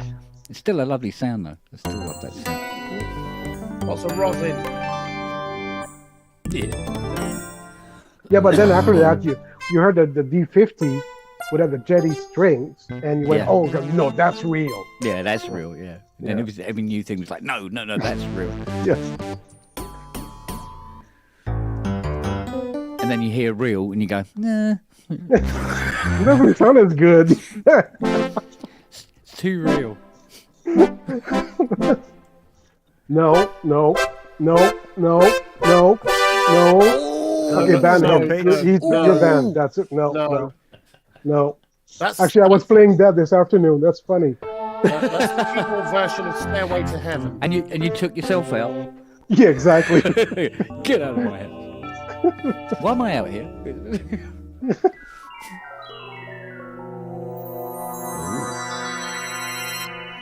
Tinkly, tinkly.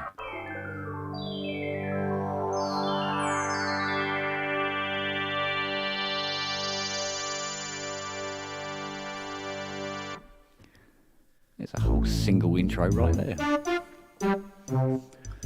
Welcome to this week's Presets Show. Welcome to 1984. Yeah.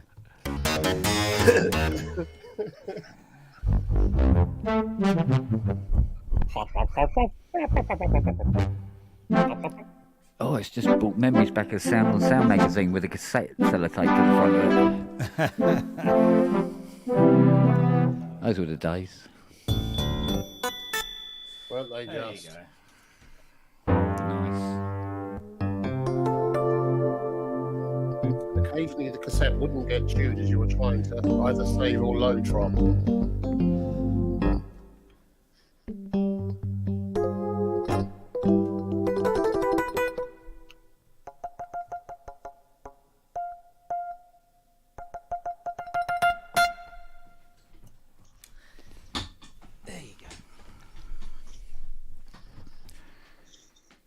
Definitely the expensive end of FM. Yeah. Tell me about it. Still is today. True enough. I tell you where Cowbell FM sound, probably got a please. lot of its bad press was when it was in all the little baby PSS keyboards. Yeah, Remember the little PSS ones? I do. They were quite clever, but they had that. Well, they were the cheap end, weren't they? Yeah. And a lot of people just associate the FM with that rather than the big end. Indeed. Yeah, absolutely. Time for a big chord? Yeah. That'll do. That's enough of that. Yeah. Can't have too many, you get fat.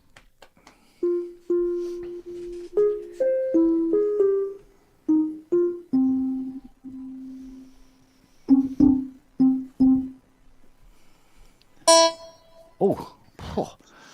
Right, bloody hell. Oh dear. Oh dear. Oh dear, yes.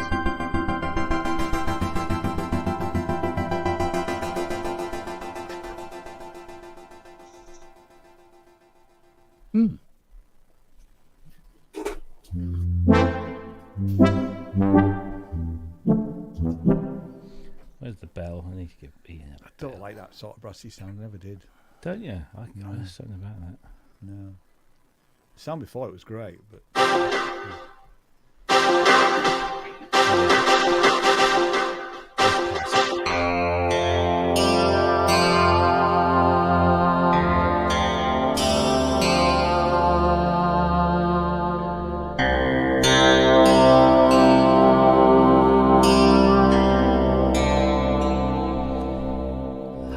So you make that sound and the TX-816. You Can seriously?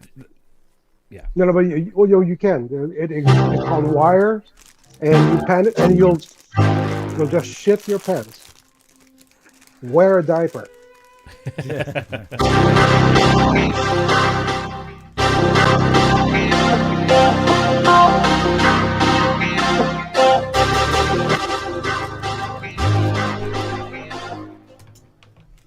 Wow. Where's me tubular balls?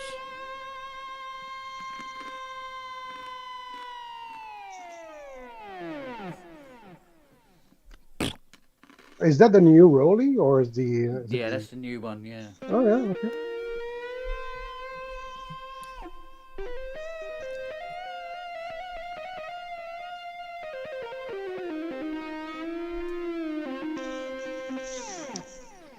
And all that jazz. But it sounds like the other one anyway. So. It sounds like the old one. It sounds exactly the same as the other one. But the expression on the grand is a fucking nightmare. It really is. Yeah. It's like microtonal in comparison, trying to play this. Yeah.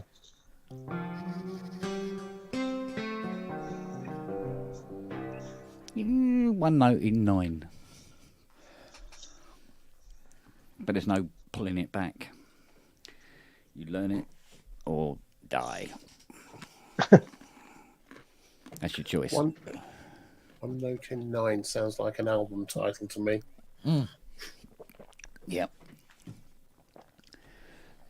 I think it's track 5 on side B, the Spongles. The album, wasn't it? The Spongles, yes. Yeah. For banjo and kazoo, a sonata.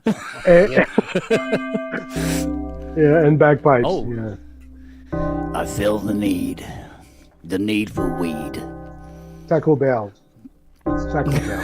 Taco Bell. Can I get fries with that, please? It's also the opening for Band-Aid. Do they know it's Christmas? Oh, indeed. Yes. Yeah, that was another classic. Over a Tears for Fears sample.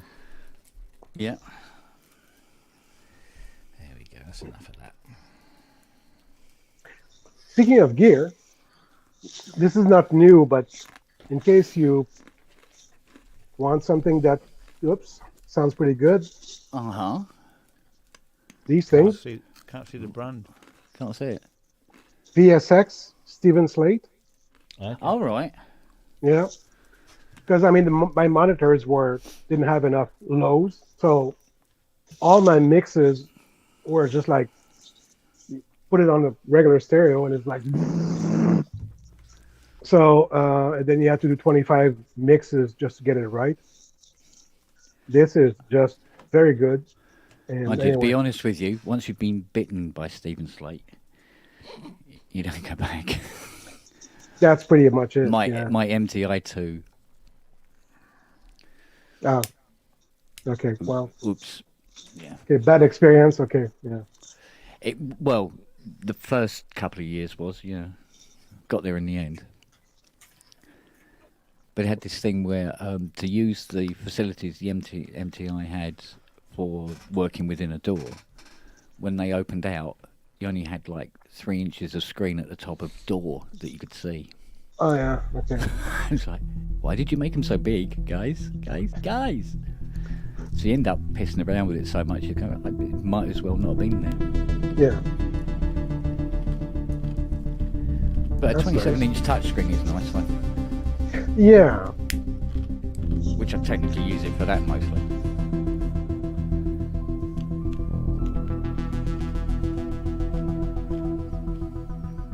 So who's noodling right now? Hey Kent, that Surface Pro for music, the big one, was supposed to kind of compete with the Slate. Did that ever happen? Not that I've ever heard. Yeah. Yeah. That surprised Microsoft, so. Well, yeah.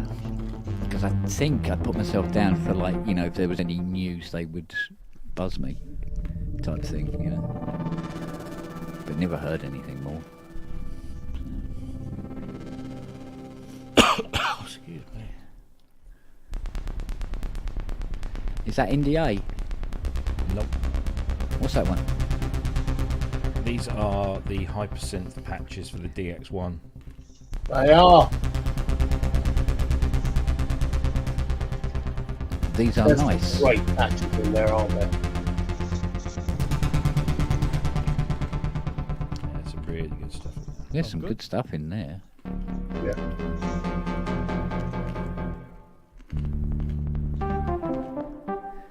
Because I must admit, not all the factories were that stunning.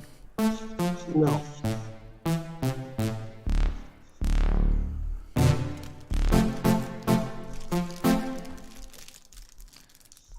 That doesn't really sound digital, that does it? That's dead a bit.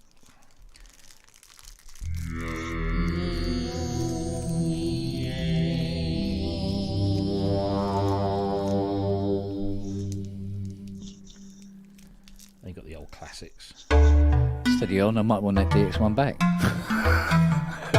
Yeah, but you got to pay for the sounds, mate. Oh, really? How much are they?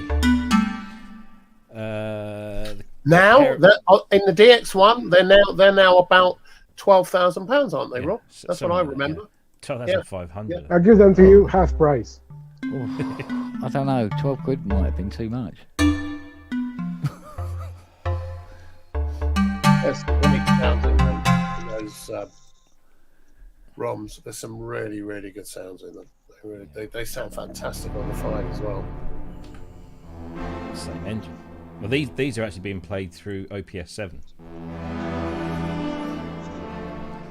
which is, in my opinion, the best DX7 software clone. Who's that mobile? Plogue. Oh.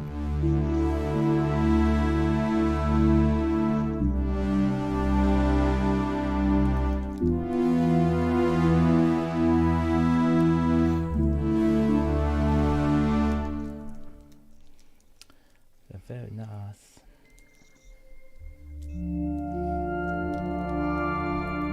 If you come to Synth East, you can play them. I'm not. Are you not coming now? Oh. No, I can't come now. I've given my tickets away. Oh. Give them to Jamie Morden and Jim Glue. Oh, excellent. We'll see them there. So they're there in my place. Cool beans. But I will be at Gearfest. Gearfest. Gearfest is 2 days this year. Oh, I haven't seen the dates for it. Yeah, if you go on the website, it'll tell you. It's June, July. Okay. Yeah, 2 days makes a bit more sense. Yeah, so it's the weekend, the whole weekend, which I will definitely be there for that. If I can find the. Shut your mouth, Andrew Brooks. Sorry. What's his, I'm not in the chat. She said. Git. He's causing trouble. He is, yeah, he's terrible. Oh, yeah, well. What do you expect? He's from Sheffield. Oh, dear me. Oh! Sorry, Andy. Otherwise, being so specific, Yorkshire. Hey! You're not. Don't worry, my mother was born. That's no excuse. No, my mother was born as well. Guess where she was born, and I shit you not. Guess where she was born. I have three guesses as to where my mother was born. Hot air balloon. Yeah, Leeds. No, Yeah. not Leeds. No. No, Fridge. further up north then. Sorry, what was that, Ken? Fridge. Oh, Fridge. I thought you said something else that ended in France. Oh, Stony Bridge. Stony Bridge. Hey. No. Welcome It's to much closer Stony to Ian. Closer to Ian. Not Hull. Hebden Bridge. Hebden Bridge. Fuck Oh, off. no way near me. No. Yeah. And then went to live in Todmorden for a little while, and then to Germany. Where the Diddy men live. Yeah. She was Grandad was posted to Germany, so she went out there, and then he was posted to Biggin Hill, so she lived there, and then she ended up in Norfolk, where she. See, I don't know the stereotypes in England, so I don't get those jokes. Sorry. Oh no, Hebden Bridge was just this random place we decided to go. Hebden Bridge, like we really missed it, even though I've never been there and knew it. Wistfully. Wistfully, yeah, it's got to be very wistful. It's the goth capital of the UK. What? Yeah. Squat. No, I can't do it. Not the goth capital. What am I saying? It's the lesbian capital. It's the gay lesbian capital, isn't it? Well, I don't know. I think it's the all gay my lesbian capital. friends always go to Yeah, Hebden Bridge. They yeah. say, "Oh, it's fantastic in Hebden Yeah. Bridge." Lesbian, goth. Yeah. No, Whitby is goths. No, Isn't it? Whitby's the goth. Whitby's goths. That's where Yeah. the goth festival is. How Yeah, do you get them Gearfest confused? It's July the 15th Whitby and Hebden and Bridge, it's all the 16th, same. by the way. Oh, lovely. I'll book my. Well, no, actually, You can't get tickets yet. I won't need tickets. Tickets. What do you Tickets. mean? What do you Schmickets. mean? Okay. Tickets. We'll get you. Well, who's the co-organizer of? So we should tap you up for free tickets then, shall we, Rob? Me pay to get in somewhere? What are you on? Yeah, no. You just lig yourself around the world. I am the biggest blagger you've ever met. Yeah, I know. Well, you know, be nice, say polite things. I'd rather buy a ticket. Oh dear, my name's on the list. Do you know, I went to not to come in. When I went to the when I went to the Blancmange gig, I was on the list because Benj got me in. So we turned up at the venue and have you got your tickets, please? No, my name's on the list. And she went, "Oh, get you." I was like, okay. She goes, "What's the name?" I said, Puricelli. And this voice from the other side says, "Yeah, I spotted that one on the list. That was an odd one, that." Here you go. Fair enough. Oh dear. Well, I had to pay once to get into my own gig. What? Seriously. No, we were playing in a bar, and I had left something in the truck, so I went out, but then the back door was locked.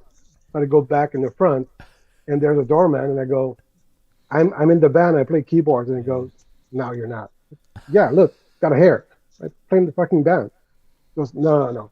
Well, it was a cover charge, so I had to pay. Wow. I said I'd get 10% of that, I'm fine.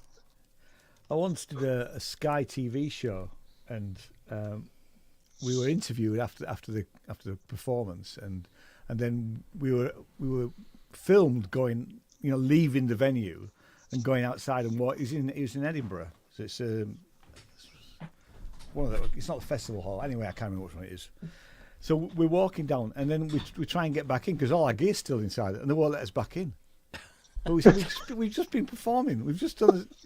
No, you can't come in here, mate. No, we've just, all our synths and everything are inside. Yeah. Thank you, Sky TV. Yes. Many years ago, when I was living in London, Jean-Michel Jarre came to play Docklands. I think it was London Rendezvous or whatever it was. One of his big concerts. Was it 87 or something? Yeah. I promised my girlfriend I'd get tickets, and of course, because I was a knob, I didn't. I was busy working in studios and things, and I didn't get tickets. But I promised her we'd go. So I was working at a studio, and I just dug out from somewhere a circuit board from something that was nothing very much, and I wrapped it in some sort of plasticky stuff, and I went round to her, got her in the car, and we just drove to Docklands, and we got to the main entrance in this really shitty, beaten up Renault 5 car. And they said, I said, "Look, I'm here with the stuff from Fairlight for the stage. They're missing a board." And they said, "Yeah, right." Yeah. I said, "No, really, seriously, they're missing this board." And they said, "I've got to bring it in, and I've got to hand it over personally to them, and that I'd have a seat somewhere." And they didn't know what to do because I obviously had the long hair and I had this board. And they kind of knew the word. Oh, that's right. I also had a card from one of the guys that did Fairlights in the UK, and I just had it for years, and it was getting really manked. And I said, "Look, they gave me this card. I don't know who it is, but I've got to meet them here." And rather than do anything else, it was just before the concert was about to start, and it was chucking down with rain. They parked me right behind the VIP tent, right across the water from the stage, and then they walked us. They walked us round, and no one asked me about, do I want to hand this board over? And they just sat us down right in the front row of this VIP thing. Yeah, we watched the whole concert completely on a blag.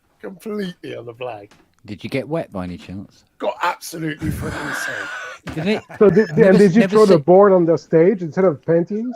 No, the stage was across, because Docklands, there's this, it's a big dock, and he was on a stage the other side of this dock. It was floating on the dock, but he was on the stage the other side, and all the buildings behind, because it was a derelict thing then, but with really huge dock buildings. So I don't think I've ever seen it rain like that again since. But that was just, It was that was mad. The biggest downpour I've ever seen in my life. That one? Yeah. It was torrential. It really was. It really was torrential. There was there's an album of that, Dockland. Yeah. Yeah. You don't hear the rain. Yeah, you can't hear it. You can't hear it over the background noise and the hum. Yeah. And the sounds of people getting electrocuted. I remember the searchlights and the lasers up in the air going through the rain because it really picked it out, of course. Yeah. Mm-hmm. That was all the way up, wasn't it? Yeah. And then That must have been a good the Paris show. one would have been pretty cool to go see. Yeah. Yeah, but if 2 million people, I mean, you couldn't see anything. Come on. It was on TV and yeah. But I saw him here in Montreal a few years ago. I was like third row, and I should have been in the back because the visuals were amazing. And he just played the Electronica album. Oh, fuck! That was a mistake.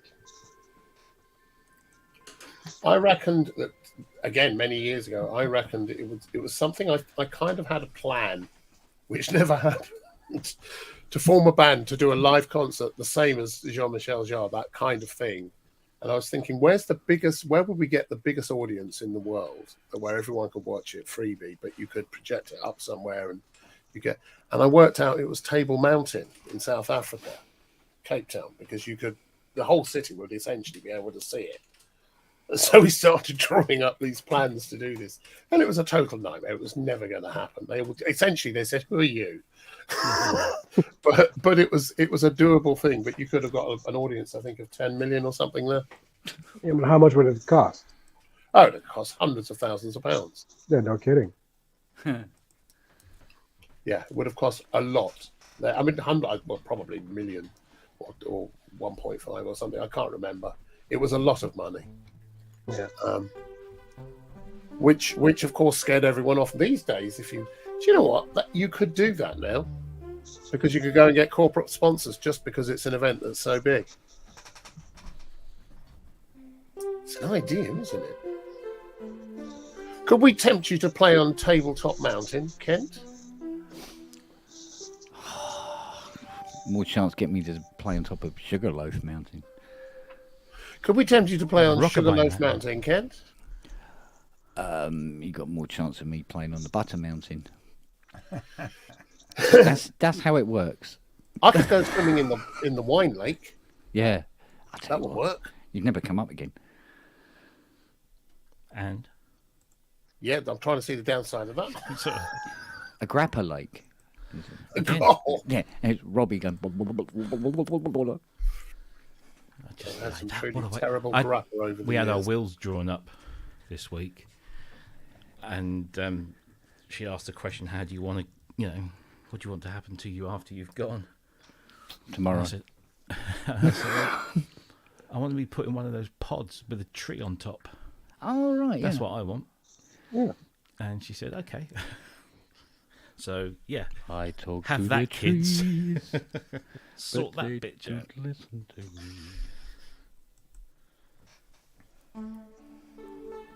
That's still not legal here. Too bad. Not here. We've got a cemetery. Yeah, I suppose it is a cemetery in Norwich on the outskirts, which is a environmentally friendly cemetery. So you can be buried there, but only in, cardboard coffins, all that kind of stuff. Yeah. All trees. Willow. Yeah. No, but I mean that's just perfect because you're there. They plant a tree, you nourish the tree. Yep. The tree is me. That's it. I thought that's what patios were for. But I do live in Gloucestershire, so You don't have patios. You have plantations. No. One has a deck. Deck. A deck. Or as Called they Mrs. say in Betty New Zealand, Goose Creature. dick. Dick. Dick. Right, listen, I'm going to go and get some wine and bugger off. I've got to be up at not a reasonable hour at all. So there we go. No, me neither. Good to see you all. Likewise. Yeah. You too, Andy. Yeah, look after you, darling. See you. Ken, I just say stay in more. And I'll try my best. Yeah, I know. And it's a struggle every day. Wanker. But I will try and stay as much as humanly possible. Okay. Cheers all. Rob, great to hear the TX. We're going to get that together. We'll sort that. Take care, guys. Take care. Bye-bye. Good to meet you, Mr. Jeffrey. Yes, good to meet you too. Yeah, Second time, but it's okay. I'm going to be watching the chat for a while to see what you say about me. And if you don't say anything about me... Oh, wow, okay. Yeah. I will. Yeah, Kent will tell you. Yeah, chin-related jokes only. See you later. Bye-bye. See you later, baby. Take care. Later. Yeah, fuck off already. Yeah. All right. He's learning. Yeah. What a wanker. Right. No, man, I said, you're my tribe.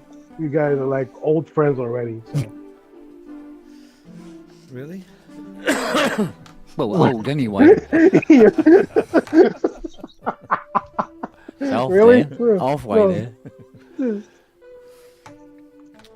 We've got nowhere else to go, have we? No, I have no friends.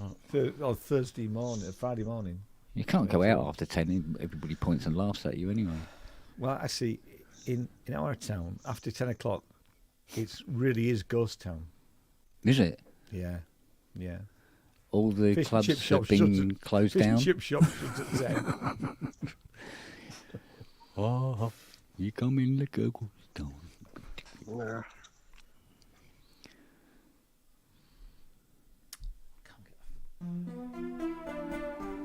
Come on then, Brooks, hurry up. Don't slack. Yeah. Isn't Brooks in bed by now? It's way past his bedtime, I thought. He's been at the email, hasn't he? So, but it's half term, probably, so he's... Of course it is, isn't it? I wondered why it was quiet out the front this morning. Yeah. Oh, what's it doing? I don't know. He's gone all quiet. I've moved my FS1R. I'm struggling to connect. Ian, you're doing some ASMR? Yeah. Oh, yep. Shit. It's a bit And now, a man with too many knobs. Just drop that. And now, a message from Good evening, Prime sir. Minister. Or is it good morning? Hello, Andrew. Hello. How was Too many it? knobs. One knob's plenty. You performed. I take it you performed this evening, did you, Andrew? Yes. And how was the performance? Yeah. Oh, it went quite well. It's been a really busy day. I got up at sort of stupid o'clock, cleaned the kitchen, was very domestic, and I want your life. And then did some more patching on the modular, which is not there now because it's in the hallway because I can't be asked dragging it any further. And then went and got my hair cut. That was nice. I got short hair again. Feel a human being again. Yeah, me too. And then. Too much. Hi, Jeffrey. And then. It's fugly, Jeffrey, to you. Fugly, yeah. It's Mr. Handsome. And then I went round to Grace's and basically used that. Really? Oh. If it makes you feel any better, I'm wearing an R2D2 polo shirt for real. So. Oh. I have an R2D2 coffee cup. Does that count? No. Yeah, I'll even So, prove it. I'm sorry, but Poor old Andy was mid-rumination Yeah, he was. Sorry, there. Andy. Yes. You had your hair cut, I and realised that R2D2 was He was out considerably... R2'd. You know, R2D2's full of little mints or whatever you've got in those things is Speed. considerably. Yeah. Oh, there we go. All right, well, what did I do? I went round to Grace. Video. Was that sort of an EMOM rehearsal? But Grace filmed me doing that, a sort of 15-minute set for Dean Electronic Sounds next party, which is I think towards the end of February. So I'm going to submit that to him. Grace has done some of her magic on the video and stuff. Right. And then we got in the car and drove to Derby for the EMOM. And was there right to the end. It was a really good night. Really full on day. So I'm actually like going, oh. So I wasn't going to jump. I just said to Kent, no, I'm not going to jump into that. And I thought, yeah, sod it. I will, because I've got to have at least the remainder of this beer and probably another. So why not?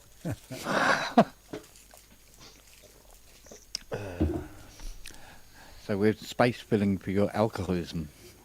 Basically, yeah. Yeah. Okay. Say it as it is. That's cool. Oh dear, this is public now. Oh dear. Oh, wow, that's sweet. So the too many knobs. Is it a comment about too many knobs on the screen at the same time, or? Oh, that's not a joke on where you are. Okay, sorry. Or just generally, or the fact that I was. No, but a knob. Come on, okay, I took two modular cases out to this EMOM. Or it could just be Andrew's latent fantasy. Or it could just be. Yeah, it could just be. Yeah, it could be just a Freudian thing. That it could be Freudian. Lays. Was Freud there? Was that like a jizz biscuit? Let's not go there again, Thank God he's eaten them all now. There's one left. I've got one jizz biscuit. Oh, you got a jizz biscuit left? I've got one downstairs. One knob to rule them all. And you keep thinking about it, right? Yeah. Thank you, Paul. Oh, I need it. And remember, when the ball's tighten, duck.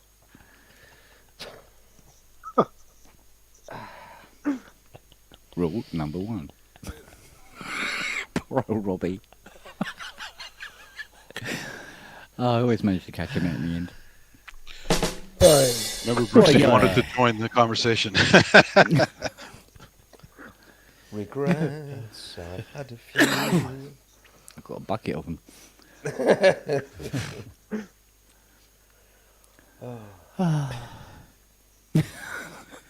Don't let me interrupt the conversation. You know, you did. Well, you have. Well, Yeah. So, well, with your haircut stuff and be on your head. my haircut, yeah, he's putting into it all, isn't it? haircut and doing the dishes and whatever the fuck you're doing. Don't miss me, guy. I'll be right back. All right, we won't. Thanks. That's what I was waiting for. Fuck off. Was it something I didn't say, or was it something?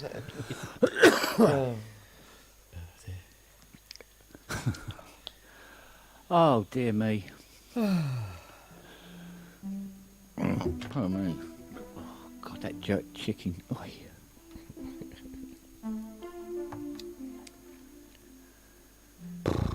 I'm getting too old to eat spicy food. Nah, surely not. God, bloody hell, when I was young, the Dead Sea was just sick. Man.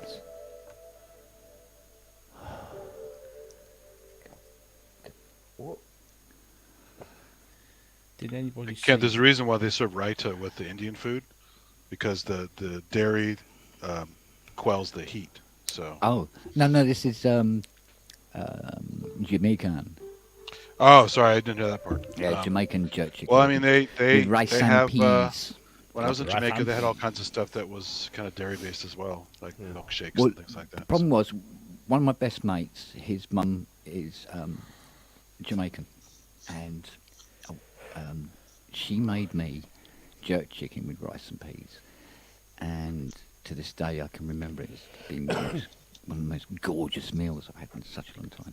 And Fiona took it upon herself. She goes, I can do it too, and she did, and oh my God, I think she went a little awry somewhere down the line. I don't know what it was, but oh man, it was salty, so salty. Oh dear. So, Not just hot then. Not just hot. so it wasn't an excess of Sainsbury's little chilies like I managed the other week with that chili con carne. That I remember I told you about the chilies. Yeah. Oh God, yeah, I remember that. I used three of these little. Honestly, You had to go to bed, didn't you? It was an edible. But, it was all it hurt the next day. You didn't know you could sweat out of your ears, did you? Oh God! So that was a lesson learned. Yeah. Well, it's exactly the same thing with spiders. If they're really small, they're very likely poisonous. Yeah. Yeah. Yeah. It all falls apart when you get to something like a huntsman, of course. But but they're not supposed to be pretty bad. It's the little buggers. The R2D2 mug. Yeah, stay away from ghost chilies. You got 1 million Scoville units, they'll kick your ass. Yeah. So. Yeah, they make you cry. Hello, the Fugly Club. Hey, is beginning Fugly to build. Dave. It's building. There's now 2 Fuglies. What the hell? I was about to put in the chat. Fugly twat man wouldn't let me in, man.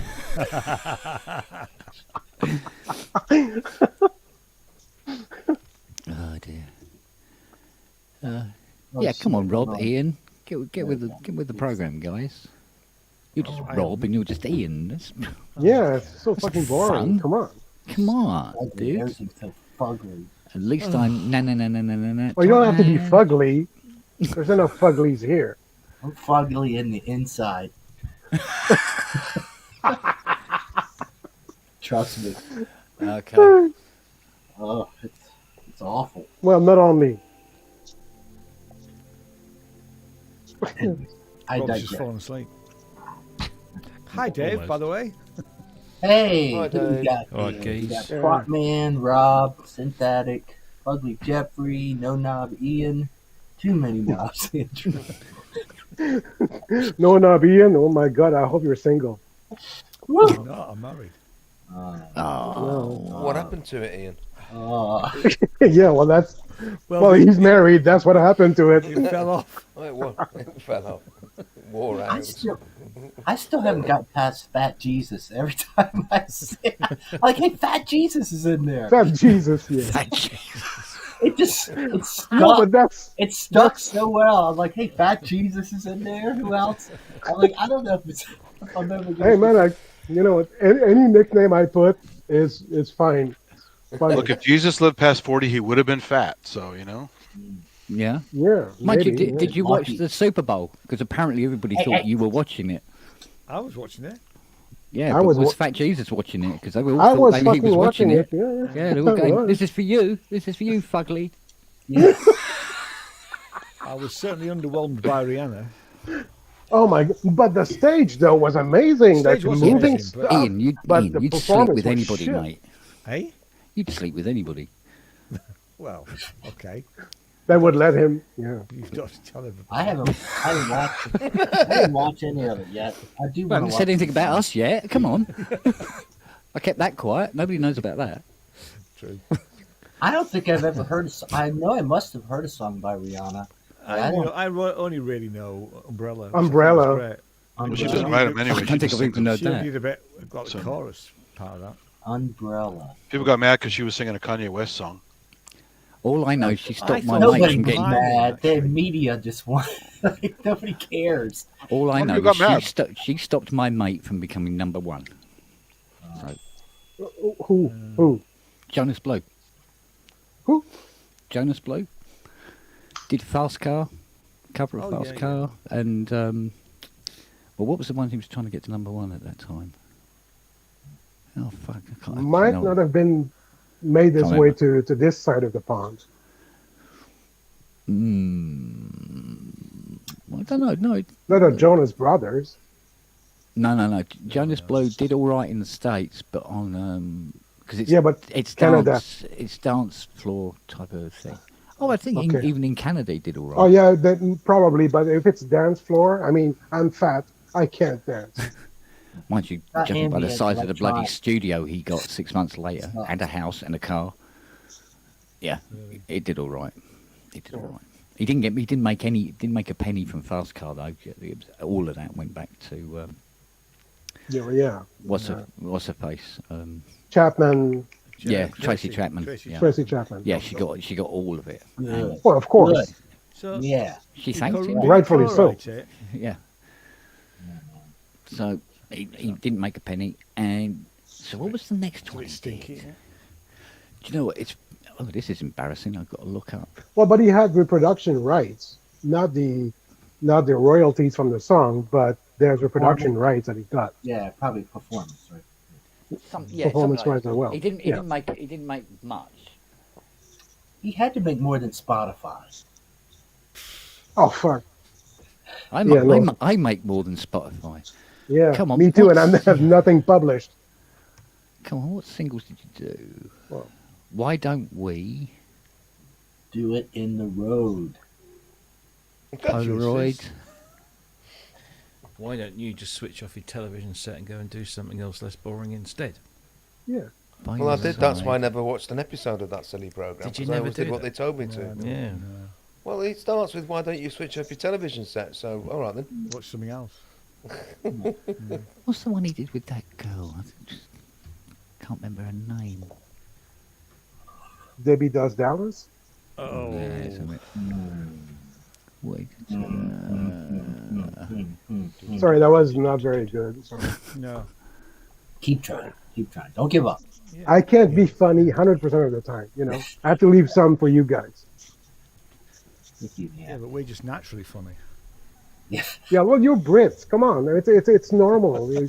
Best sense of humor in the world. I know. The rest of us are just. Thank you.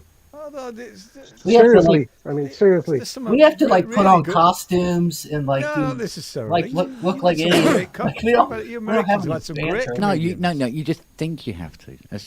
But you don't. Did someone call me American? No. Okay. North American. Sorry. I know, Dave. No, but I thought they were insulting me, Dave. No, I wasn't insulting you. No, I was just saying that Dave's American, and I know. Some very good no, he is. I don't know any decent. I don't know any decent. I love that Canadian fat comics. isn't insulting, but American is. Yo, that's it. No, you can call somebody Fat Jesus all you want, but call them American. But I mean, I can lose weight. I can't lose weight, but wherever you lay your hat. It's a hat stand. How about that Jeremy asshole again, huh? Oh, I watched it back, and you brought it up 2 or 3 more times, and it was like that friggin' Jeremy. I was like, oh, that's so great, man. But did you see his next video? Oh no, I can't watch it. He was giving it was like a contest to win some kind of machine. I'm like, oh fuck you, man. But then he tweeted something about, I'm not doing any more, gear videos anymore. It's just not worth it and all this. And it's like, okay, don't do them. Don't do them. Yeah. Yeah, don't do it. Fuck you. Yeah. I mean, I'll do them. Here we go. I don't mind. Hey, Rob's about to commit suicide. Are we talking about Jeremy? Yeah. Yeah. Did you see his little tweet rant yesterday? But that's that's what we're talking about. Go ahead, go, Rob, go. No. Somebody tell me about it. Excuse me, dumb fuck. Can I have some context, please? Yeah, I want to know what's going on. You were there, man. That wasn't me, dude. No way. Bless me, baby. Give you context you don't have. I still wouldn't understand. Yeah. We're talking about the guy Jeremy. Remember we ranted about him? The one that one of the synth influencers. He's had enough. Oh, Red Means Recording. Red Means Recording. Yeah, okay, yeah, no, I'm with you now. But he started on more Twitter rants the other day. I saw it too, and I was like, Oh yeah, no, we shut up for like half an hour. What was his Twitter rant about? He needs to stop. He needs to stop. He needs a break, probably. He really does. A break. Yeah, no. He's very talented. What, a leg, arm, neck? I really liked some of his stuff, but now it's getting to the point where I'm like, I don't want to hear him. Like, he's starting to annoy me. No. I stopped following him on YouTube too. So. Well, I had to that'll do it. Follow him. Anyway, that's enough with Jeremy. Yeah. Who else? Who else do we hate? Who else? That fat Jesus asshole, I tell you. Yeah, I can't stand that dude. Oh, hey, Hey, Wobbling around, blessing people. Wanker. wobbling around. Yeah. Oh dear. Getting his ass stuck in the doorway. Yeah, he wants to bless people. The river gets empty because he's too fat and he's blocking it. Yeah, yeah. Yeah. So there's no water, so he starts pissing on people. Bless you, my son. No, it's jizz cookies. Oh, That you get. But is that what you get at a church? Anyway. oh no. I'm sorry. No, I think I'm that's thinner Catholic. than that. That's thinner Well, than that. me too. I don't know. Half my family. I'm an ex-Catholic. Yeah, I'm kind of an ex-Catholic. Well, I'm seriously Well, so no like, more. is that like X-Men? You're ex-Catholics. I'm ex-Catholic. Yeah. I was. Yeah, but you don't get a choice in your my primary religion. school was nuns. Conehead. Ooh. Who? I'm sorry. They Who were went to vicious, school with? right? I nuns? went to a primary school that was run by nuns, and they were Ugh. vicious. Well, it must have been hell. That's what turned me off Catholicism forever. Yeah, all my brothers had to do that. I got lucky. I got public school. Yeah. I must admit, I kind of escaped the whole holier than thou Catholicism bit. Got away with that. I didn't miss much. Guilt. No. Yeah. I miss the priest, but that's no. Get the joke? I got it. Okay. Have any of you guys heard Meryl Streep? He's Streep? Meryl Streep. Streep. Yeah, he's a. Okay. Kinda like it. He calls himself a avant-garde punk, and he's got an album out. It's just some numbers. Look him up. He rants about the Catholic Church in Ireland, and he uses real pieces of audio footage, and it's really, I mean, it's you know, he's got, the guy's got a message really. Right. You know. Which there seems to be a good lack for of. him. I There's a don't lack have of in the message. charts, isn't I it? can tell you that. I got no message. It's not going to get in the charts. There's absolutely no chance. No. But Oh no, but you used to have songs in the charts that had a message. Unless, Well, I mean, today, unless the message is look how big my arse is and look how it swings from side to side. messages. There's no other bottom. message. Yeah. Well, there is that. Yeah. So, I don't know. Sometimes It is a message. going under. Yeah. Say again, Andy. You've got to wonder you've got Andy's to just wonder taking it all. sometimes Yeah. how you keep from going under. Yeah. Mm. What's going on? Oh, where's all your gear, Andy? Is it all packed He's up? been playing. Well, I played with Emom tonight, so I've just Oh. dropped it. Oh, sorry. Dropped it in the hole. I dumped the cover box with the bits and bobs, and the cases are boxed down in the Man, you hallway. need a and I've road just crew. I had Grace with me, Oh yeah, yes. Oh, that's cool. although I did That's most of the fine. lugging in the boxes. No, it's just earlier on she looked them up the stairs because I had to go and park the car. So, no, duties shared. Although I did the driving tonight, so Awesome. Did you perform together? no. Ah, Oh. I did actually ask if she'd like to bring the Lyra 8 and put some wibbly wobbly noises over what I was doing. I'd have been quite happy, but nah. So what Will it what be, she was doing, she was the E1 was all done through a Zoom L20, so it's been recorded. Yeah. Every act has been recorded, and Grace took down the Blackmagic camera that she's got, the really nice Blackmagic camera, and has videoed each of the acts. Oh, it's just a static camera from one position, Oh, it's gonna sound good. but the image and the audio will be composited together, if that's the right word, and then each artist will get that, and they can do with it as they please. So yes, it will. But how long that will take, I can't say.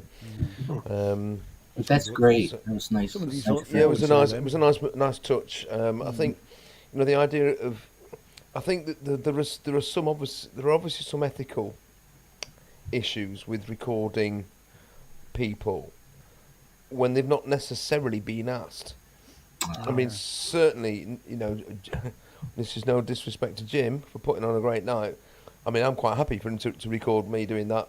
Fine, but not necessarily everybody is. On the other, so I think it's one of those things that needs to be made clear. When you perform, it's going to be recorded. Are you happy with that? I thought they told them when people signed up. They don't tell them? I don't think it's been. There isn't really a formal signing up no, thing. it's not been thought through, really. You know. Okay, because all the things I've been to out here, that's always a sign up and it's more formal. I mean, I think get it. you know, the United States is more, what's the word, litigious perhaps than the UK, but it's more what? Sorry. Oh, I said awesome. Awesome. I was talking about well, go ahead, yes, go ahead. that too probably. We have our moments, not really awesome. Well, I thought that was well known. But you know, they invented the Mustang. They're good with me.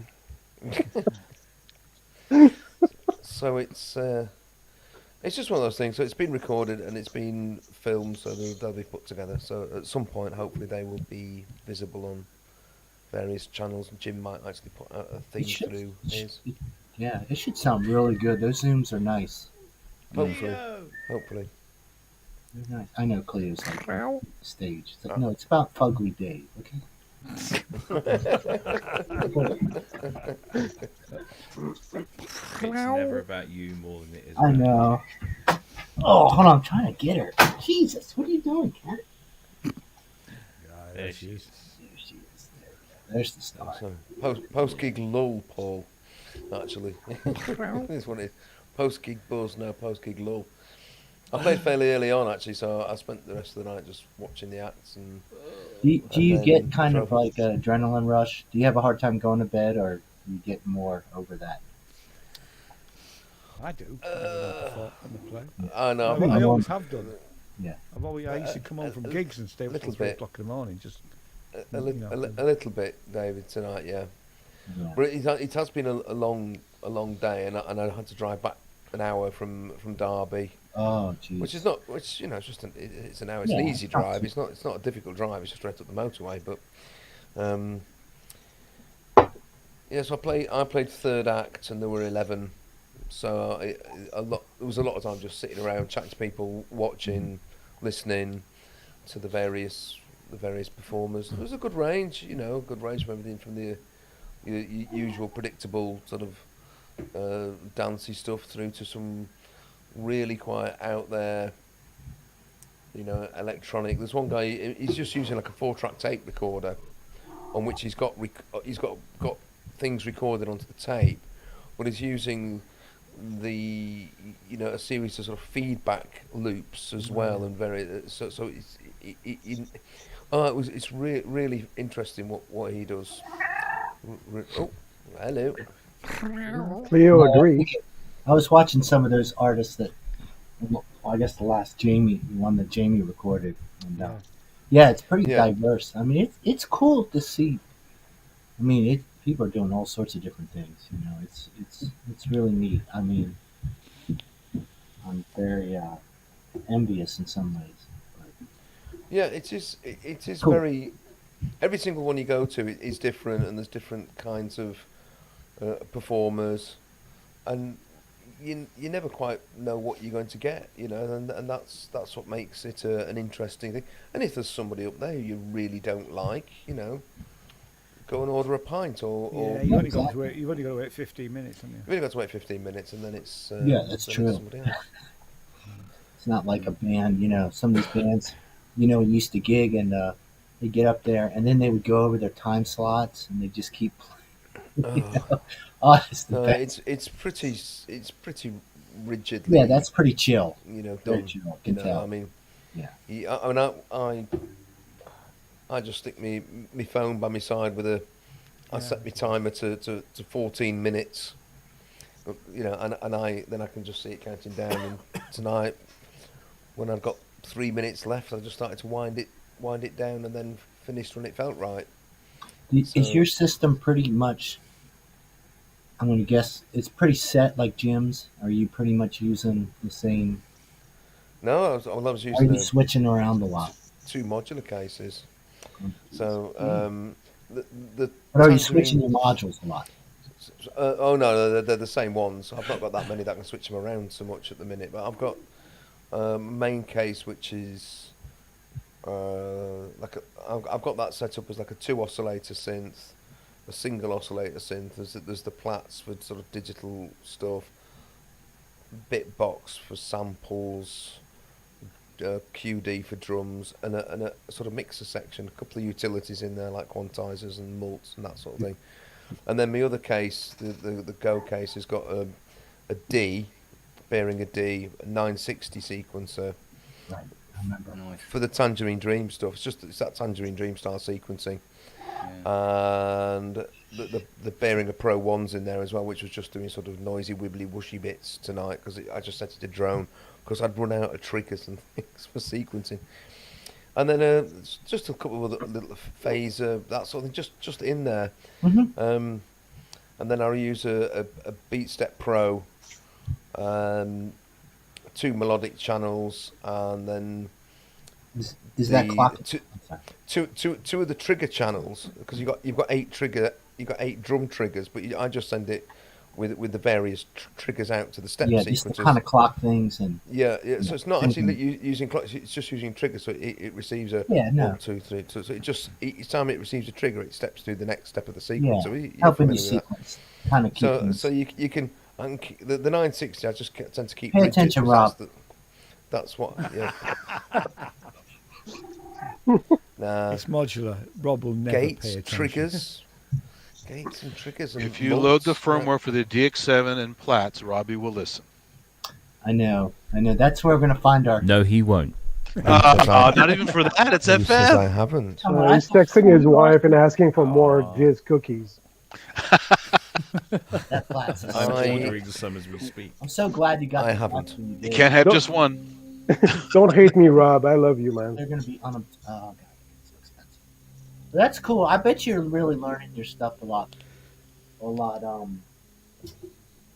Keep trying new ways. New ways to do things, and I feel I've got to the point where I can actually make it last 15 minutes without me sometimes sitting there thinking, blimey, this is going on a bit. What do I do now? Yeah. So it's got transitions from one thing to another thing and bringing things back, and I think it's just little things like the little bit box where you can just hit the square on the screen and it triggers that sample. In it goes. Thank you very much. I don't have to worry about sending it a trigger. I just go with my little finger and go ping, and it plays the sample back. Now there's no different than that from hitting and pressing a key or a pad on an MPC or anything like that. It's there in the rack and it's a little thing, ping, and it plays back a little sample. And I tend to use it for sort of speech samples. I've got some quiet things going through effects which I was using as well. Yeah, I could see why. Basically, what you're saying, Andy, is when pressing down a special key, it plays a little melody. Or somebody talking about Tutankhamun. Yeah, something like that. Yeah. Ja. Und wenn ich diese Taste drücke, spielte ein kleines Musikstück. Ohne Batan dosega dentaku katateni. Am I learning my shit? Was that okay, Wagyu? By the way, sounds a bit like that. Saying? He makes me nervous. Very smart. He's Google. Goes ping. We found out ages ago. Wagyu is Google. Wagyu is Google. Yeah. Well, he's everywhere. Does that exist? So he won't show his face. It's like it just makes me very. Oh, you're the server room fans when he joins the call. He's constantly surrounded by servers, so he's. Andy, do you have a sample track? Sass was asking. I do. Yes. Are you using it? I'm not using mine too much. I want to. Don't. Oh, come on. No. I haven't barely switched it on. There you go. Just say. There you go. I haven't barely switched it on. Right. I bought it, and I will get round to it. It's the getting round to it. Other things keep getting in the way. And I know I don't have to justify, but it is. You definitely don't have to justify. Trust me. It's not going to be like the kin NPC because it's actually I have a little play with it, and it is easier to use and more. I mean, it's fun and it's immediate, and it does that. The looper is fabulous. I've not used the looper. I shall check that out. You got to make sure you got that 1.2 firmware. I'm not that I've used it a lot, but I did download that and kind of play with it. I haven't got around to it too much either. I just overextended myself with other things, but I'm not getting rid of it. There's no way I'm getting rid of it. No, it's fine. It's there. It's cool, but it is a little bit got a learning curve, you know. And dedicating some time to it. Yeah, but that's. Now, is that Robbie or is that Kent? Robbie. It's Rob. That's all in your head. Oh, he's playing with his sample track. Okay, cool. Yeah. So proud of himself. Look at him. That's it. Go on, give us that smug look again, Robbie. Go on. Look. He's so proud of himself. You've got all that module. Look what I can do with this little box. Yeah. He's gonna hold like the NXS video. He's throwing the cards out. Look at his hands; they're a blur. It is super cool. It really is a super cool little box. I feel so guilty not using it more. I feel so guilty not using it more. Look at, he's still so happy. Well, that ain't gonna go very far. Oh god.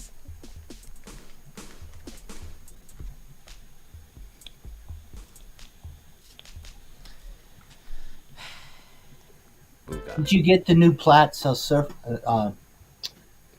new software on, Andy? No. Put on? Oh, you got to do it. It's really cool. Can I ask, Dave? I'll ask you a question now. No. If you put the new firmware on it, does it overwrite everything else that's in there? No. Or does it simply add something new? It adds it, and that's a good question because I was going to tell you this. All it does is, you know where it has the green and the red, two choices? It adds a third one, a yellow. Oh, so right. it actually just gives you. It does probably some other things really subtly, but that's really what it does. It literally just adds a third bank. It's a little wonky to get it installed. Like you might have to use your phone to send it, but I highly recommend it. I think it was a. Yeah, I haven't. One or two other people said it was a bit strange to do, but that's not the reason. I know what I've been using the Platts for, and I didn't want to mess it up. Yeah, just grab it, or if you need it ever, I have it. I'm sure a lot of people have it. There's no rush. Go onto the website and download it, but yeah, well, the website might be down now. And all the mutable stuff, you can always go back and load the other firmware back. So yeah, it's okay. But it's definitely, I would say it's one of those upgrades where it doesn't screw up everything else. And she literally added just another color, and you're just like, wow, that's really right. Okay, thank you. I'll sort that. But yeah, I actually yeah, it's such a great module. It's so cool. Yeah, I'm just trying to learn my mutables. I've got beads, marbles, ripples, and plots. I've got more, but I've had those four just trying to understand them. And boy, it's a learning. It's like I could do certain things, but then I just realized how much more they can do. You know, I'm trying to force myself to get to the point where I know what they do, and I don't have to relearn them every time. So, I don't know. It is a bit like that sometimes, but I think that's the case with a lot of gear. But yeah, that's why I am trying to slow down a little bit to learn stuff. I was getting to the point where it was getting a little bit overwhelming. Oh, it was fun though. Yeah. I don't know. What do you think, Cleo? You've been awful quiet. Nice, Simon. Look at that now. Oh, people.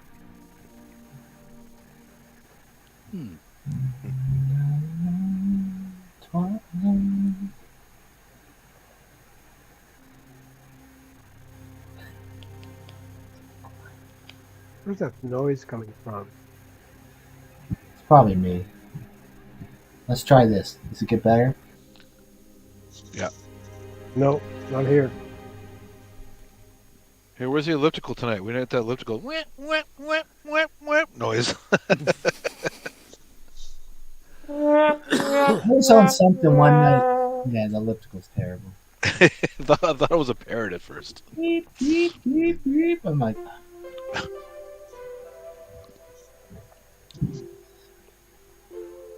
I should be on the elliptical. Jesus. I'm not doing it. Oh, sorry, Jesus. But... Yeah, Anyone know if Robert... I should be on the elliptical fat Jesus. Yeah. You'd be a MC 900-foot Jesus, right? Yeah. There better not be a Jesus. I'm screwed if there is. I'm not that fat, okay? Fuck off. Well, you're fugly. That's your problem. Yes, but I'm fugly on the inside as well. Wow. Well, I appreciate that.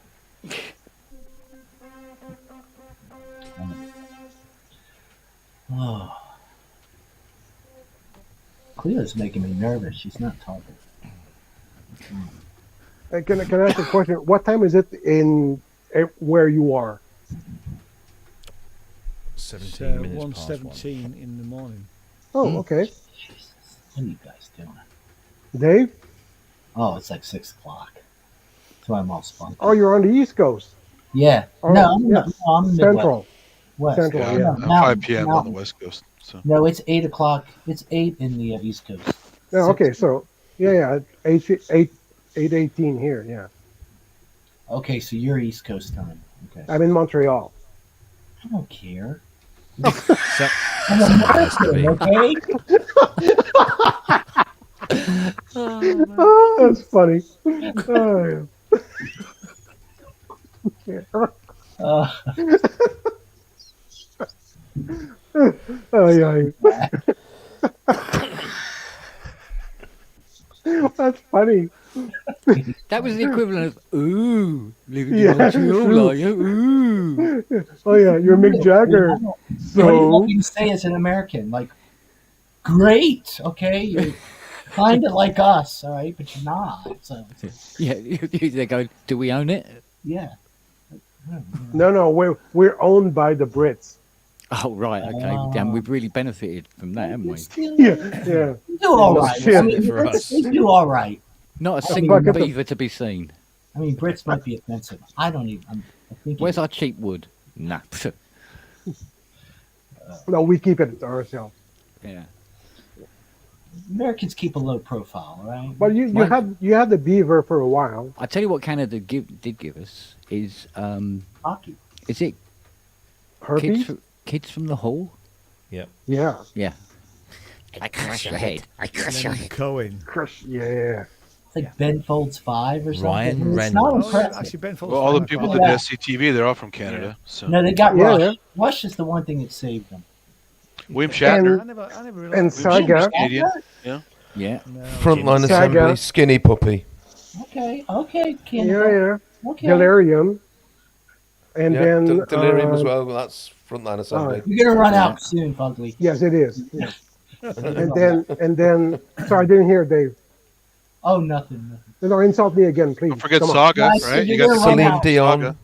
You're gonna run out Yeah. of stuff soon, okay? But you can keep. Going Okay, downhill quick. okay, fuck you, Celine Dion, Culture of Ghosts, K.D. Lang. Katie Lang, there we go, Frozen Ghost, Woo!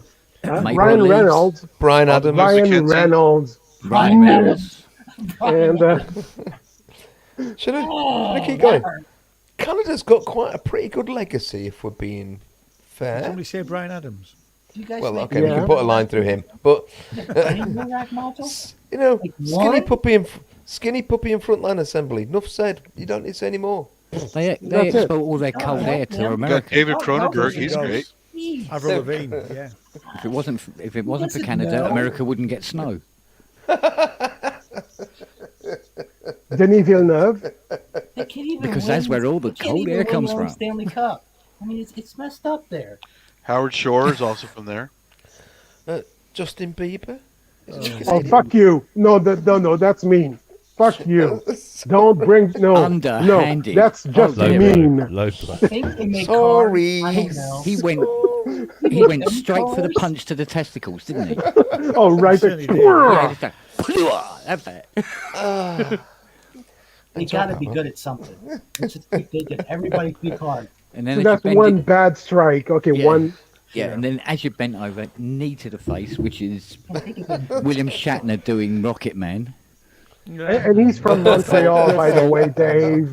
Hey, John Candy was from there, and he was fat. So Yeah, he was fat, and he's like 125 years old and still going. Fat is the new cool. Come on. Fat is a new cool. Yeah. Fat is the new slim. Well, no, but I mean, in North America, What, in your 50s? more than 50% of the population is obese. So I'm normal. You skinny people, That's a Obese matter come of on, opinion. That's a matter eat of those opinion. poutines. Come on. Idea. It's not proven. Obese isn't proven. It's just It's just a state of mind. it's a state of mind. Yeah. If you don't have the scale, it doesn't count. Thank you, Dr. Synth. Alanis vinaigrette, yeah. Alanis. Hey, you know what? One little bit of thing, you know, because I need to talk about myself for a while. On Okay. Jagged Little Pill, there's one of my Oh, the synth. bell rang. Sorry. No, but Jagged Little Pill, there's one of my synth on that album, all over it. My first ever synth ever. Which one? Maxicorg. No, I didn't play it. I lent it to my friends who were doing tracks for Maxicorg. Maxicorg. Yeah. Oh, yeah. Yeah, The 800 DV, depending on where you are in the world. Yeah, in the world. yeah. That was my first ever synth. One of Dave Spears' favourite synths. Yeah. Yeah, absolutely. Yeah, and he made a wonderful video about it. He too. did, yeah, it was a great video actually. Yeah, really. Well, it's Good. basically two 700s, isn't it? Yeah. Yeah. Great, and it's a perfect synth to learn how to program a synth because you can actually visualize the waveform. It's Got one in the garage, would you believe? You do? Use it. Oh, it doesn't work. That's why it's in the garage. It's where synths go to die. You see, I put the synths that don't work in my bedroom. Ah. That's why I have 5 here and 4 on the other side. Plus, No, I plus put all my the synths I string. don't understand in the bedroom. Where's Fiona? Yeah, I can't figure her out. Well, no, it's normal. Why the hell is she with me? Hey, Rob. Mm. Mhm. Yeah. Rob's So, just composed a symphony while we've been. I know. Yeah, that's what I'm thinking. Gonna bust it out here in a second. Come on, novel. Either that or he's just done another Wordle in 2 goes. It's time to do Wordle, isn't it? No, I do Wordle in bed before I get up. It helps my brain kind of crank up. Yeah, I always do it last Why not night. just drink coffee? Yeah. Thank you, David. Coffee. I do it while I'm drinking my coffee in bed. Or a just vigorous actually- wank. Oh. I've never. No, I know him. He the used to wife go to my doesn't like school. Oh, vigorous? Yeah, I remember Oh, him. no. Vinegar stroke. Happy Joe. Oh, Aye. Oh yeah, the vigorish. That's what you owe your bookie, right?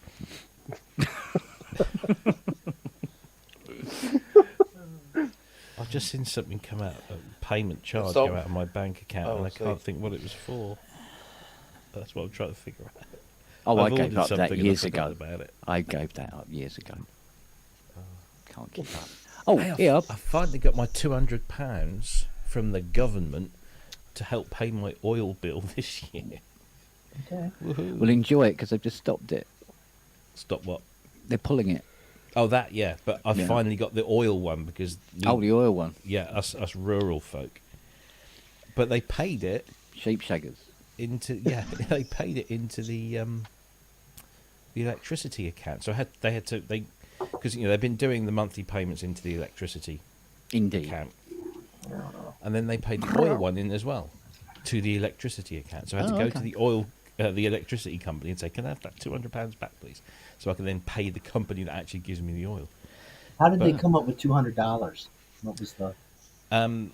It's pounds, by the Yeah, way. well, I wasn't going to pick him. I wasn't going to pick him up on that. Which, as we know, is a little bit heavier. Yeah. I Not no, a lot, I but don't know. $200 I don't know how the $200. figure was calculated, but they Okay. 200 they pounds. just they decided to do this energy support scheme, which meant that you got every household got £400 towards their electricity bills and gas bills for Nice. 6 month period. Sorry. The government forks out 200 quid per household, and British Gas today 400 announced Yes. profits of 3.3 billion. Yeah. Well, the parent company And did. yeah, the parent company. 'Cause that's why Centrica. Centric, yeah, Because because it's and then there was all 700 this. million is the British Gas profits. But they said that the reason they couldn't drop the bills, the British gas bills, is because competition law prevents them from doing it. Because Centrica are a wholesaler and British Gas are a customer of Centrica, even though British Gas are owned by Centrica. Yeah, funky, isn't it? It's all fucking bollocks. You'd be disgusted if I told you what I pay For what? for all my heating, cooling, Okay. water. It's dirt cheap. Well, the thing is, I won't say it because The- I'm not going to brag. they- I'm American. so there was this whole thing about price No. increases and everything for Shocking fuel. here, David. And we have a thing. We have a cap over here. So the government sets a cap, or Ofgem set a cap, and companies cannot charge you more than that a year for gas or electric. But of course, the price of gas and electric was going up and up and up and up. So they put the cap up, which kind of defeats the point of having a cap because the cap's supposed to stay there. But they move the cap. So they keep moving the cap. So the government said, okay, we'll give every household £400 towards their gas and electric. Well, a large Offset the part of cap. this country, a large part of this country, not the majority, but a large significant part, like myself, live in rural areas where we don't have gas. We have electricity, but we don't have gas. Right. So our heating is all done through kerosene, oil.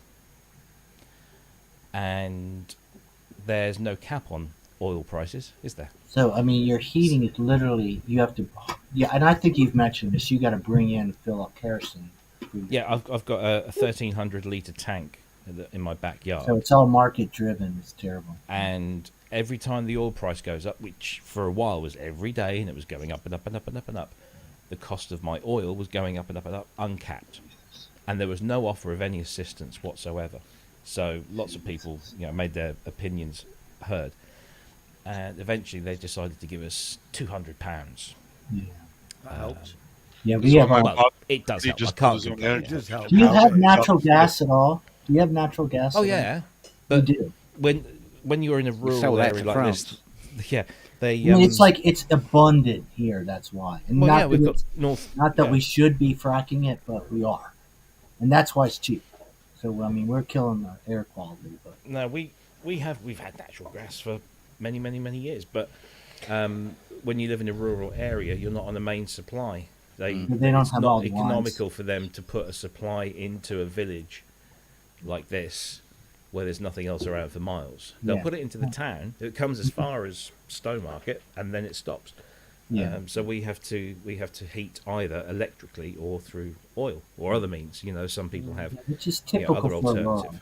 But unfortunately, like you said, you're very market driven now. You don't. That's where solar really makes sense. But I guess. Well, there's a lot of that going on around here because I mean, in rural areas, it gives you a certain hedge, but of course, it's got its own. the only gas that we Startup have in the costs. village, my mother-in-law lives on a small brand new estate, Wait. and they have a tank in the estate. So underground, there's a large spherical tank, and lorries Bloody come wood. and fill it up periodically, and the estate draws its gas supply from there. So it's not piped in; it's driven in, which then adds to the carbon footprint and everything. So, That's tough. but anyway, no, I mustn't grumble. I've had £400 off my electric and £200 off my oil. So Yeah. I can't. Well, we have hydroelectricity here, so. Mm-hmm. Ah, really? So that's what you Yeah. have. That's the only thing we have here. Water. And it's cheap, like really cheap. So, hey, welcome to Quebec. Yeah. You wait till My province is yeah. Sorry. And wait till everybody comes there, and it's like, oh man, this isn't enough anymore. But oh no, we have no, plenty. I know some of that stuff is definitely it's not, you know. I don't like to joke about it too much because it's real money on people. But, yeah. That's tough. Mm. I think I'm going to go to bed. Yeah, I gotta go. On that happy note, yeah. That happy note. Me too. I'm I gotta go too. I just wanted to drop by and say hi to everybody and just be honest. I'm going to say and insult nice to me, see you, thanks. Dave. Nice Yeah. to see you. It's really nice Jeffrey. to see you. Or See you, whichever Dave. name you want to choose. Jeffrey, I'm See so- everyone. See you, Ken. See you, Robbie. you later, See you, Freddie. Ian. Bye. Bye. Take care. Bye. Bye. You guys are great. And there were 4. And then there were 4. I'm ready for it. I know. Yeah. Cannot find what Amazon have just charged me £14 something for something that's being delivered tomorrow or today, effectively, and I have no idea what it is. Can't find it. Fuzzy handcuffs? Got those. Got Sorry, those. pink fuzzy handcuffs. Ah, no, yeah. More